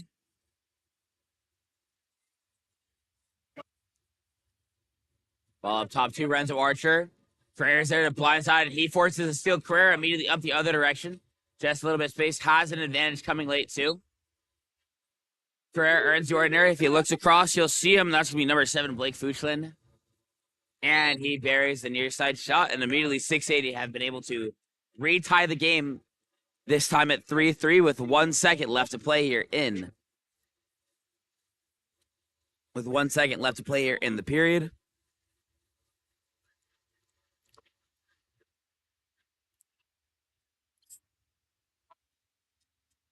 Yeah, and that'll be another save for Tavani. And at the end of 1, we're all tied 3-3. We'll be back with our next quarter of action in just a moment.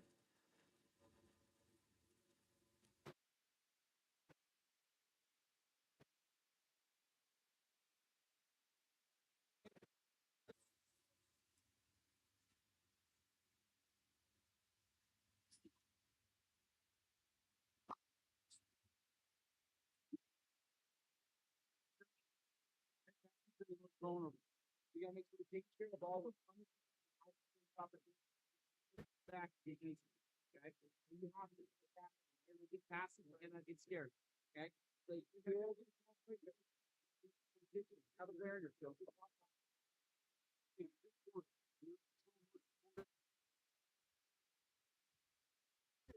Okay? They score like that. That's their beat. Okay? So, defensively, after he scores, like 35 is a delayed 3-5, 4-5 post up.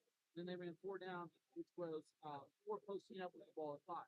If we're not active, they do a lot of motion. If we're getting getting it in the body, okay, that's where they're hurting us the most.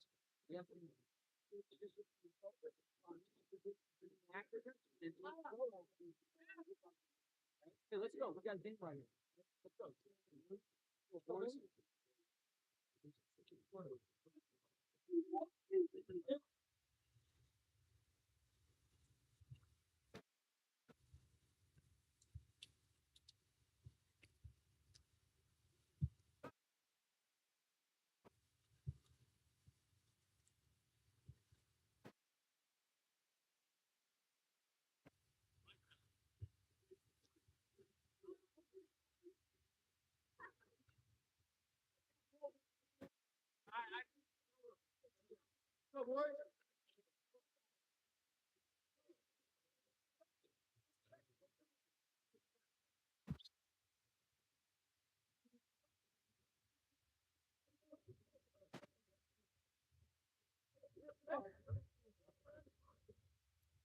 And American River will probably move the mic closer to my face. American River pick up the second quarter sprint. They'll start on offense.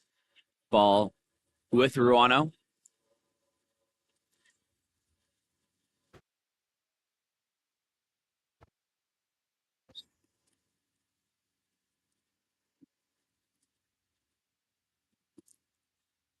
And wait, are those? I got confused. Okay, so both Rowan Taggart and John Dowdy go for that last ball. The 15 and 16 caps looking incredibly similar to me, which is why I was confused. But they're turned away. Ball gets down line now to number 4. That's Caden Blue. And that's Carrera who draws the exclusion on number 15, Rowan Taggart. So it's going to be a 6-on-5 here for... Sorry, a 6-on-5 here for 680 once again. Ball up top of number 12. That's Carter. Oh, that's Peters. Peters sensing it down line, receiving back. He tries to shoot from 4 center cross cage, but easily controlled by Bodie Farron.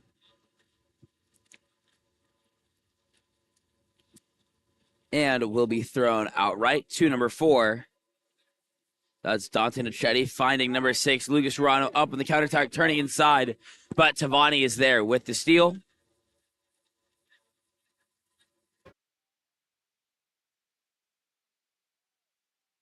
And the ball gets out right to Carrera, who brings it up, looking to swing it across.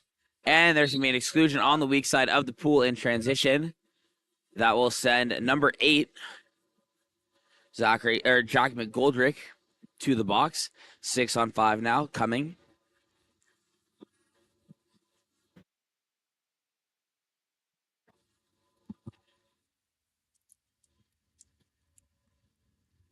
And that 6-on-5 opportunity is stopped. Ball controlled in the backcourt by Bodie Farron. Farron setting it deep left quickly, eventually finds its way back up top to McGoldrick at 2. McGoldrick swings across now. Ball being controlled by Dante Nichetti. Nichetti up top now with number 12. That's Carter. Carter, ball tipped away by Carrera, controlled by McGoldrick. McGoldrick lets one fly. And the counter ball bounces back into play. Tavani goes to get it. And the ball will be sent out left to start. It now swings across the pool now. Getting up top with number 6. That shot scored by number 6, Brennan Fuchslin. 680 take their first lead of the game as they're ahead 4-3. With 4:26 left to play here in the second.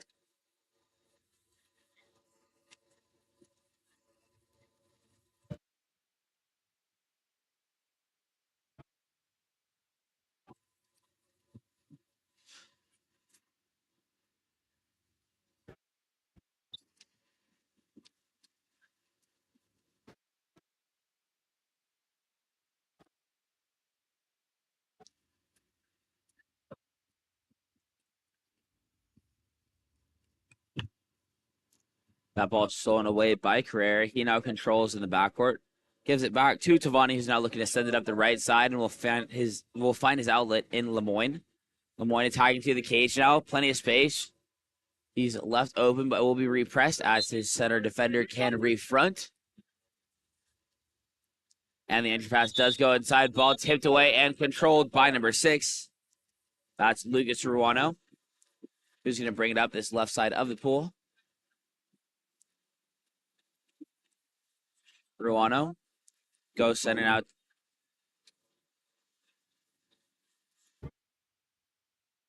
Goes across the pool now. That's going to be number 5, Finn Riddell, who controls. Riddell being pressed away. Going to try and work at center 2. Carter's the zone's coming off of him. Carter stepping. Ruano diving into space out. Carter going to step in. Lets one fly at the end of the clock, and that's pulled down and caught with 2 hands by Tavani.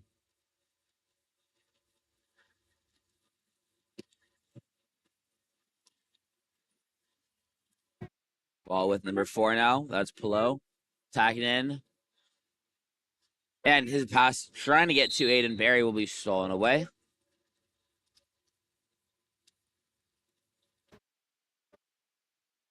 And a timeout will be called by American River to try and recalibrate their offense after they were leading 3-1 and have had 3 unanswered goals so far from 680.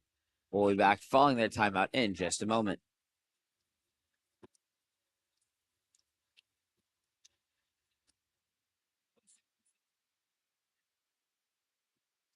They can forcing shots from up top. Look, the next 5. gotta make sure we punish them with that. And when that comes back, we gotta hit those guys. It's like 3 seconds or less. Put that ball in their hands, attack, and get the highest percentage shot, and then you cover back. Okay? If you actually start forcing things, you're better off dumping in those situations than shooting bad angle shots from way up top with a B.7. Okay? Hey, offensively, they're being physical. They're looking at the situation. We're more likely to take down. In a good position with space. Okay? Don't get baited into that. Let's go.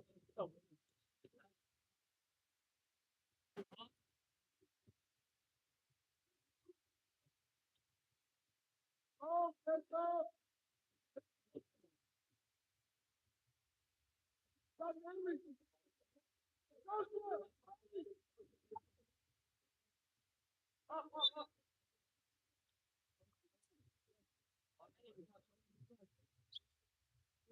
Timeout play coming here for American River will result in the ball being with number 16. John Dowdy. Shot taken out of 2 meters by Taggets is turned away by Tavani, and that'll be an exclusion in transition, which will send Taggets to the box. And a timeout called by 680, so they can set up and attack the 6-on-5.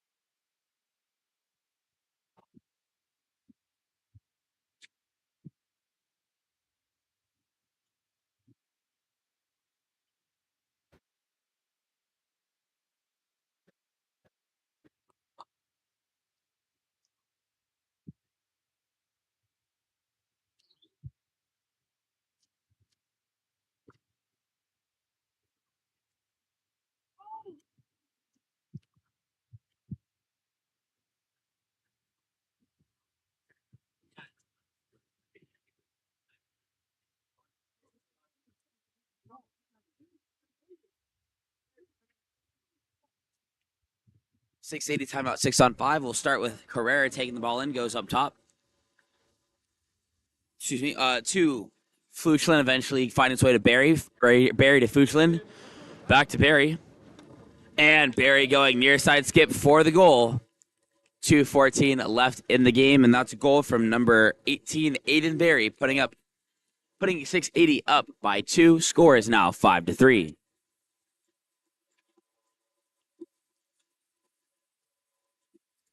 The sun has finally hit my back, and I'm no longer in the shade, and this might be the greatest feeling ever after dealing with the wind all morning and not being used to the NorCal chill in the air.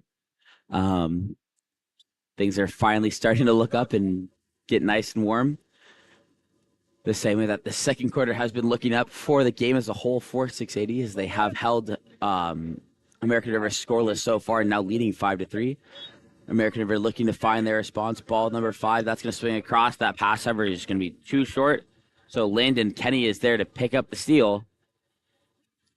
And the ball's going to be outletted to Carrera to bring it up this right side of the pool. He goes down line to Skov. Correction, that's Fuchlin. Well, Brennan Fuchlin, that is. Now going center to Quentin Hoffman. Hoffman with the ordinary. Pops live.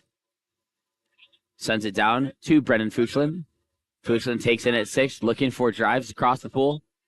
Goes over the top, trying to find Blake Fuchlin, but sails the pass a little long. And the shot clock will expire. So it'll be once again controlled here by American River. Bodie Farron sending it deep left. That'll be number 16.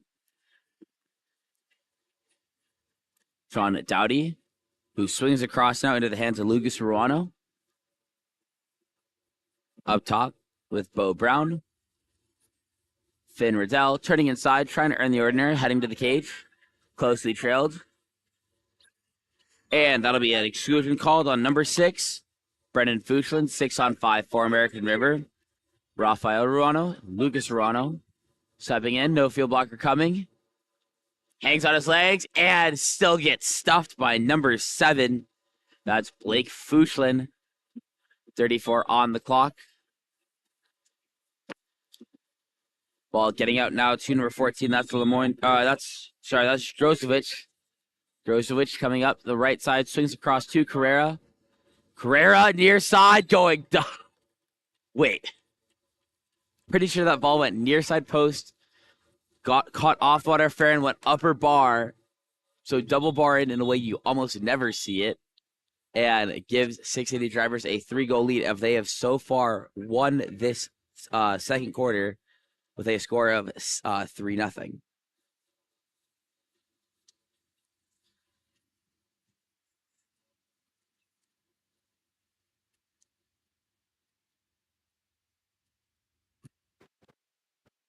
Clock running down, ball getting inside to number 14. That was Renzo Archer who had the ball forced under 2 seconds. Long shot taken. Farron pulls down, and at the end of 2, 680 leads 6-3. We'll be back with our next quarter of action in just a moment.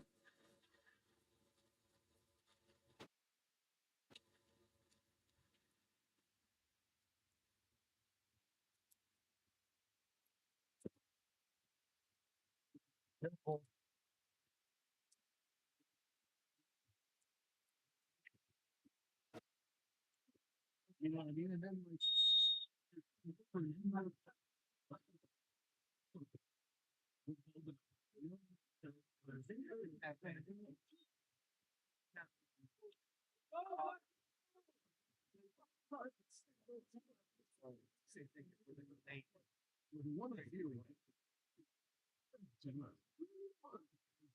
the guy was 17.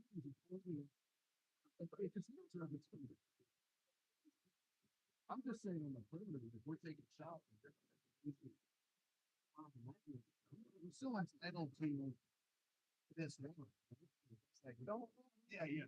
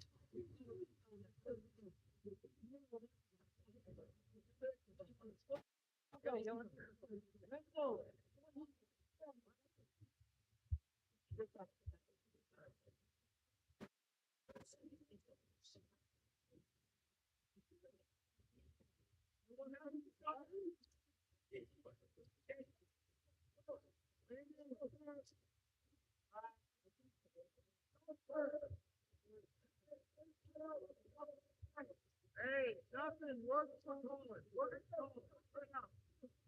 Work from home. Rush, rush, rush, rush. Rush, rush, rush. Hey, go, go, go, go, go.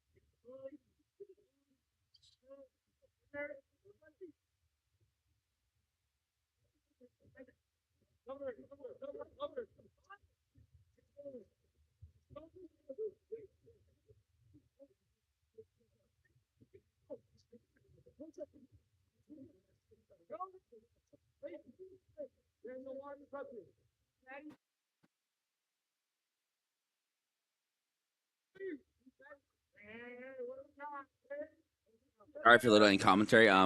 Finally just got the chance for to have lunch because my food just arrived and I'm working alone here, so how to just quickly eat that. So to get back into the action here for you, ball quickly getting out now to number 6. That's going to be Fuchs stepping through the cage. He's going to be blindsided by 2, and we'll pick up the ordinary foul.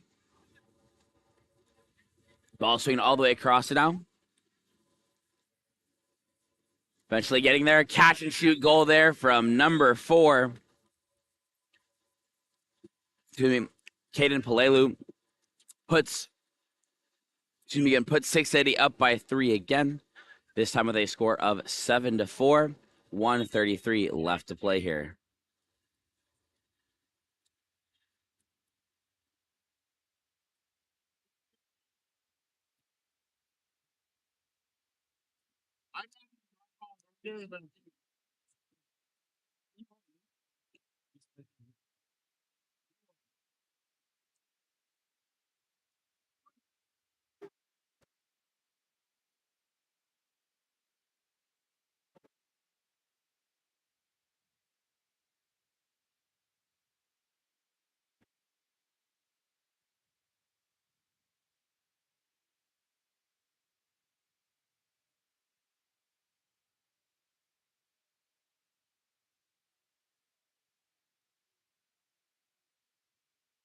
That ball will be turned over, controlled once again by Tavani in the backcourt for 680.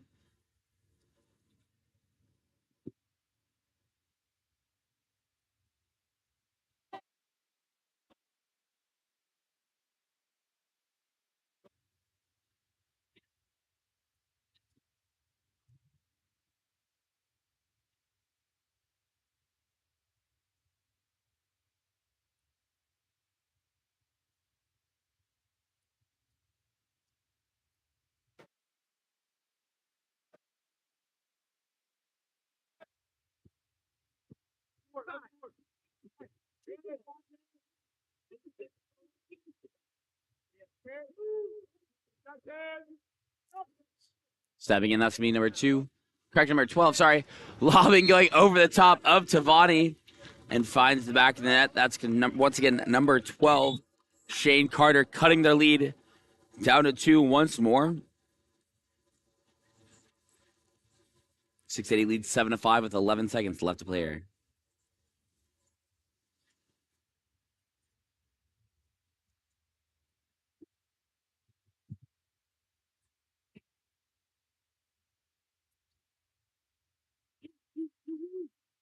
Pass going inside, and Theron able to hit that away before the penalty can be earned, leaving us at a score of 7-5 with 1 quarter left to play.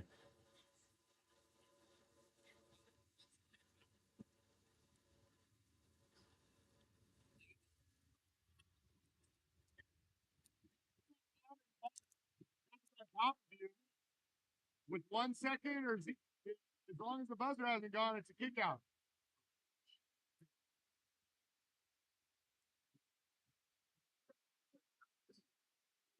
Go straight. We've been doing right there.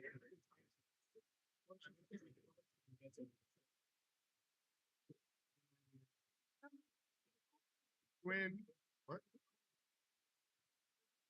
Ball was too far from the goal. Yeah, I had it. This is playing great defense. It's 7-5. It's no individual goals where guys grab you and head. You make them force yourself out. Don't play with your legs up. They're grabbing. Don't jump with your whole body. Right, and give up the turn. Why are we dropping? We did it, but we left 2 possessions in a row for some random reason. Pressing one. Okay, don't go leading, don't go dropping off and getting into a zone. We don't run a 1-2 zone.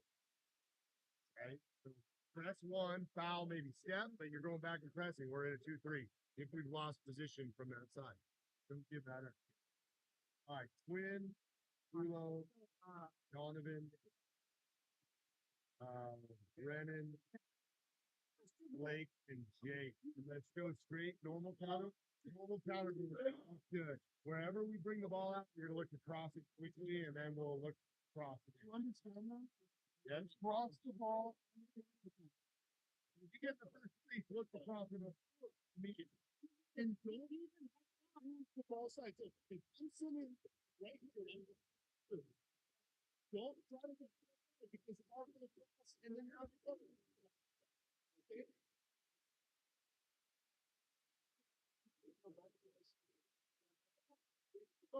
No.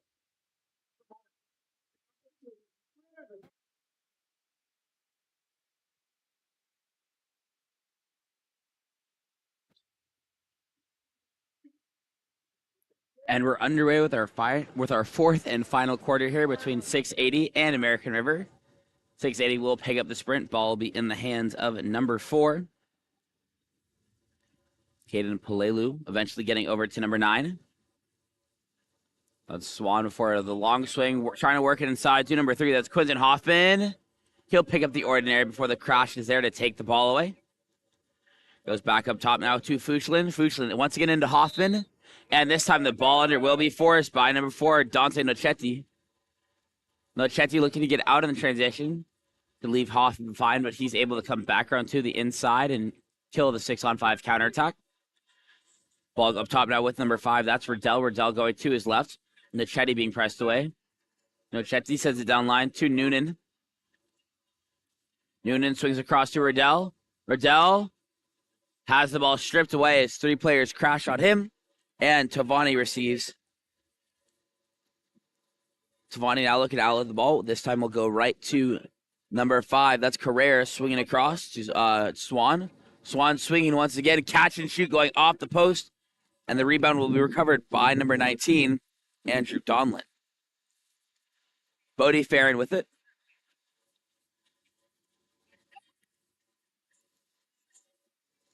Donlin up top now to Bo Brown.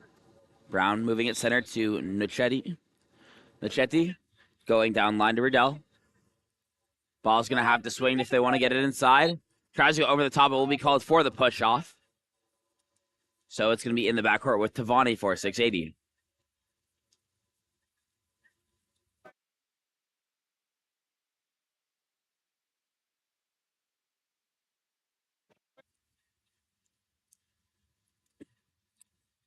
Swan sends it back down line.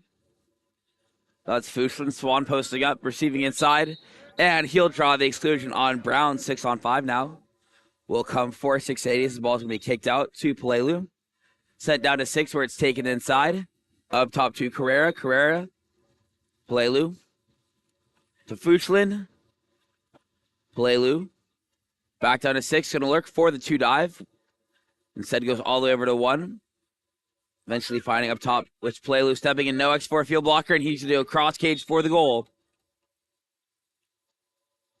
And 680 lead by 3 once again. Score is 8-5.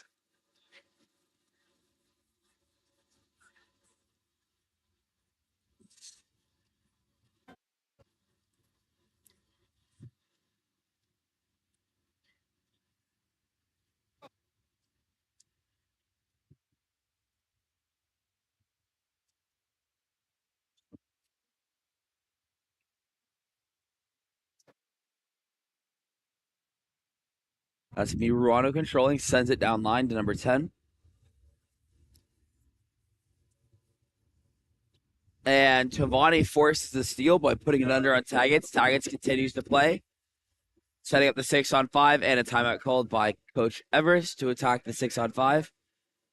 Score 8-5. Timeout 6-on-5. Going to come soon enough here for. Soon enough here for 6.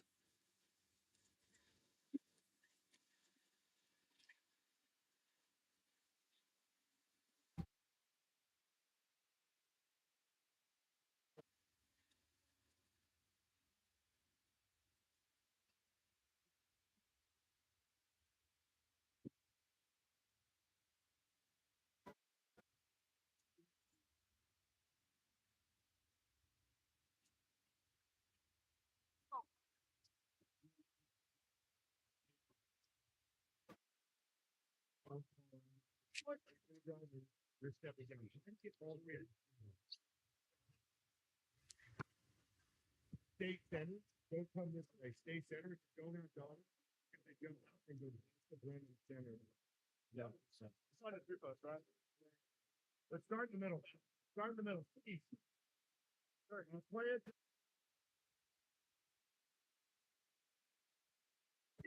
Welcome back. We're getting ready for a timeout 6-on-5 happening here as the ball will start with Tavani. 680 will be starting in the 3-3 if the ball is with Carrera.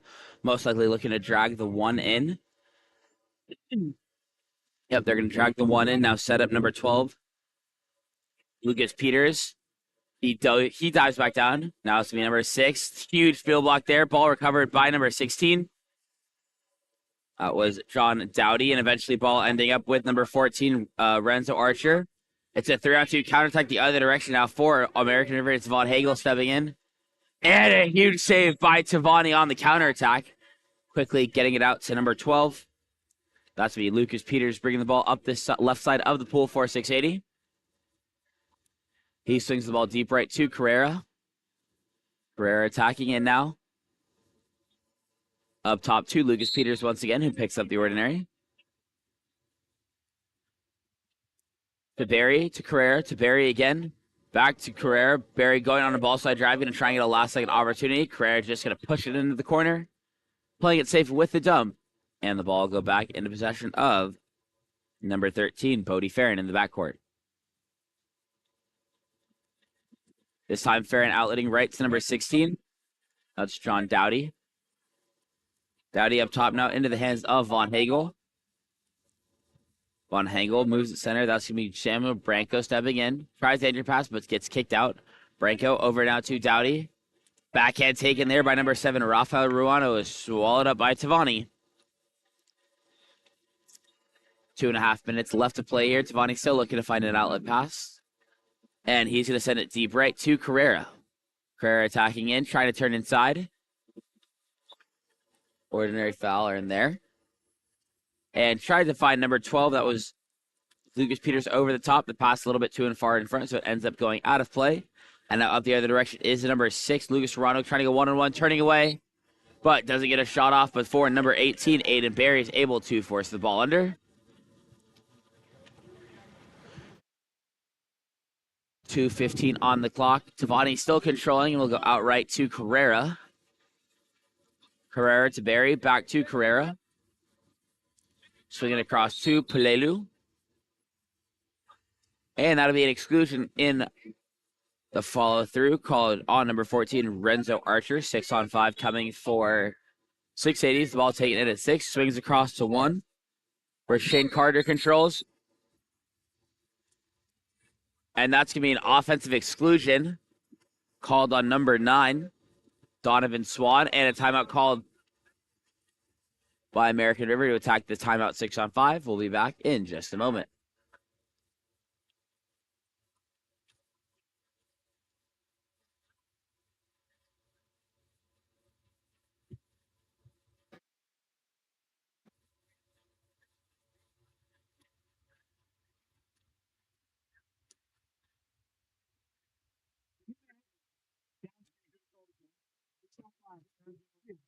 But they set up again. Stop it, double injection. So they can take you at one. Now if you stop, they're going to and then they hit somebody. They hit somebody. Yes, they're going an ejection or the pole. It turns out to be an ejection of and an ejection. Heel with the camera.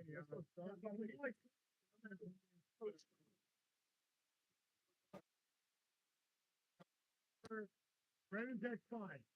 He's X4. Go back. X2.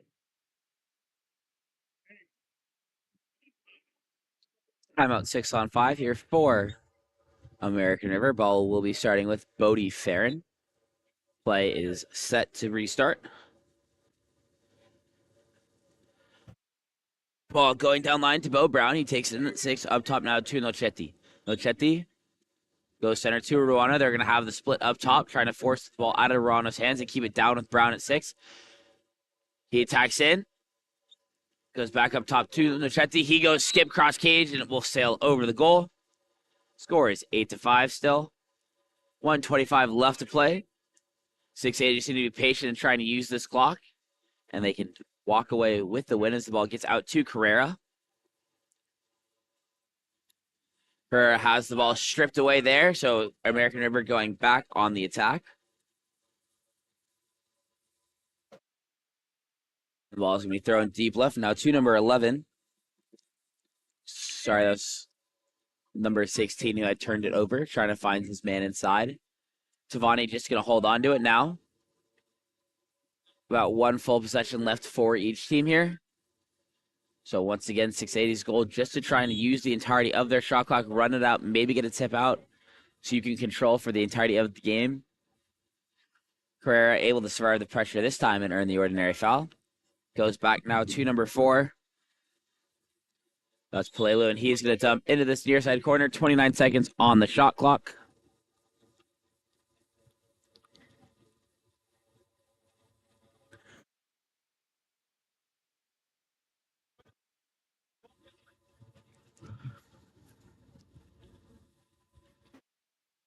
Ball goes out right.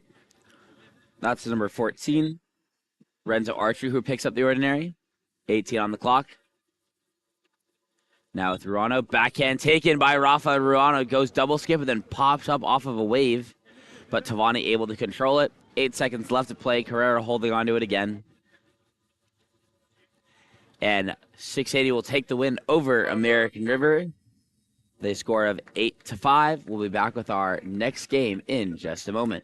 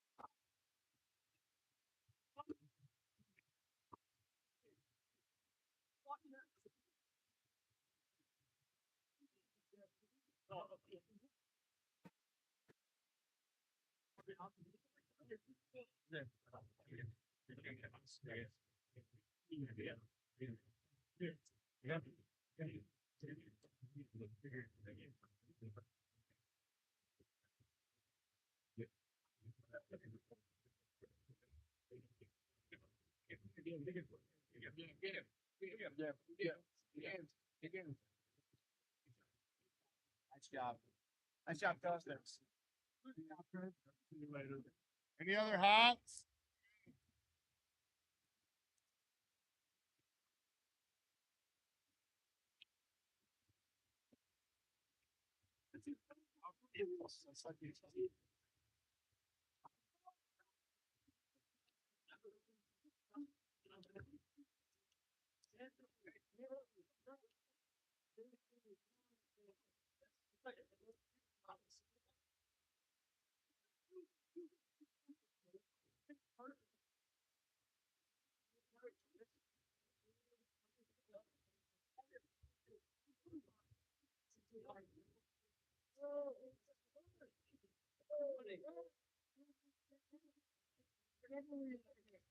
Nine, I want to be 20.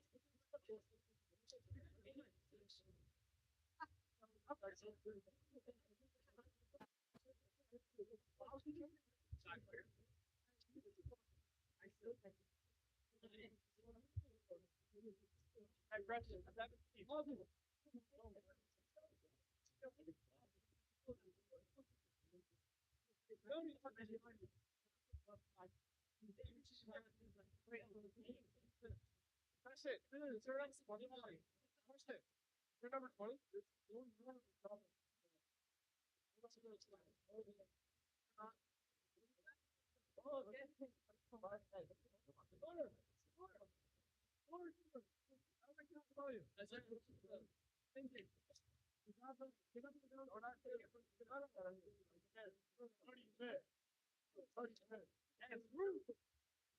The fire. Andrew. Nice.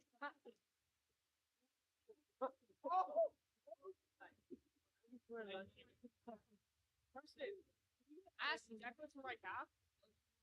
What?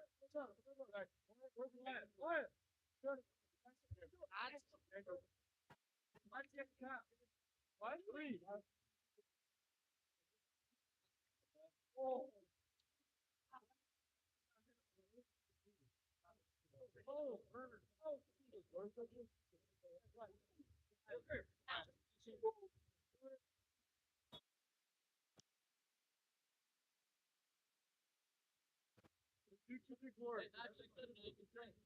Oh! Oh, you're in there? I can do it. Oh, yeah. Hey.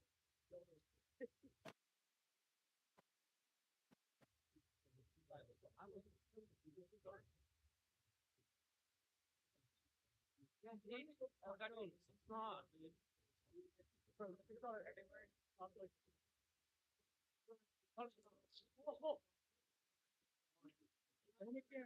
Shots here. What do I have on? Oh, thank you. Here's what I know.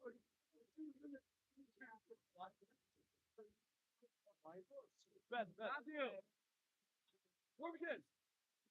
Oh, it's all good. So are you something like that?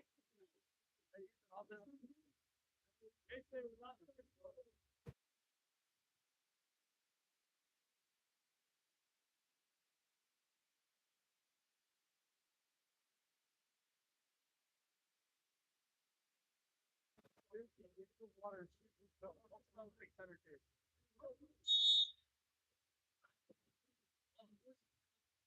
Oh, oh, hey, bro.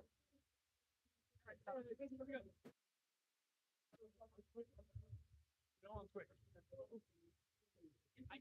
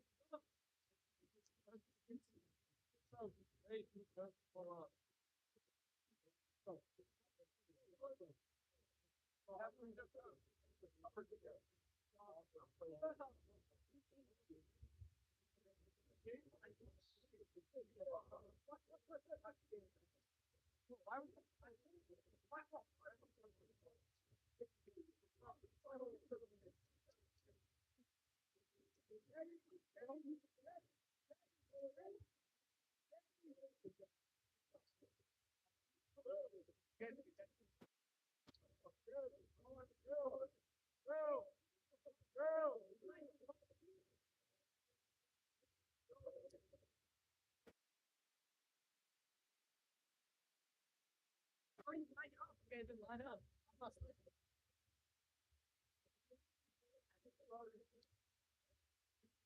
Hey, guys.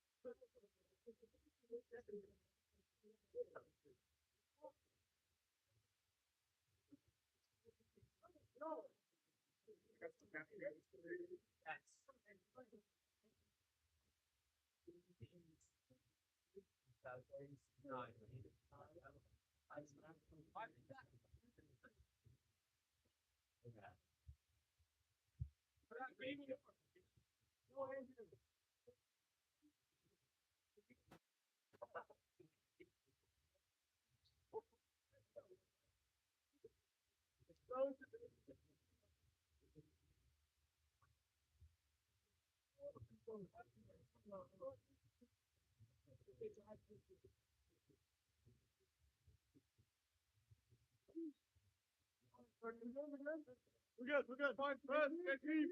No swing. No swing. Lamorinda will pick up the first sprint of the game as we start a little bit ahead of schedule. Things have been flowing pretty seamlessly at this pool deck since I should say at least my disastrous start at the beginning. The thing's not working, but nothing to complain since then. Grant Kurtz's shot will sail over the cage. Ball goes from Rodoni out right now. That's going to be number 10, Matthew Cormacan, to Stemfells. Up top in the hands of Payne. Finds number 17, Goldberg, attacking in. No one in front of him. He goes to Payne. Payne back to Goldberg. Goldberg now walking it in. Back to Payne. Goldberg once more. Very patient 2-3 zone attack here. Hit shot stuffed, though, by number 11. That's Griffin Tunney, who reads him trying to go over the head and gets the entirety of the ball and stops it flat in its tracks. Before it's going to end up now with number 15, Brock Bliss, who controls at the 2. Bliss with the long swing, gets it back out to Tunney. Trying to work inside for Tristan Tucker now as they play a 3 zone, splitting from up top. Ball going down now. Pack it in, long swing across to number 9, Grant Kurtz, hanging on his legs, and beautifully placed near side high with the skip shot. Gives Lamorinda an early 1-0 lead.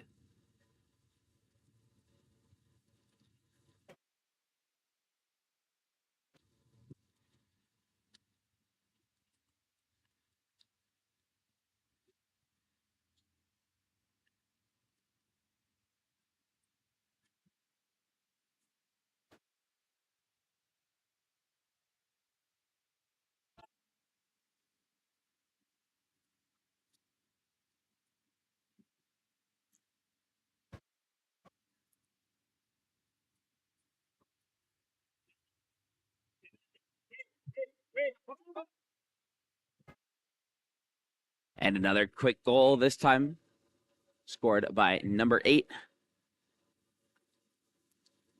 That's Tristan Tucker, giving Lamorinda an early 2-0 lead now over SF.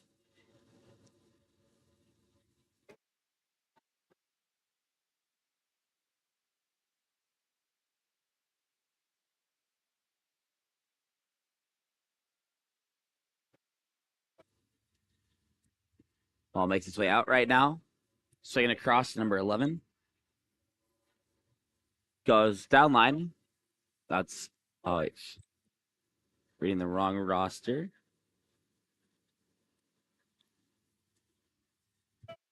And a save made there. Pass trying to go across the face of the cage, but was knocked down by number 1. That's Christensen. The wind picking back up. Getting smacked around from behind me with this sail, despite how many places I've budgeted it down. Ball up top to Cherry, sending it down line now. Number 15, that's Bliss. Bliss being pressed away. Now goes up top to number 9, that's Grant Kurtz. Kurtz. Buzzer will sound because he heard a foul on the weak side. There was no actual stoppage over here.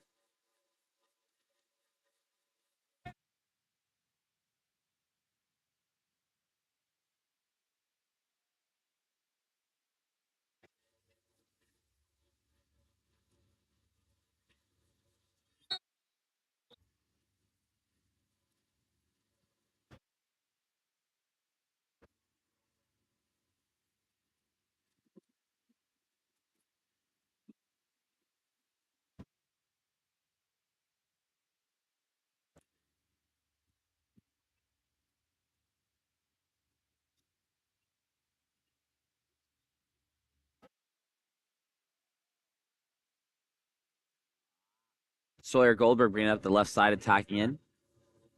Trying to go for the backdoor turn, but will be forced away and picks up the ordinary foul. Ball swings all the way across. Now to number 2.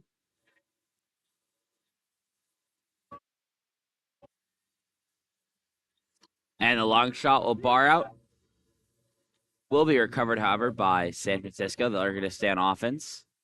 Ball going down line to 1 now. Long swing over now to Preston. Preston Page going back up top now into the hands of Sternfels. Back to Preston. Attacking in. Once again with Stenfels going cross cage. Perfectly placed past the reach of Christensen. And San Francisco find their first goal of the game. They trail 2-1 with 2 minutes and 53 seconds left to play here.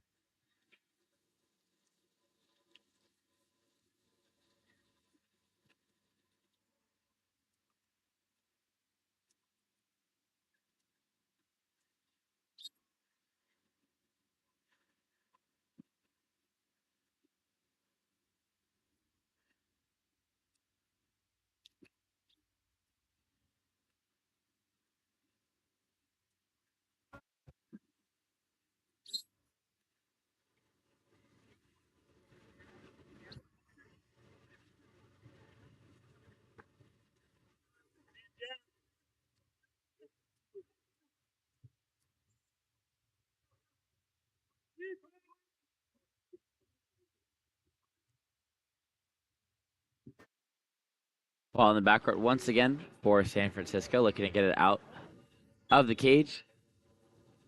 We'll go out right now to number 11. Picks up the ordinary foul. Take it into 1, trying to work it inside for their center.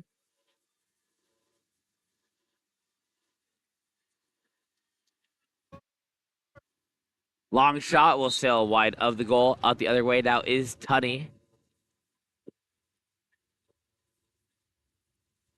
Christensen is able to get it there.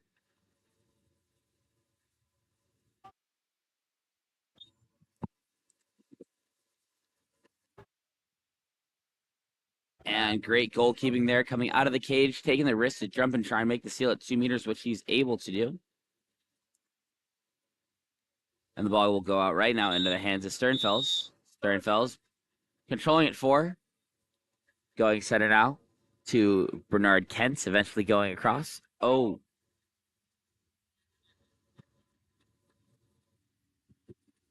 And that was an ordinary foul earned there by number 12, Preston Page, before the steal can be completed.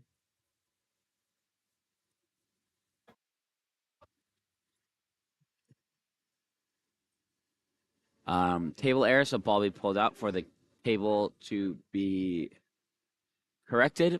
We'll be back following what the table correction, or sorry, following the table correction.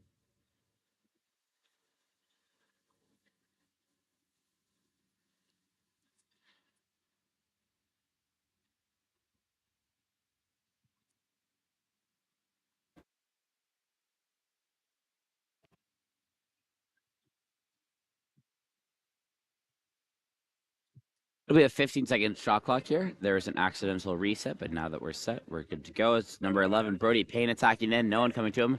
Takes his time, but will go bar out off the bottom left corner of the cage. So the counter ball will be dropped in for Christensen, and he controls now. And a conch foul will be called there on Trent Smith, coming over the top of number 9, Bernard Kent. So SF will be back on the attack. Kent coming up the right side of the pool. Throughout to counterattack does have number 6, Jacques Center. But unable to get there as defense comes back from the weak side to help. Now attacking in is number 17, Sawyer Goldberg. Eventually gets it over to Sternfels, and an inside the 2 call will be made on Matthew Jacques. So it'll be once again possessed by Lamorinda. 1.5 second differential between shot clock and game clock. So the ball will go deep right to number 4. That's Jack Elder. Elder goes center cage where it'll be Stores who earns the ordinary. Stores goes left now with Smith. Smith inside pass. And that ball is going to be stolen from number 11, Griffin Tunney, before he get a shot off. 3 seconds on the clock. Last second shot taken by Preston. It's going to find the back of the net, and that's a buzzer beater to tie it up 2-2. As we go into the second, we'll be back with our second quarter in just a bit.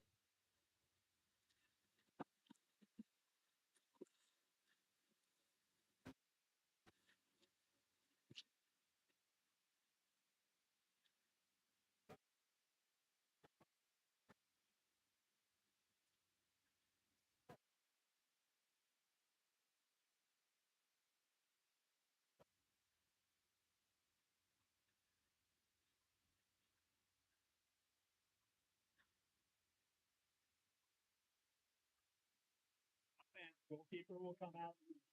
Goalie will come out and use it.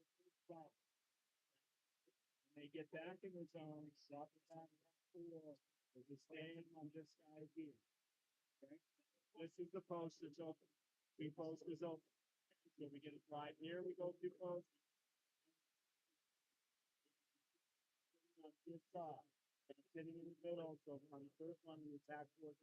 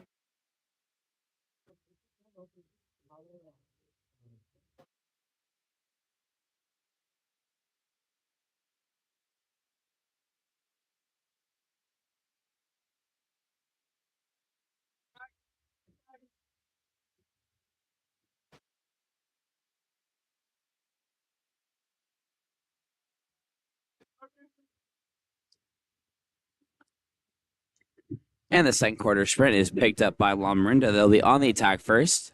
That ball making its way down line to Griffin Tunney at 5, where he's going to earn the ordinary on the wall. Ball up top now with number 6, Lucas. Swings across to Bliss. Bliss attacking in now.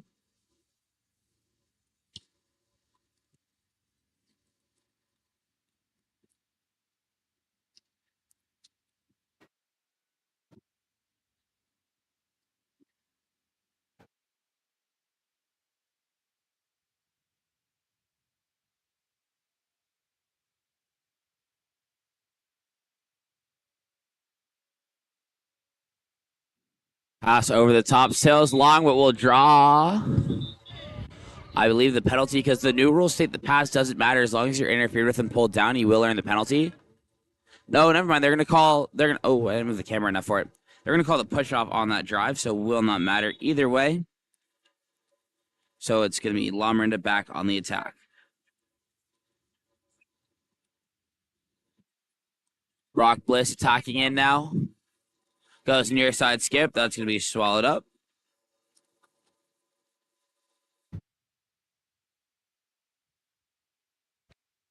Out the other direction is San Francisco on the counterattack. Ball swinging deep right to number 10. Number 10 attacking in, stepping to the cage. Gonna have to swing it if he wants to get it inside to his center. He's able to do it. Turning all the way in. Let's go the ball. No call made, but the second attempt, he's able to pull it away from the goalie and sneak it into the back of the net. That goal being scored by number 15, Ozzy Joplin, gives the lead to San Francisco with a score of 3-2.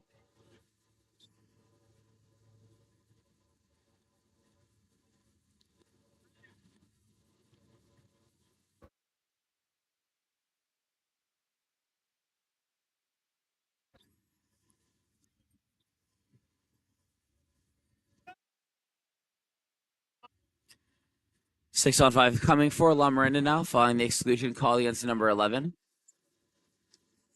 Bliss attacking from one pocket. Swings back to 6. Up top of Tunney.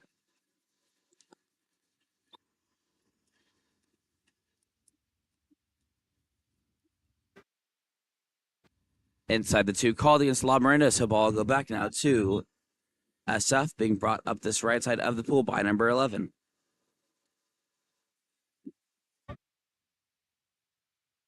Once again, trying to work for Joplin in 2 meters. Ball does get there. Full turn again, and he scores once again. 2 goals in a row for number 15, Ozzy Joplin. Makes it a 4-2 game now. San Francisco in the lead.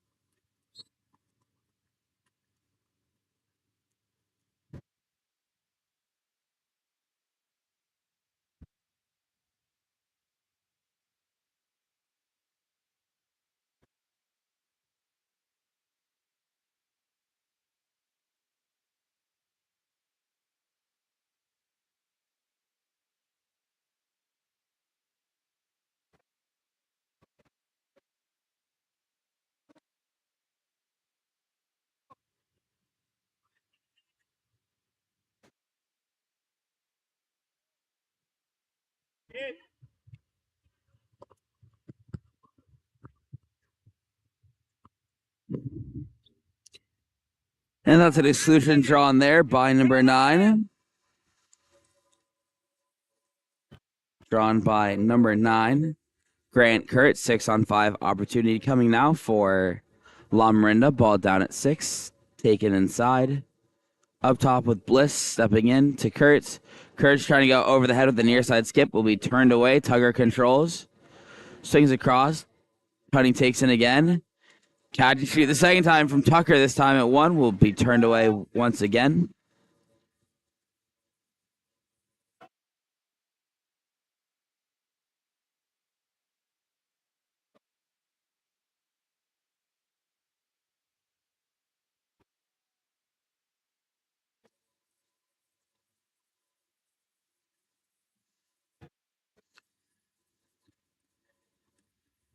Shot deflected off of 2 field blockers, but recovered by San Francisco.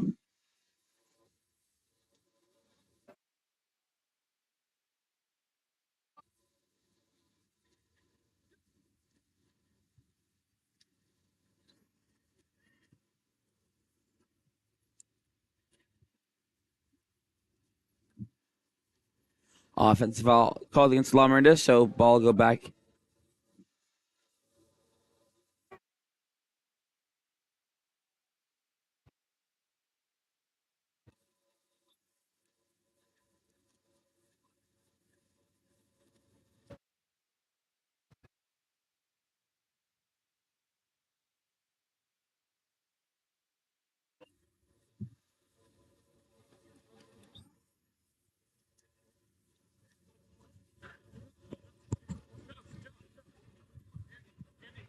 And a penalty here to be taken by number 9, Grant Kurtz.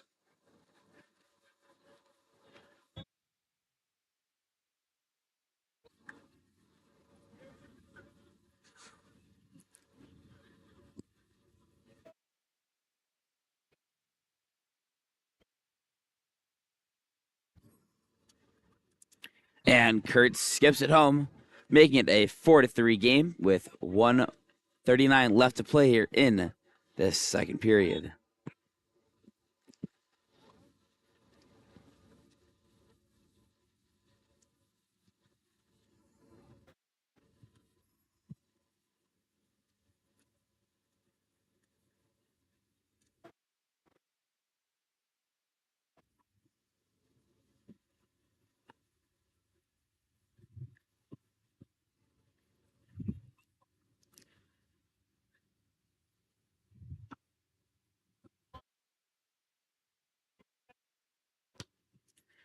That shot going off the outside of the post, so once again, it'll be Lamorinda ball.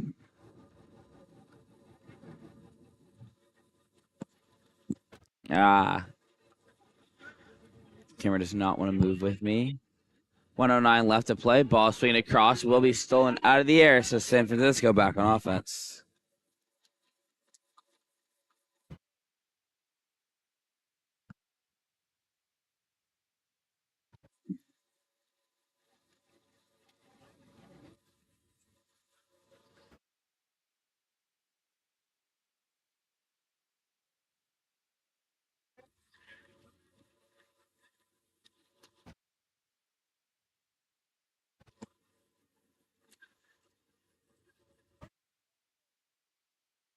Ball going out left now to Gertz. Kurtz attacking in, swings across now to number 3. Swings the blitz. Entry pass inside, and that will be a steal for the goalie. 15 seconds left to play here in the quarter.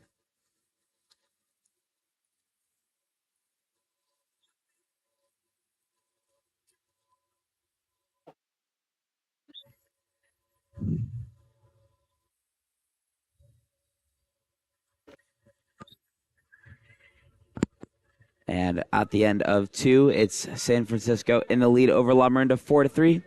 We'll be back with our third quarter in just a moment. Oh, wait.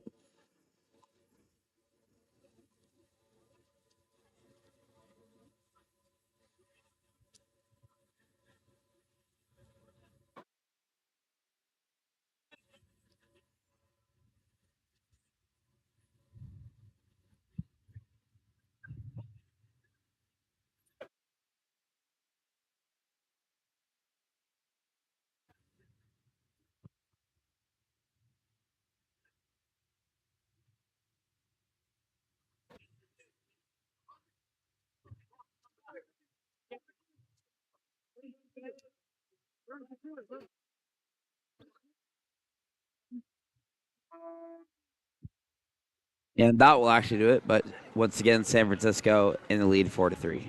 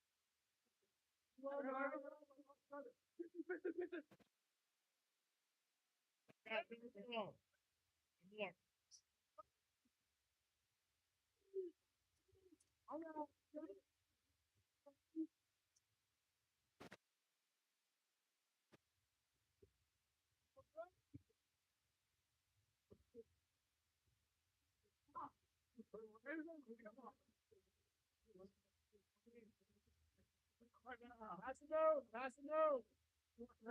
Double.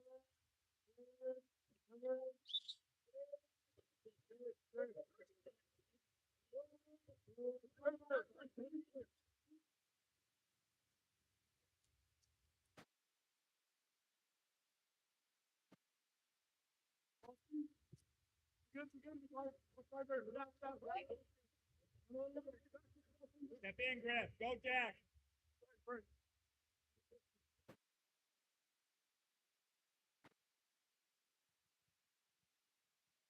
And that was a skip shot and goal coming from number 9, Grant Kurtz, and that's the equalizer that was needed by Lamorinda, making it a 4-4 game with 5:45 left to play.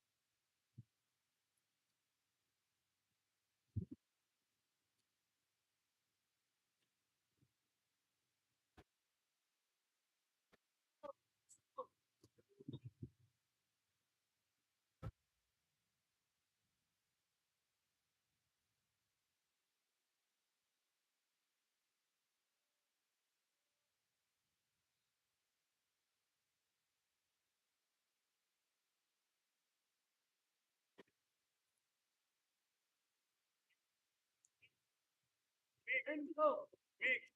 No problem. Attack Griff. Griff attack. Goal line. Come on, don't chase that. Back to Griff. Back to Griffin.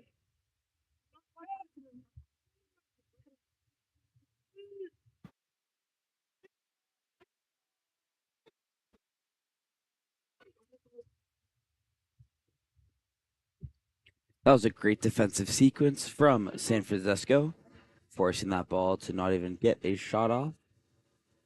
Or to say forcing Lamorinda to not even get a shot off would make more sense. But we're still tied 4-4 about halfway through this third period.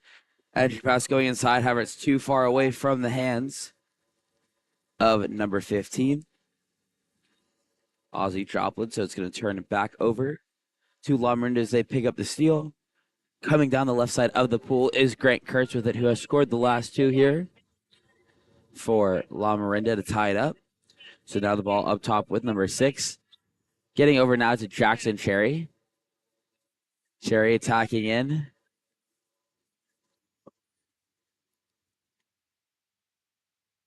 Trying to find the driver in Brock Bliss, but the pass too far over the top, so it's a steal instead for San Francisco, and they go back on the attack.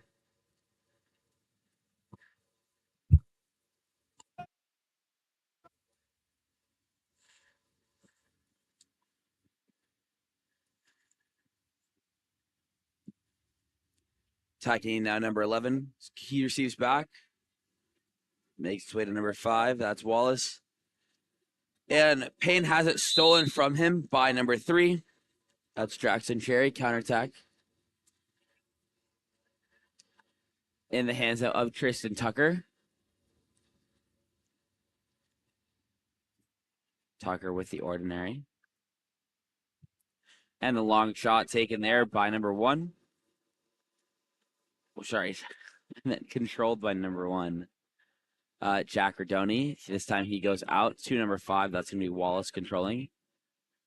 Wallace to Goldberg. Downline now to number 11. That's Payne walking in. Goldberg. Up top to Wallace. Goldberg. Goldberg shot. Field blocked away. Doesn't make it fully to the cage. And then Goldberg will be excluded as he gets pulled through on. And a timeout will be called by Lamorinda to attack the 6-on-5. Score is now 4-4.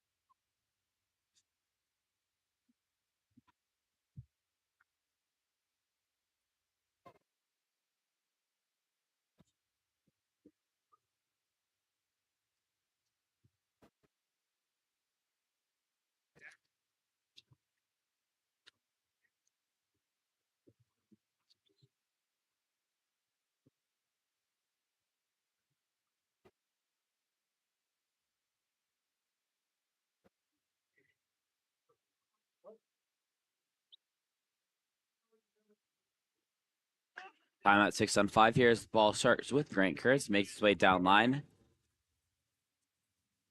Once again, that storm defense being played by San Francisco. Saw this with them earlier this morning. Kurtz going to Bliss. Bliss swinging back to Tunney. Tunney up top into the hands of Sherry. Now Kurtz this time going off the crossbar, falling flat on the mouth of the cage. And controlled by Poloni in the backcourt. Sorry, Rodoni. Rodoni quickly going out to Preston. Preston Page attacking in now. Preston goes up top to Payne. Payne stepping in, goes down line now. That's going to be controlled by Bernard Kent. Kent over the top. Beautiful pass, finding number 10. That's Matthew Cormacan on the drive. And San Francisco have retaken their lead 5-4, as I have once again been consumed by the Nets.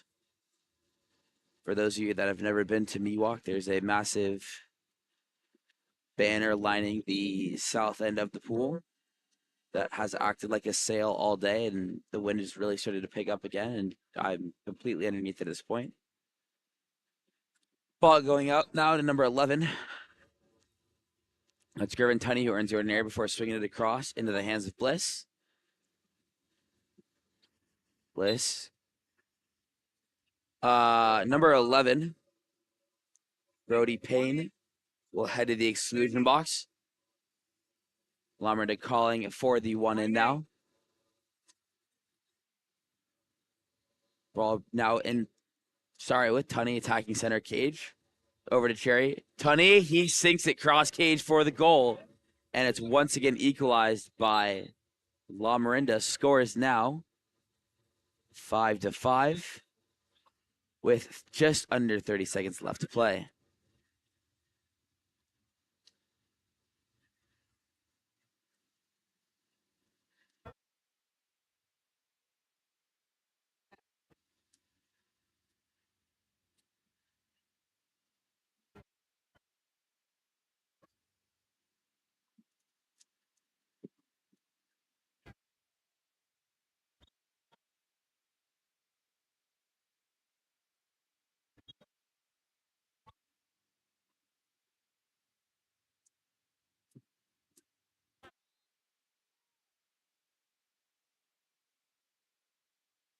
Ball being brought up now by number 17. That's Goldberg. That's Page. He tries to go near side, but will be turned away. Seconds ticking off. Long shot will skip over the cage, and we're all tied up after 3 with a score of 5-5. We'll be back with our fourth and final quarter of action in just a moment.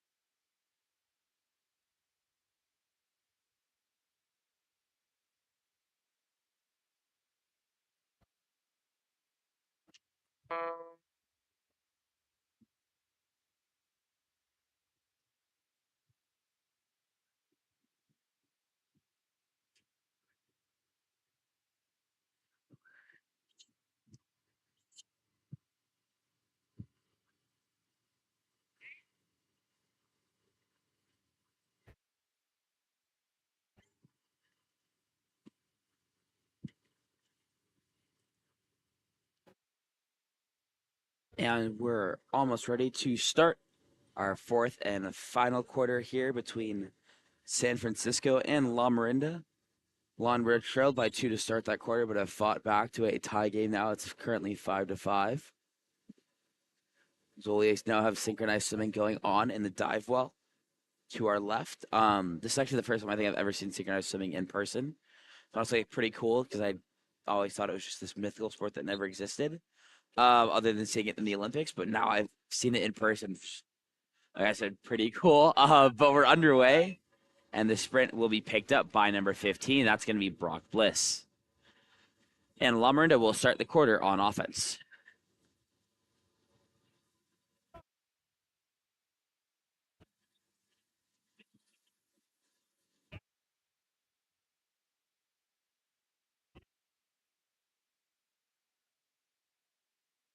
Entry pass inside, tipped away, and eventually controlled in the backcourt by number 1, Jack Rodoni. This time ball goes out left now to Brody Payne. Payne attacking in. Earns the ordinary foul. Swings across to Preston Page. And that's another save for Christensen. Both teams starting out the quarter well on defense. Question is which team can score the first of the quarter and give themselves the momentum needed to take this win. Lamorinda finds number 8. That's going to be Tristan Tucker, wide open center pool, and he draws the penalty.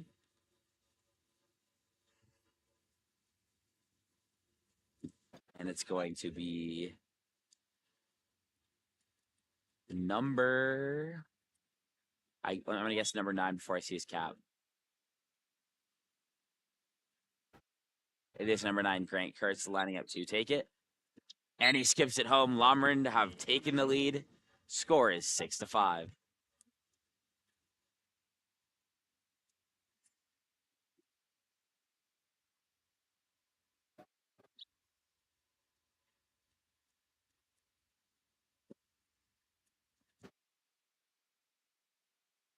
Is set down to the 6th spot. Taken in now. Trying to work it inside. As they do have Aussie Joplin set here. Ball moving now to number 9. That's be Bernard Kent stepping into space. Kent up top to Payne. Back down line to Kent. Kent attacking in. Drops it inside. Tucker will force the ball under, so ball will go back into possession of Lamorinda as they continue their attack.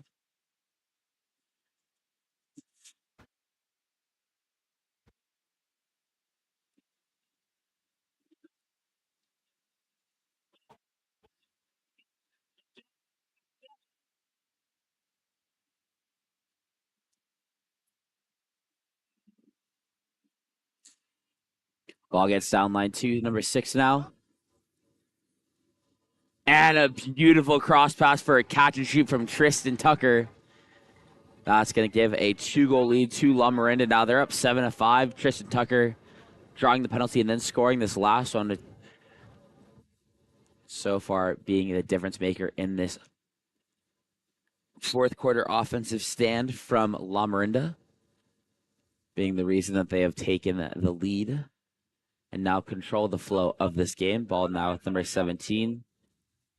Sawyer Goldberg goes down line. That's going to be number 11, Brody Payne.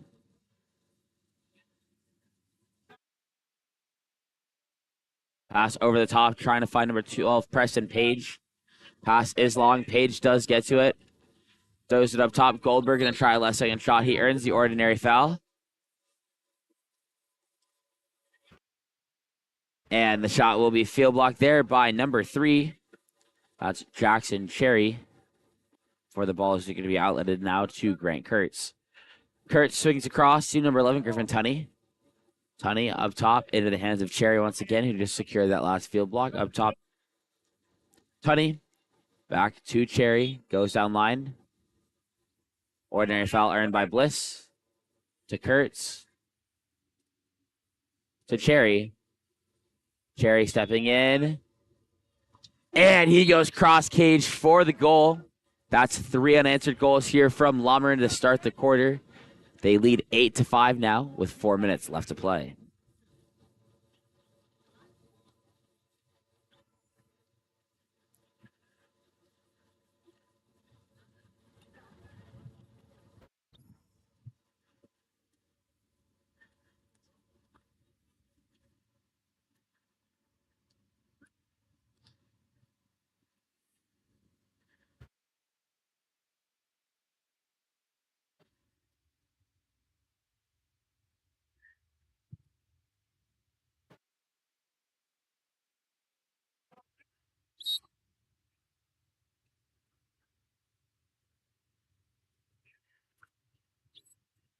And there's the response. Excuse me, there's the response needed from San Francisco as Bernard Kent is able to step into space. Wait. Wait.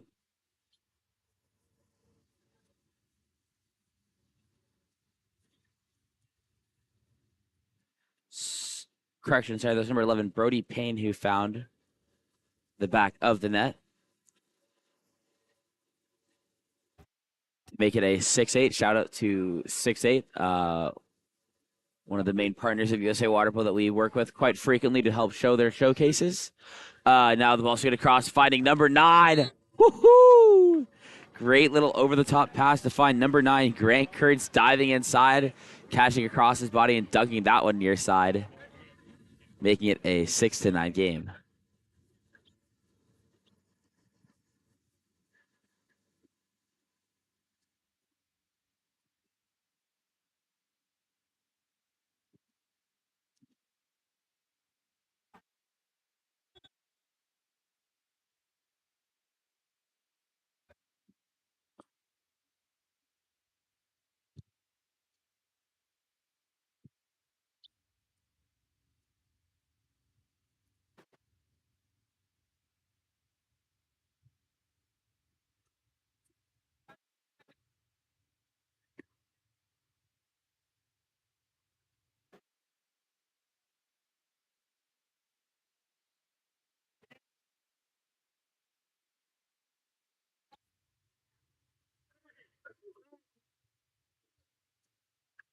That'll be an exclusion drawn by San Francisco. Drawn by Aussie. 6-on-5 for SF to bring it back within 2.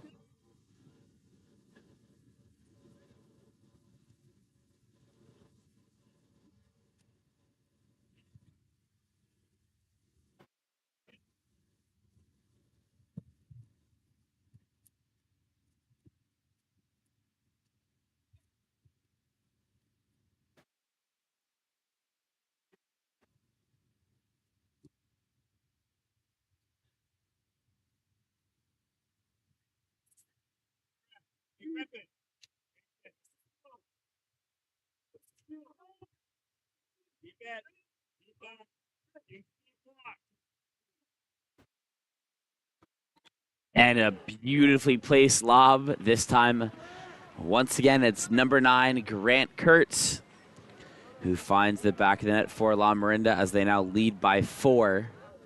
Score is 10-6, just under 2 minutes left to play.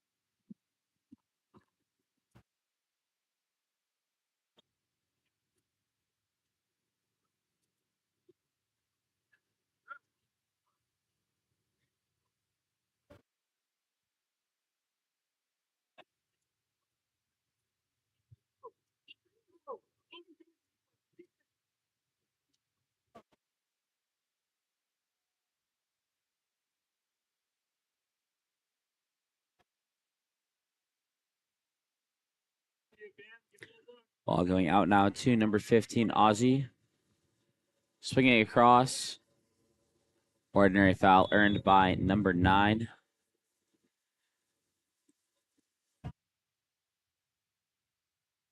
By number 9, Bernard Kent. Eventually getting out to number 14. Sam Stores after the ball was stolen back by Lamorinda. 19-second differential between shot and game. Lamorinda just looking to run this clock out. Ordinary foul earned by Brock Bliss.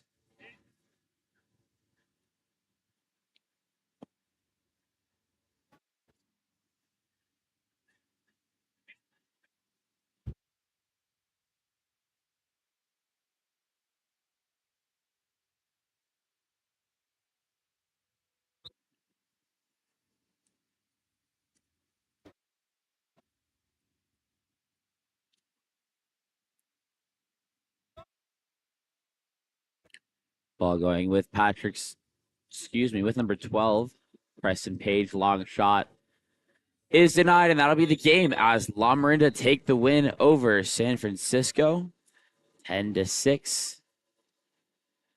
And we're all set up for our last game of the day in just a few moments, so we'll see you back then.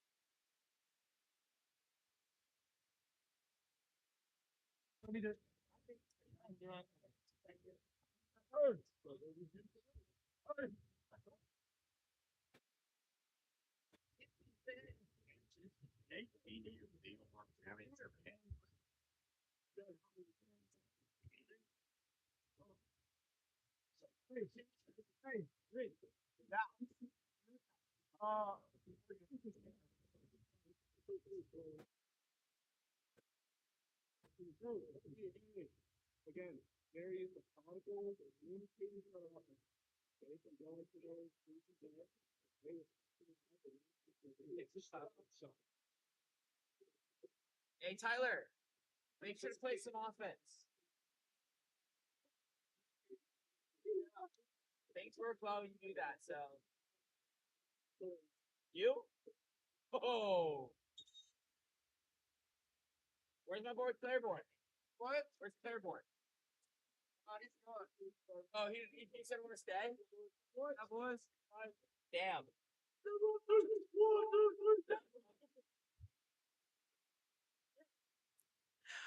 Welcome back to our. Sorry, I completely lost my train of thought. Welcome back to our final matchup of the day here at MIWOK Course 1. I'm Alex Bucher from Game On Live Studios. Our last matchup of the day will have Atherton in the Whitecaps squaring off against Stanford in the dark.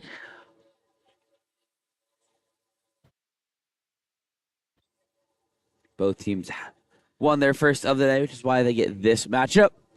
The question is who will come out on top, and it'll be Atherton who pick up the sprint, and it goes back into the hands of McLean. McLean still holding on into the backcourt, will go out left. That's Karinich to Hogan. Hogan stepping in now. Goes to his right, now controlled by Ranke. John Ranke stepping in, working for the Ordinary, is able to get it.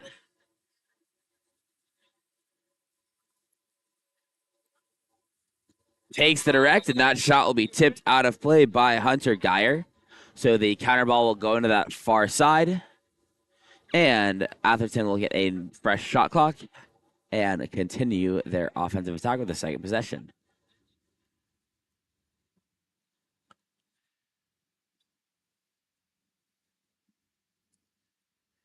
That'll be an ordinary foul earned there by Luke Karinich. Karinich goes up top to Hogan. Hogan downline now to Ranke. Ranke and Hogan to attack the zone. Hogan, his shot barring out and will hit the wall, so it goes into possession of Stanford now as Krupitzer sends it back to Geyer. Ball going out now to number 9. That's Tyler Roller attacking in. Attacking in. Philip Long. Back to Roller. Roller. Long. Long stepping in. Bobbles the ball. Pressure coming from his left. He gets it down line. That shot taken by number 17, Josiah Yeager, will be turned away. And Atherton out on the counterattack as the ball is thrown out in front of number 13, Carl Crum. Crum swings it all the way across. Gets to number 7, Luke Karinich, who earns the ordinary, but that'll be number 12, Carl Sylvester. Called for the offensive foul as he tried to set up position in 2 meters. So now it's in the hands of Imbergi. He tries to go with the long pass to Krupitzer. And Krupitzer, sorry, my camera panner is acting up. But Krupitzer was able to find the back of the net after losing control of it, but then stealing it back from McLean and Cage. And Stanford have taken a 1-0 lead.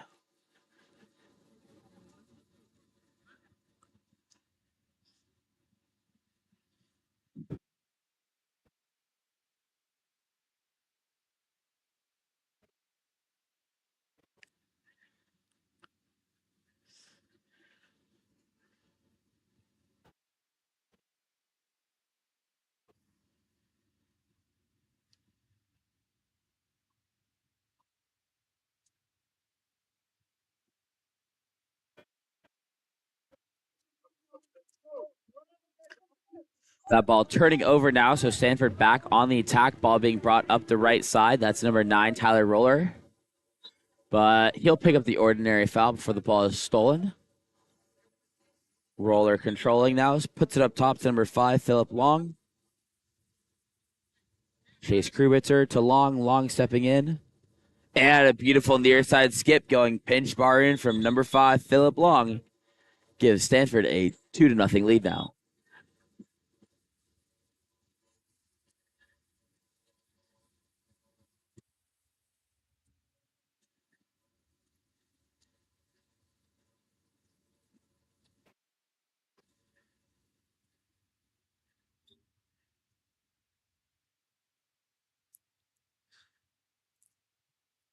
McLean controls in the backcourt for Atherton. Ball making its way left now to Karinich. Karinich picks up the ordinary, pops it live, and starts to step back in now, attacking. Going out to one.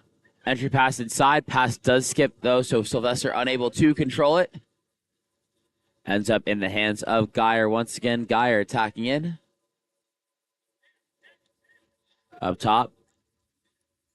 That's going to be Meeks who gets it down line. Ball control before it goes back up top to Embergi. Embergi sends the entry pass inside.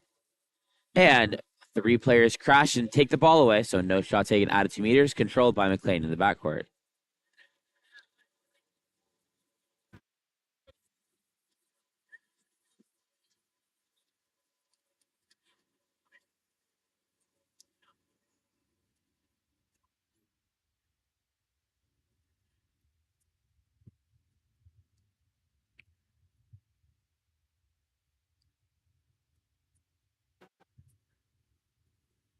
Oh, sorry, went way too far. That pass sailing out of the pool was intended for the weak side drive, so Atherton will regain possession of the ball at the counter ball, and they're up on a 2-on-1 now. Ball swings across. Ordinary foul earned there by number 10. That's Jake Ranke.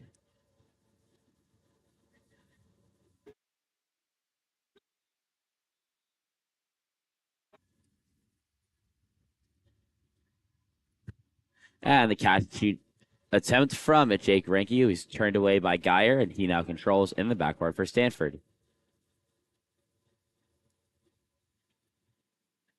This time ball going out left to number 17.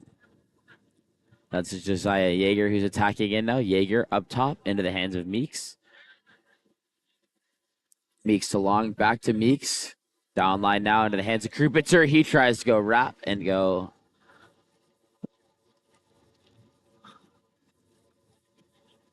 Sorry, Nets being a pain again. But Krubitzer's shot sails over, so the ball is going to go out to Ranke, eventually sent down line to Hogan. Hogan going for the turn. Krubitzer reaching over the top to try and flip away for the steal, but will be called for the exclusion. Ranke now controlling as Atherton set up a 6-on-5 attack. Ball taken in at 6. Excuse me, at 1. Makes his way up top to I have the wrong roster open. To Karinich. Now it's Hogan stepping in. He goes cross cage for the goal after stepping in 5 center. And Atherton find their first of the game. They trail 2-1 with 2:14 left to play.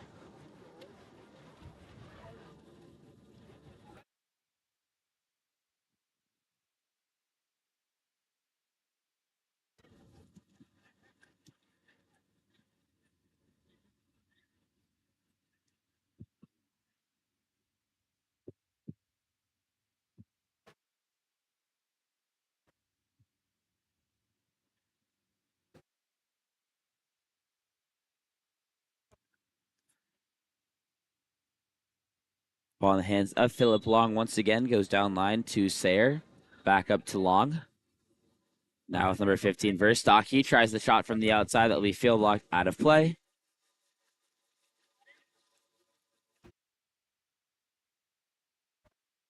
And he's going to go with the outlet to number 10, Jake Ranke, before it finds its way to Hogan. Hogan with the ordinary. Ball put in front of Ranke. He's going to try and turn away from the pressure. He will get back to the top side of the press. Working for the ordinary.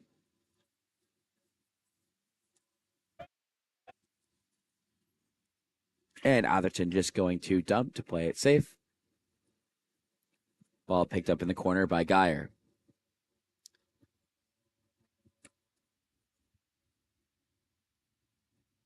Robbins controls for Stanford now, taking in at 1. Swings up top to Perkins. Perkins stepping in. Goes over now to Long. Long attacking. Tries to go near side and will sneak it underneath the arm of McLean as Stanford take a 3-1 lead now.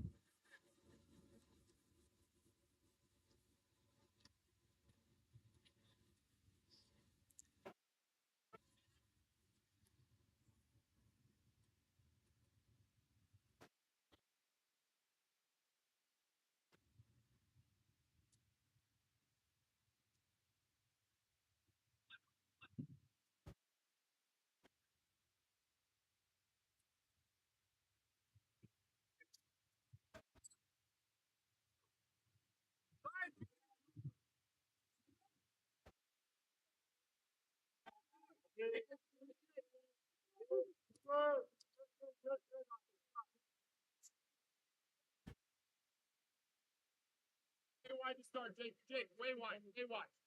Go. Jake, maybe now. Maybe now.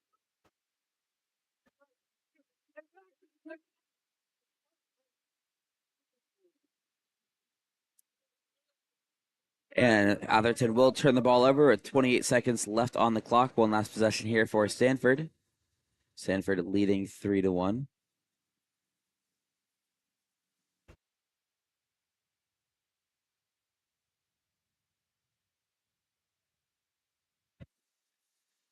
Oh, my camera stopped working. That shot bars out. Last second shot to be taken here by McLean. Will be turned away, and at the end of 1, it's a 3-1 lead for Stanford. We'll be back with our second quarter in just a moment.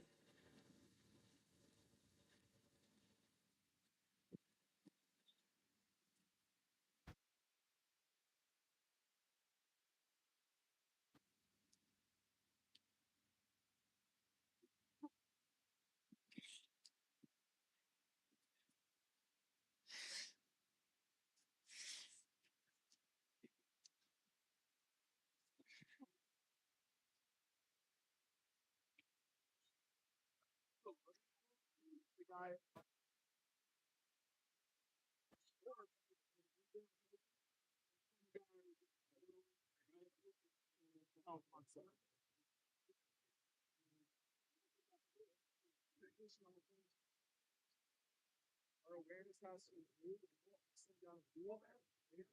What's going on? Where everything's going on. I think I had up to the last question. I was a little bit open, but hey.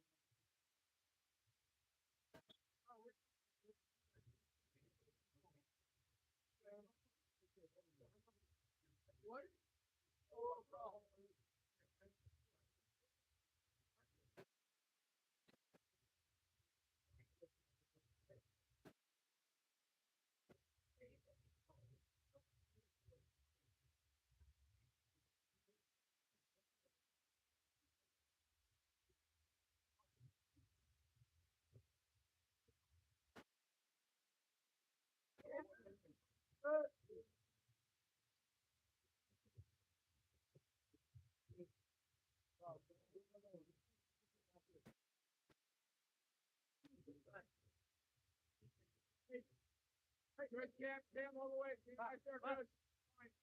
10, 9, 8, cover.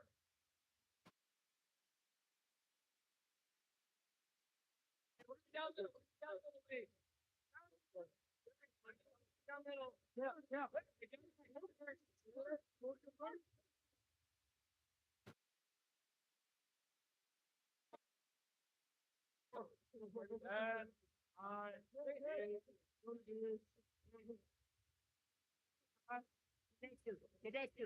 Really good job in there.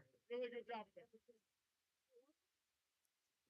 I'm such a dweeb. I did not realize I hadn't unmuted myself to start the quarter. But after Stanford or Atherton got a stop, it goes back the other way, and number 4 Tyler Hogan finds himself another goal to bring it back within 1.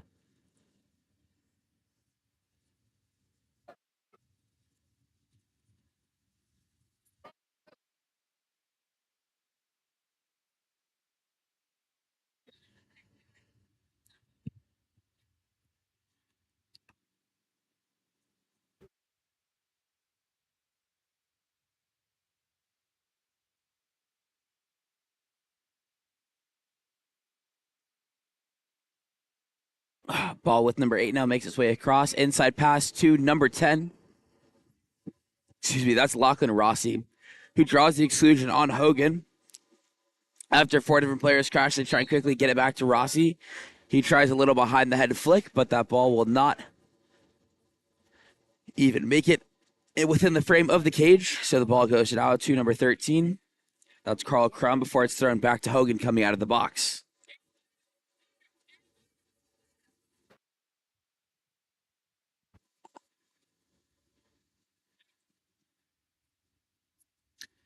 And the quick entry pass inside intended for Sylvester, but that's Geyer who comes out of the cage to make the steal.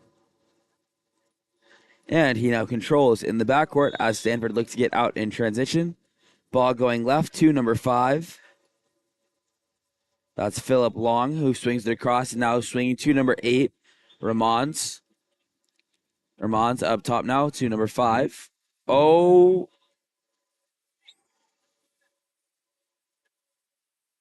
Sorry, wind's crazy. Ball kicked out now to Long. Long stepping in. He tries to go near side, but will sail wide of the cage. And the counter ball comes in for McLean.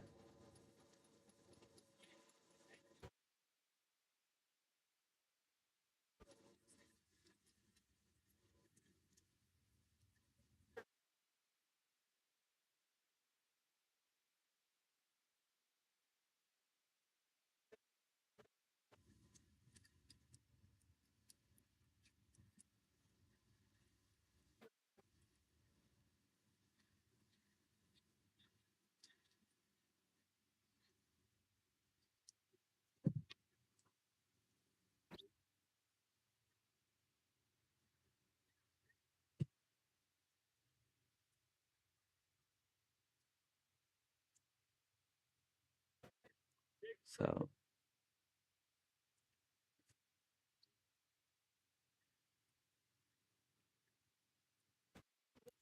that's a goal from number 10, Lachlan Rossi. Making it a 4-2 game now. Stanford climbing back ahead by 2. 3:54 left to play here as McLean comes up to half tank to start with the ball for Atherton. McLean still holding on to it. Goes out to his left this time. That's going to be number 7. Karinich who controls before it goes to Hogan. Hogan tries to go over the top, but Ranky stops on the drive, catching both of them off guard. So that ball will turn over, being controlled by Geyer now in the backcourt. Geyer sends that ball deep right now. Eventually swinging over to number 4. That's going to be Krupitzer, whose shot is denied. And the rebound will be won by number 7, Luke Karinich.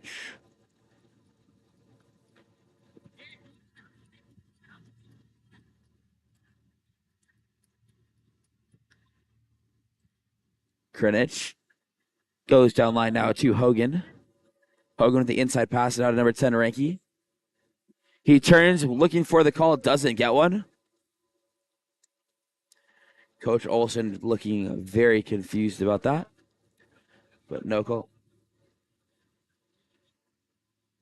They're saying that he didn't make a move to the ball. He was waiting for the call, hence why he does not get one. Ball in the hands of Krupitzer once again. Going out now to number 9. That was Roller who threw the entry pass, but 3 players able to crash back and take it away from number 10, Lachlan Rossi. And Atherton secure possession and go out in transition. Just over 2 minutes left to play here in the quarter.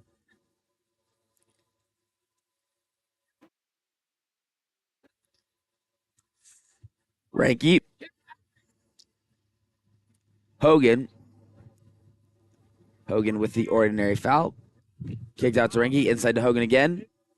Hogan is able to skip it home, and that's Hogan's 3rd of the game, having scored all 3 goals here for Atherton, and he once again makes it a 1-goal game.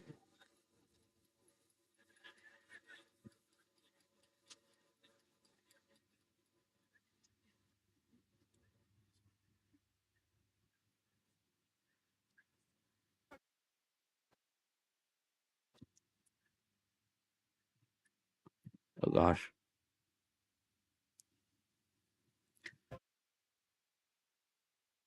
Ball swinging up top now to number 6. That's Meeks. Now to Roller, eventually gets down line. I believe is Embergi. Up top with Meeks stepping in, tries the entry pass. That will be tipped away and controlled by number 13, Carl Crum. And McLean controls again in the backcourt, this time going outright to Crum. Crum attacking in, swings deep 2-1. Up top with Crum. Crum stepping in, no, and coming out to him. He has time. He tries to go near side, but we turned away by Geyer.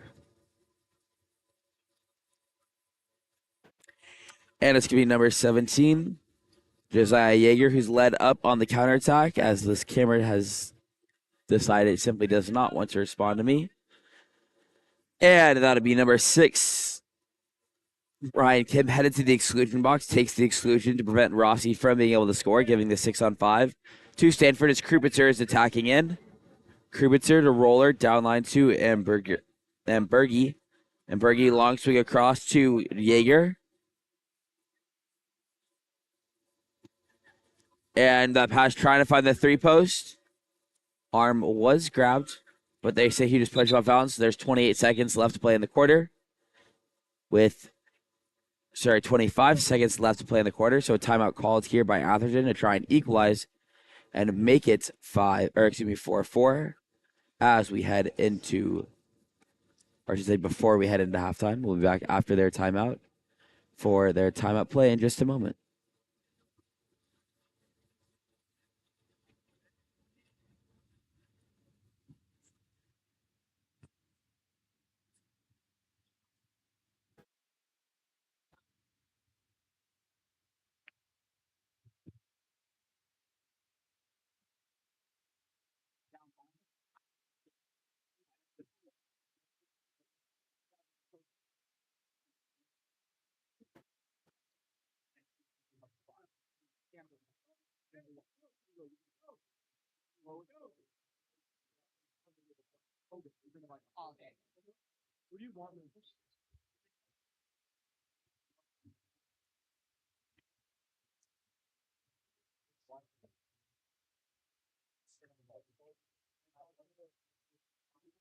So Hogan, yeah, start way wide. Jake, lane line. Cam, lane line. Back to you go, that's fine. Now wait. Timeout play coming here. To be a 7-on-6 attack. McLean couldn't start with it up top. He's bringing it forward. McLean waiting to figure out where it's going. McLean step again, goes to his right. Pass a little too hard, but a shot should get off in time, and that's to be a field block, keeping Stanford in the lead over Atherton with a score of 4-3 as we get ready to play our second half in just a bit.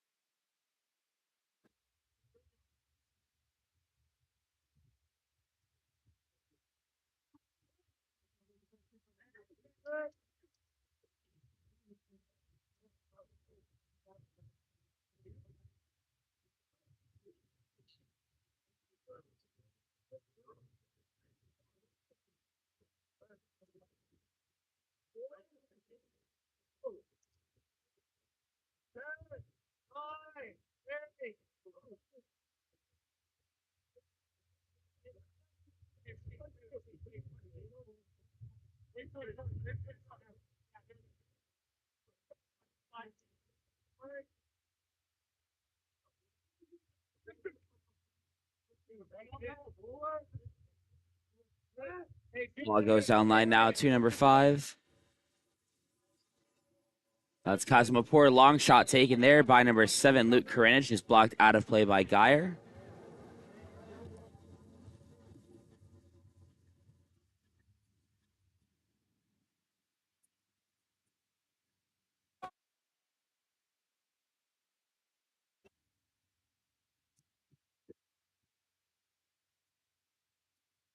And that pass is errant, will be stolen by number 8. That's Zachary Mons, and his counterattack shot is denied by McLean. Would have been a great chance for Stanford to take the 2-goal lead, but McLean says absolutely not. Although he looked a little bit shaken up by that because he took it straight off the face. Hopefully he is okay. Well, now with number 13, Crum goes down line to Cosmopore.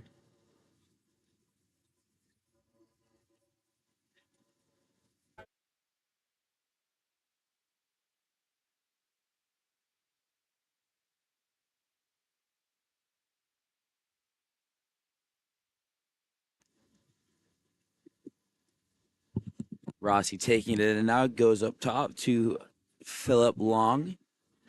Swinging across, back to Long now. Long stepping in, entry pass inside. Rossi turning, stepping, turning. Hogan staying on his legs and finishing near side for the goal. And that puts Stanford up by 2. Score is now 5-3.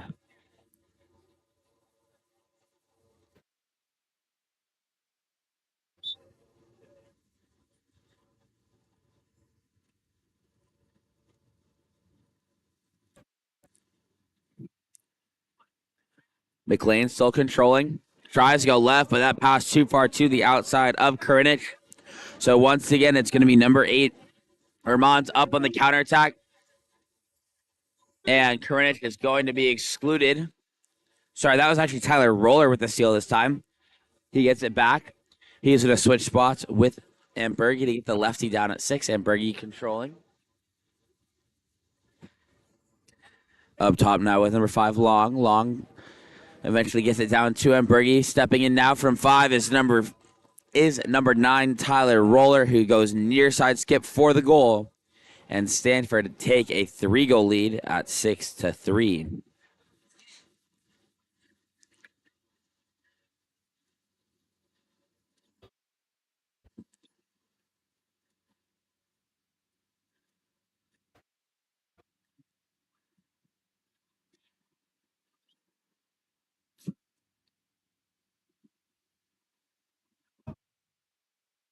Hogan gets it right. Ordinary foul earned at the 4 spot by Carl Crum. Crum attacking in now. Crum back up top to Hogan at half tank. Hogan stepping in. Hogan lets one fly. He finds his 4th of the game and the 4th goal of the game for Atherton as he brings it back within 2 scores, now 6-4.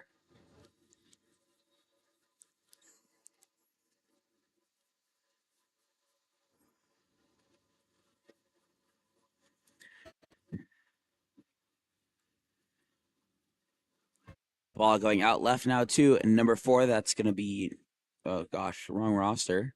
That's Krubitzer eventually getting down to Ambergy. Stepping in his roller. Now Krubitzer. And Chase Krubitzer going near side low with the wrap for the goal. Making it 7-4, 3.5 minutes left here in this 3rd period.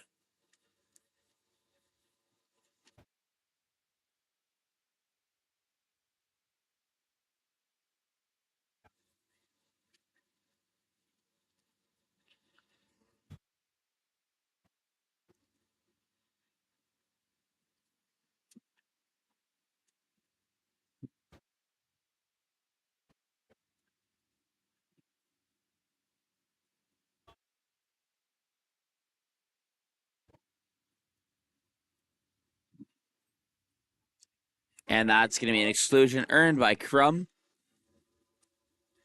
6-on-5 now for Atherton. Ball up top with Hogan. Taking in at 6 again. Hogan attacking in from 5. Finds the pop. The 3 pop. But the shot goes off the chest of Geyer and he controls. And goes out center now to number 6, Edward Meeks. Meeks down line to Perkins. Perkins cuts that ball across the pool. It's going to be in the hands of Sharp now. And that shot is saved by Geyer. Sorry, not Geyer. The Got's other goalie. Saved by McLean, who now controls in the backcourt.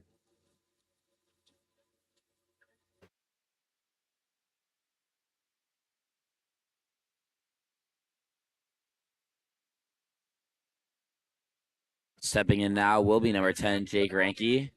Goes over the top to number 12. That's Crum. From over to Ranke. His shot from the outside going off the post, not crossing the goal line. So once again, controlled by Geyer in the backcourt.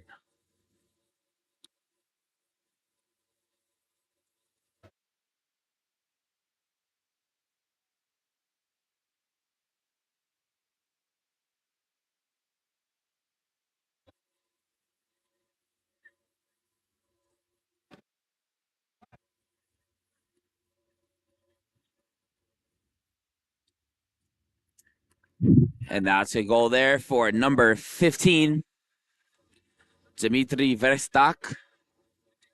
And makes it 8-4 now. Stanford lead by 8. Sorry, I should say lead 8-4, not lead by 8. They lead by 4.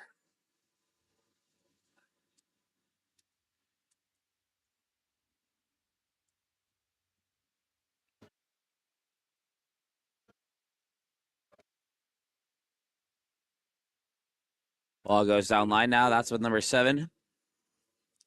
Luke Karinich earns the ordinary of top 2. Hogan finds its way now with Crum at 4. Crum, Hogan. Hogan tries a long shot that will go wide of the cage. And the counter ball bounces back in for Geyer to go collect.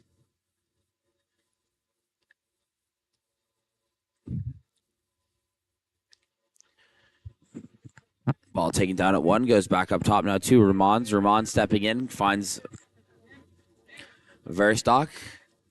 And the shot taken off the 2-post by number 12, Alexander Sharp, will be field walked out of play. He's going to be sent to the exclusion box following his missed shot. 6-on-5 for Atherton.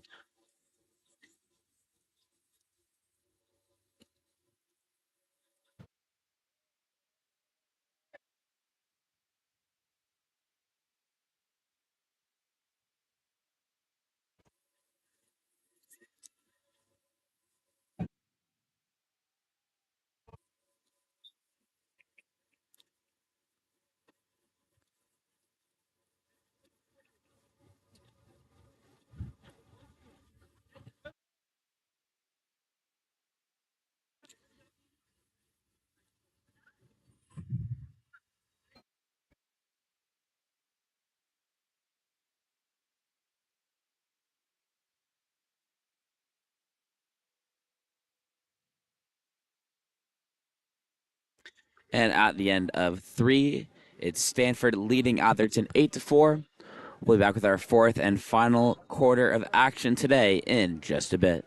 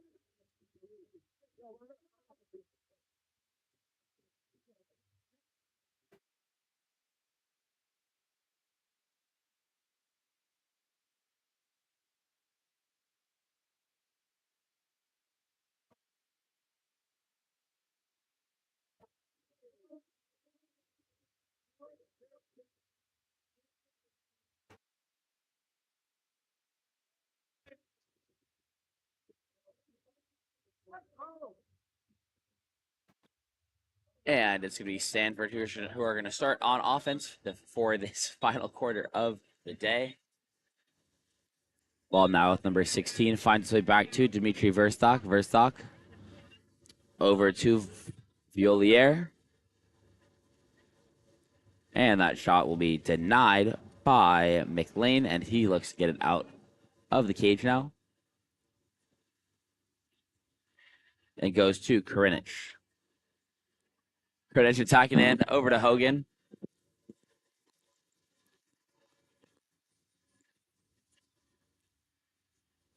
With Ranky inside. Crum will earn an ordinary and 2 meters. Oh, sorry, that's correction, Sylvester. Sylvester to Hogan. Hogan trying to go for another outside shot. Will go wide of the cage. And ball bouncing back into play where it's going to be picked up by Hunter Geyer. Geyer out to Krupitzer. Krupitzer now goes to Verstock. Verstock, Krupitzer. Krupitzer attacking in. Verstock once more. Krupitzer. Down to Ambergi.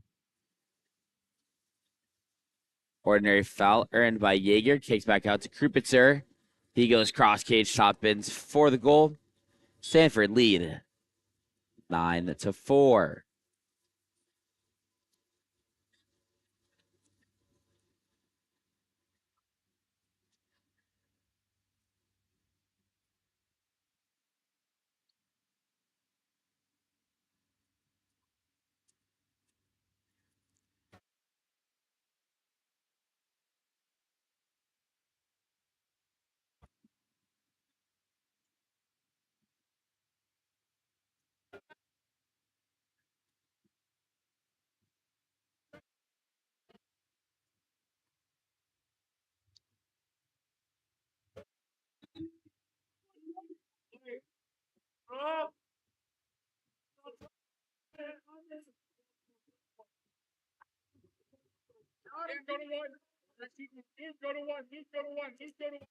A 6-on-5 for Atherton. Hogan stepping in.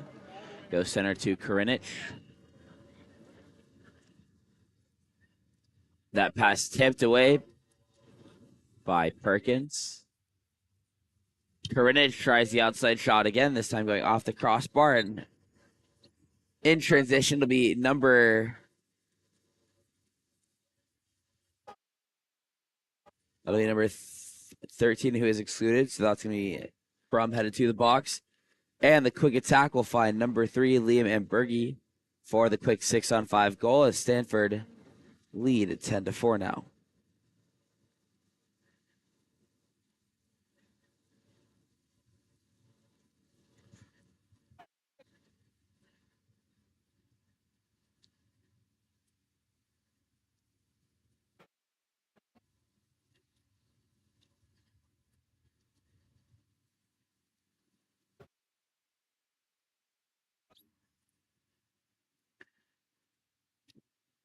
Atherton looking to find their offense in this quarter right now. Hogan being pressed away, going for the inside turn.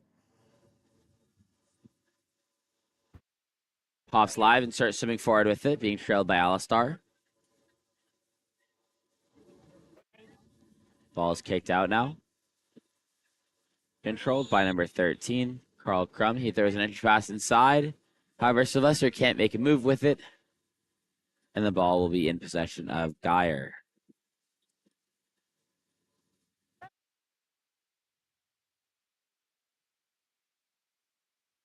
Roller to Perkins, back to Roller. Eventually gets to Sharp. Now up top with Ramons. Pass inside. Hogan forces the ball under.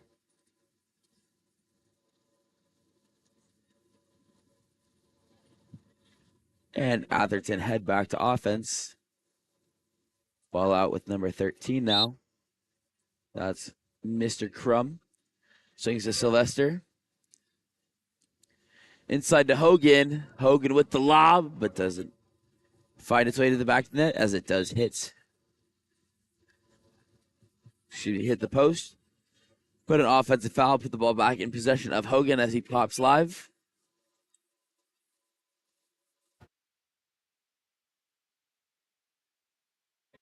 Hogan up top to Kim. Now with Karinich. Downline to Hogan. Hogan up top to Karinich now. That's going to be number 2. Baragon to Kim. Finds it inside to number 13. That's going to be Carl Crum with the goal. Making it a 10-5 game now.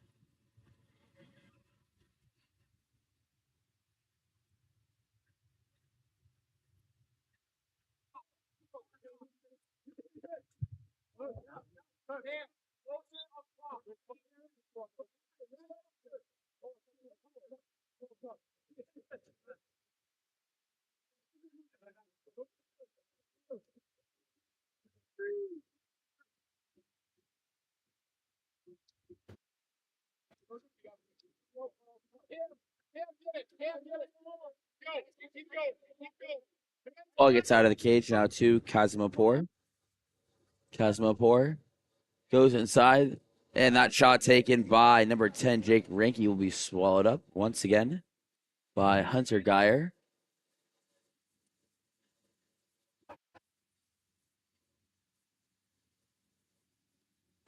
And that pass finds number 10, Rossi, inside. He's able to hang on his legs with the ball up and find the back of the net, putting Stanford up by 6 once again. Score is 11-5.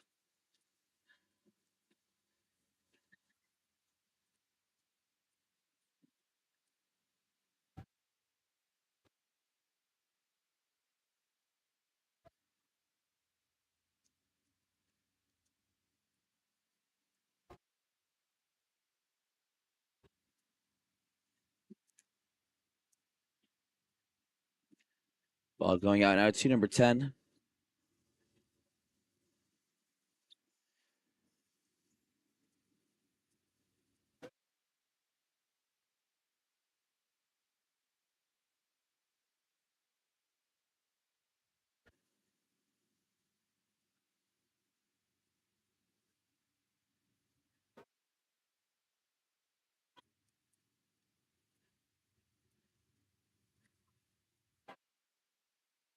And that's another goal being scored by Stanford. They lead 12-5 now.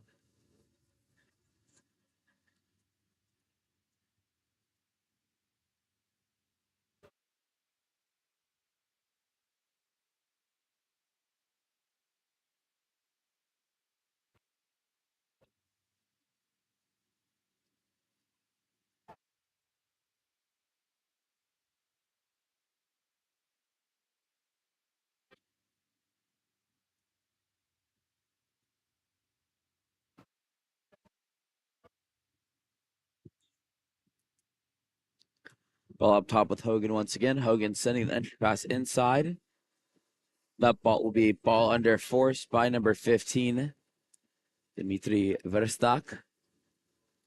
So Stanford going back on offense. 46 seconds left to play in the quarter.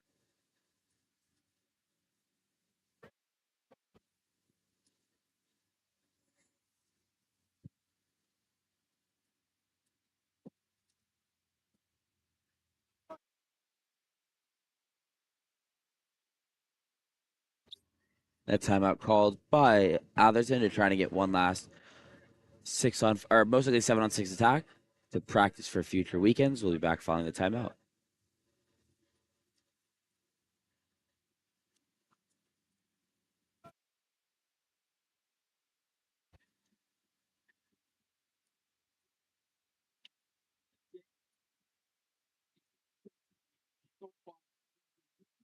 Don't worry about using the whole thing. Don't worry about just staying inside the tube and function. Yeah. Hey, so Luke and Big switch spots. Same thing. Luke and Big switch spots. So Luke, you're gonna be way at the right side, way wide. If you roll to you to stop the center. Okay. They're gonna have one, and you're a free pass. You're gonna find somebody either up top or somebody for a quick line drive pass their catch. Make sense? Go,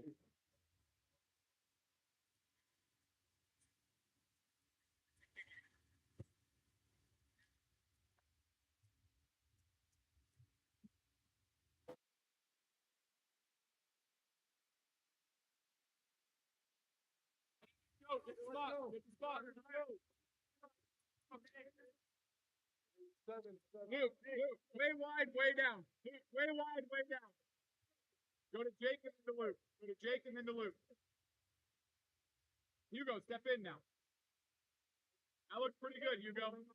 Last play of the weekend, again, running the 7-on-6 with McLean stepping in. He tries the shot with 10 seconds left, will be saved, but rebound is picked up by number 13, Carl Crum. Crum to Karinich. Karinich tries to throw it over the top, passes long, and that'll do it as Stanford take the win over Atherton 12-5. Thank you for joining us here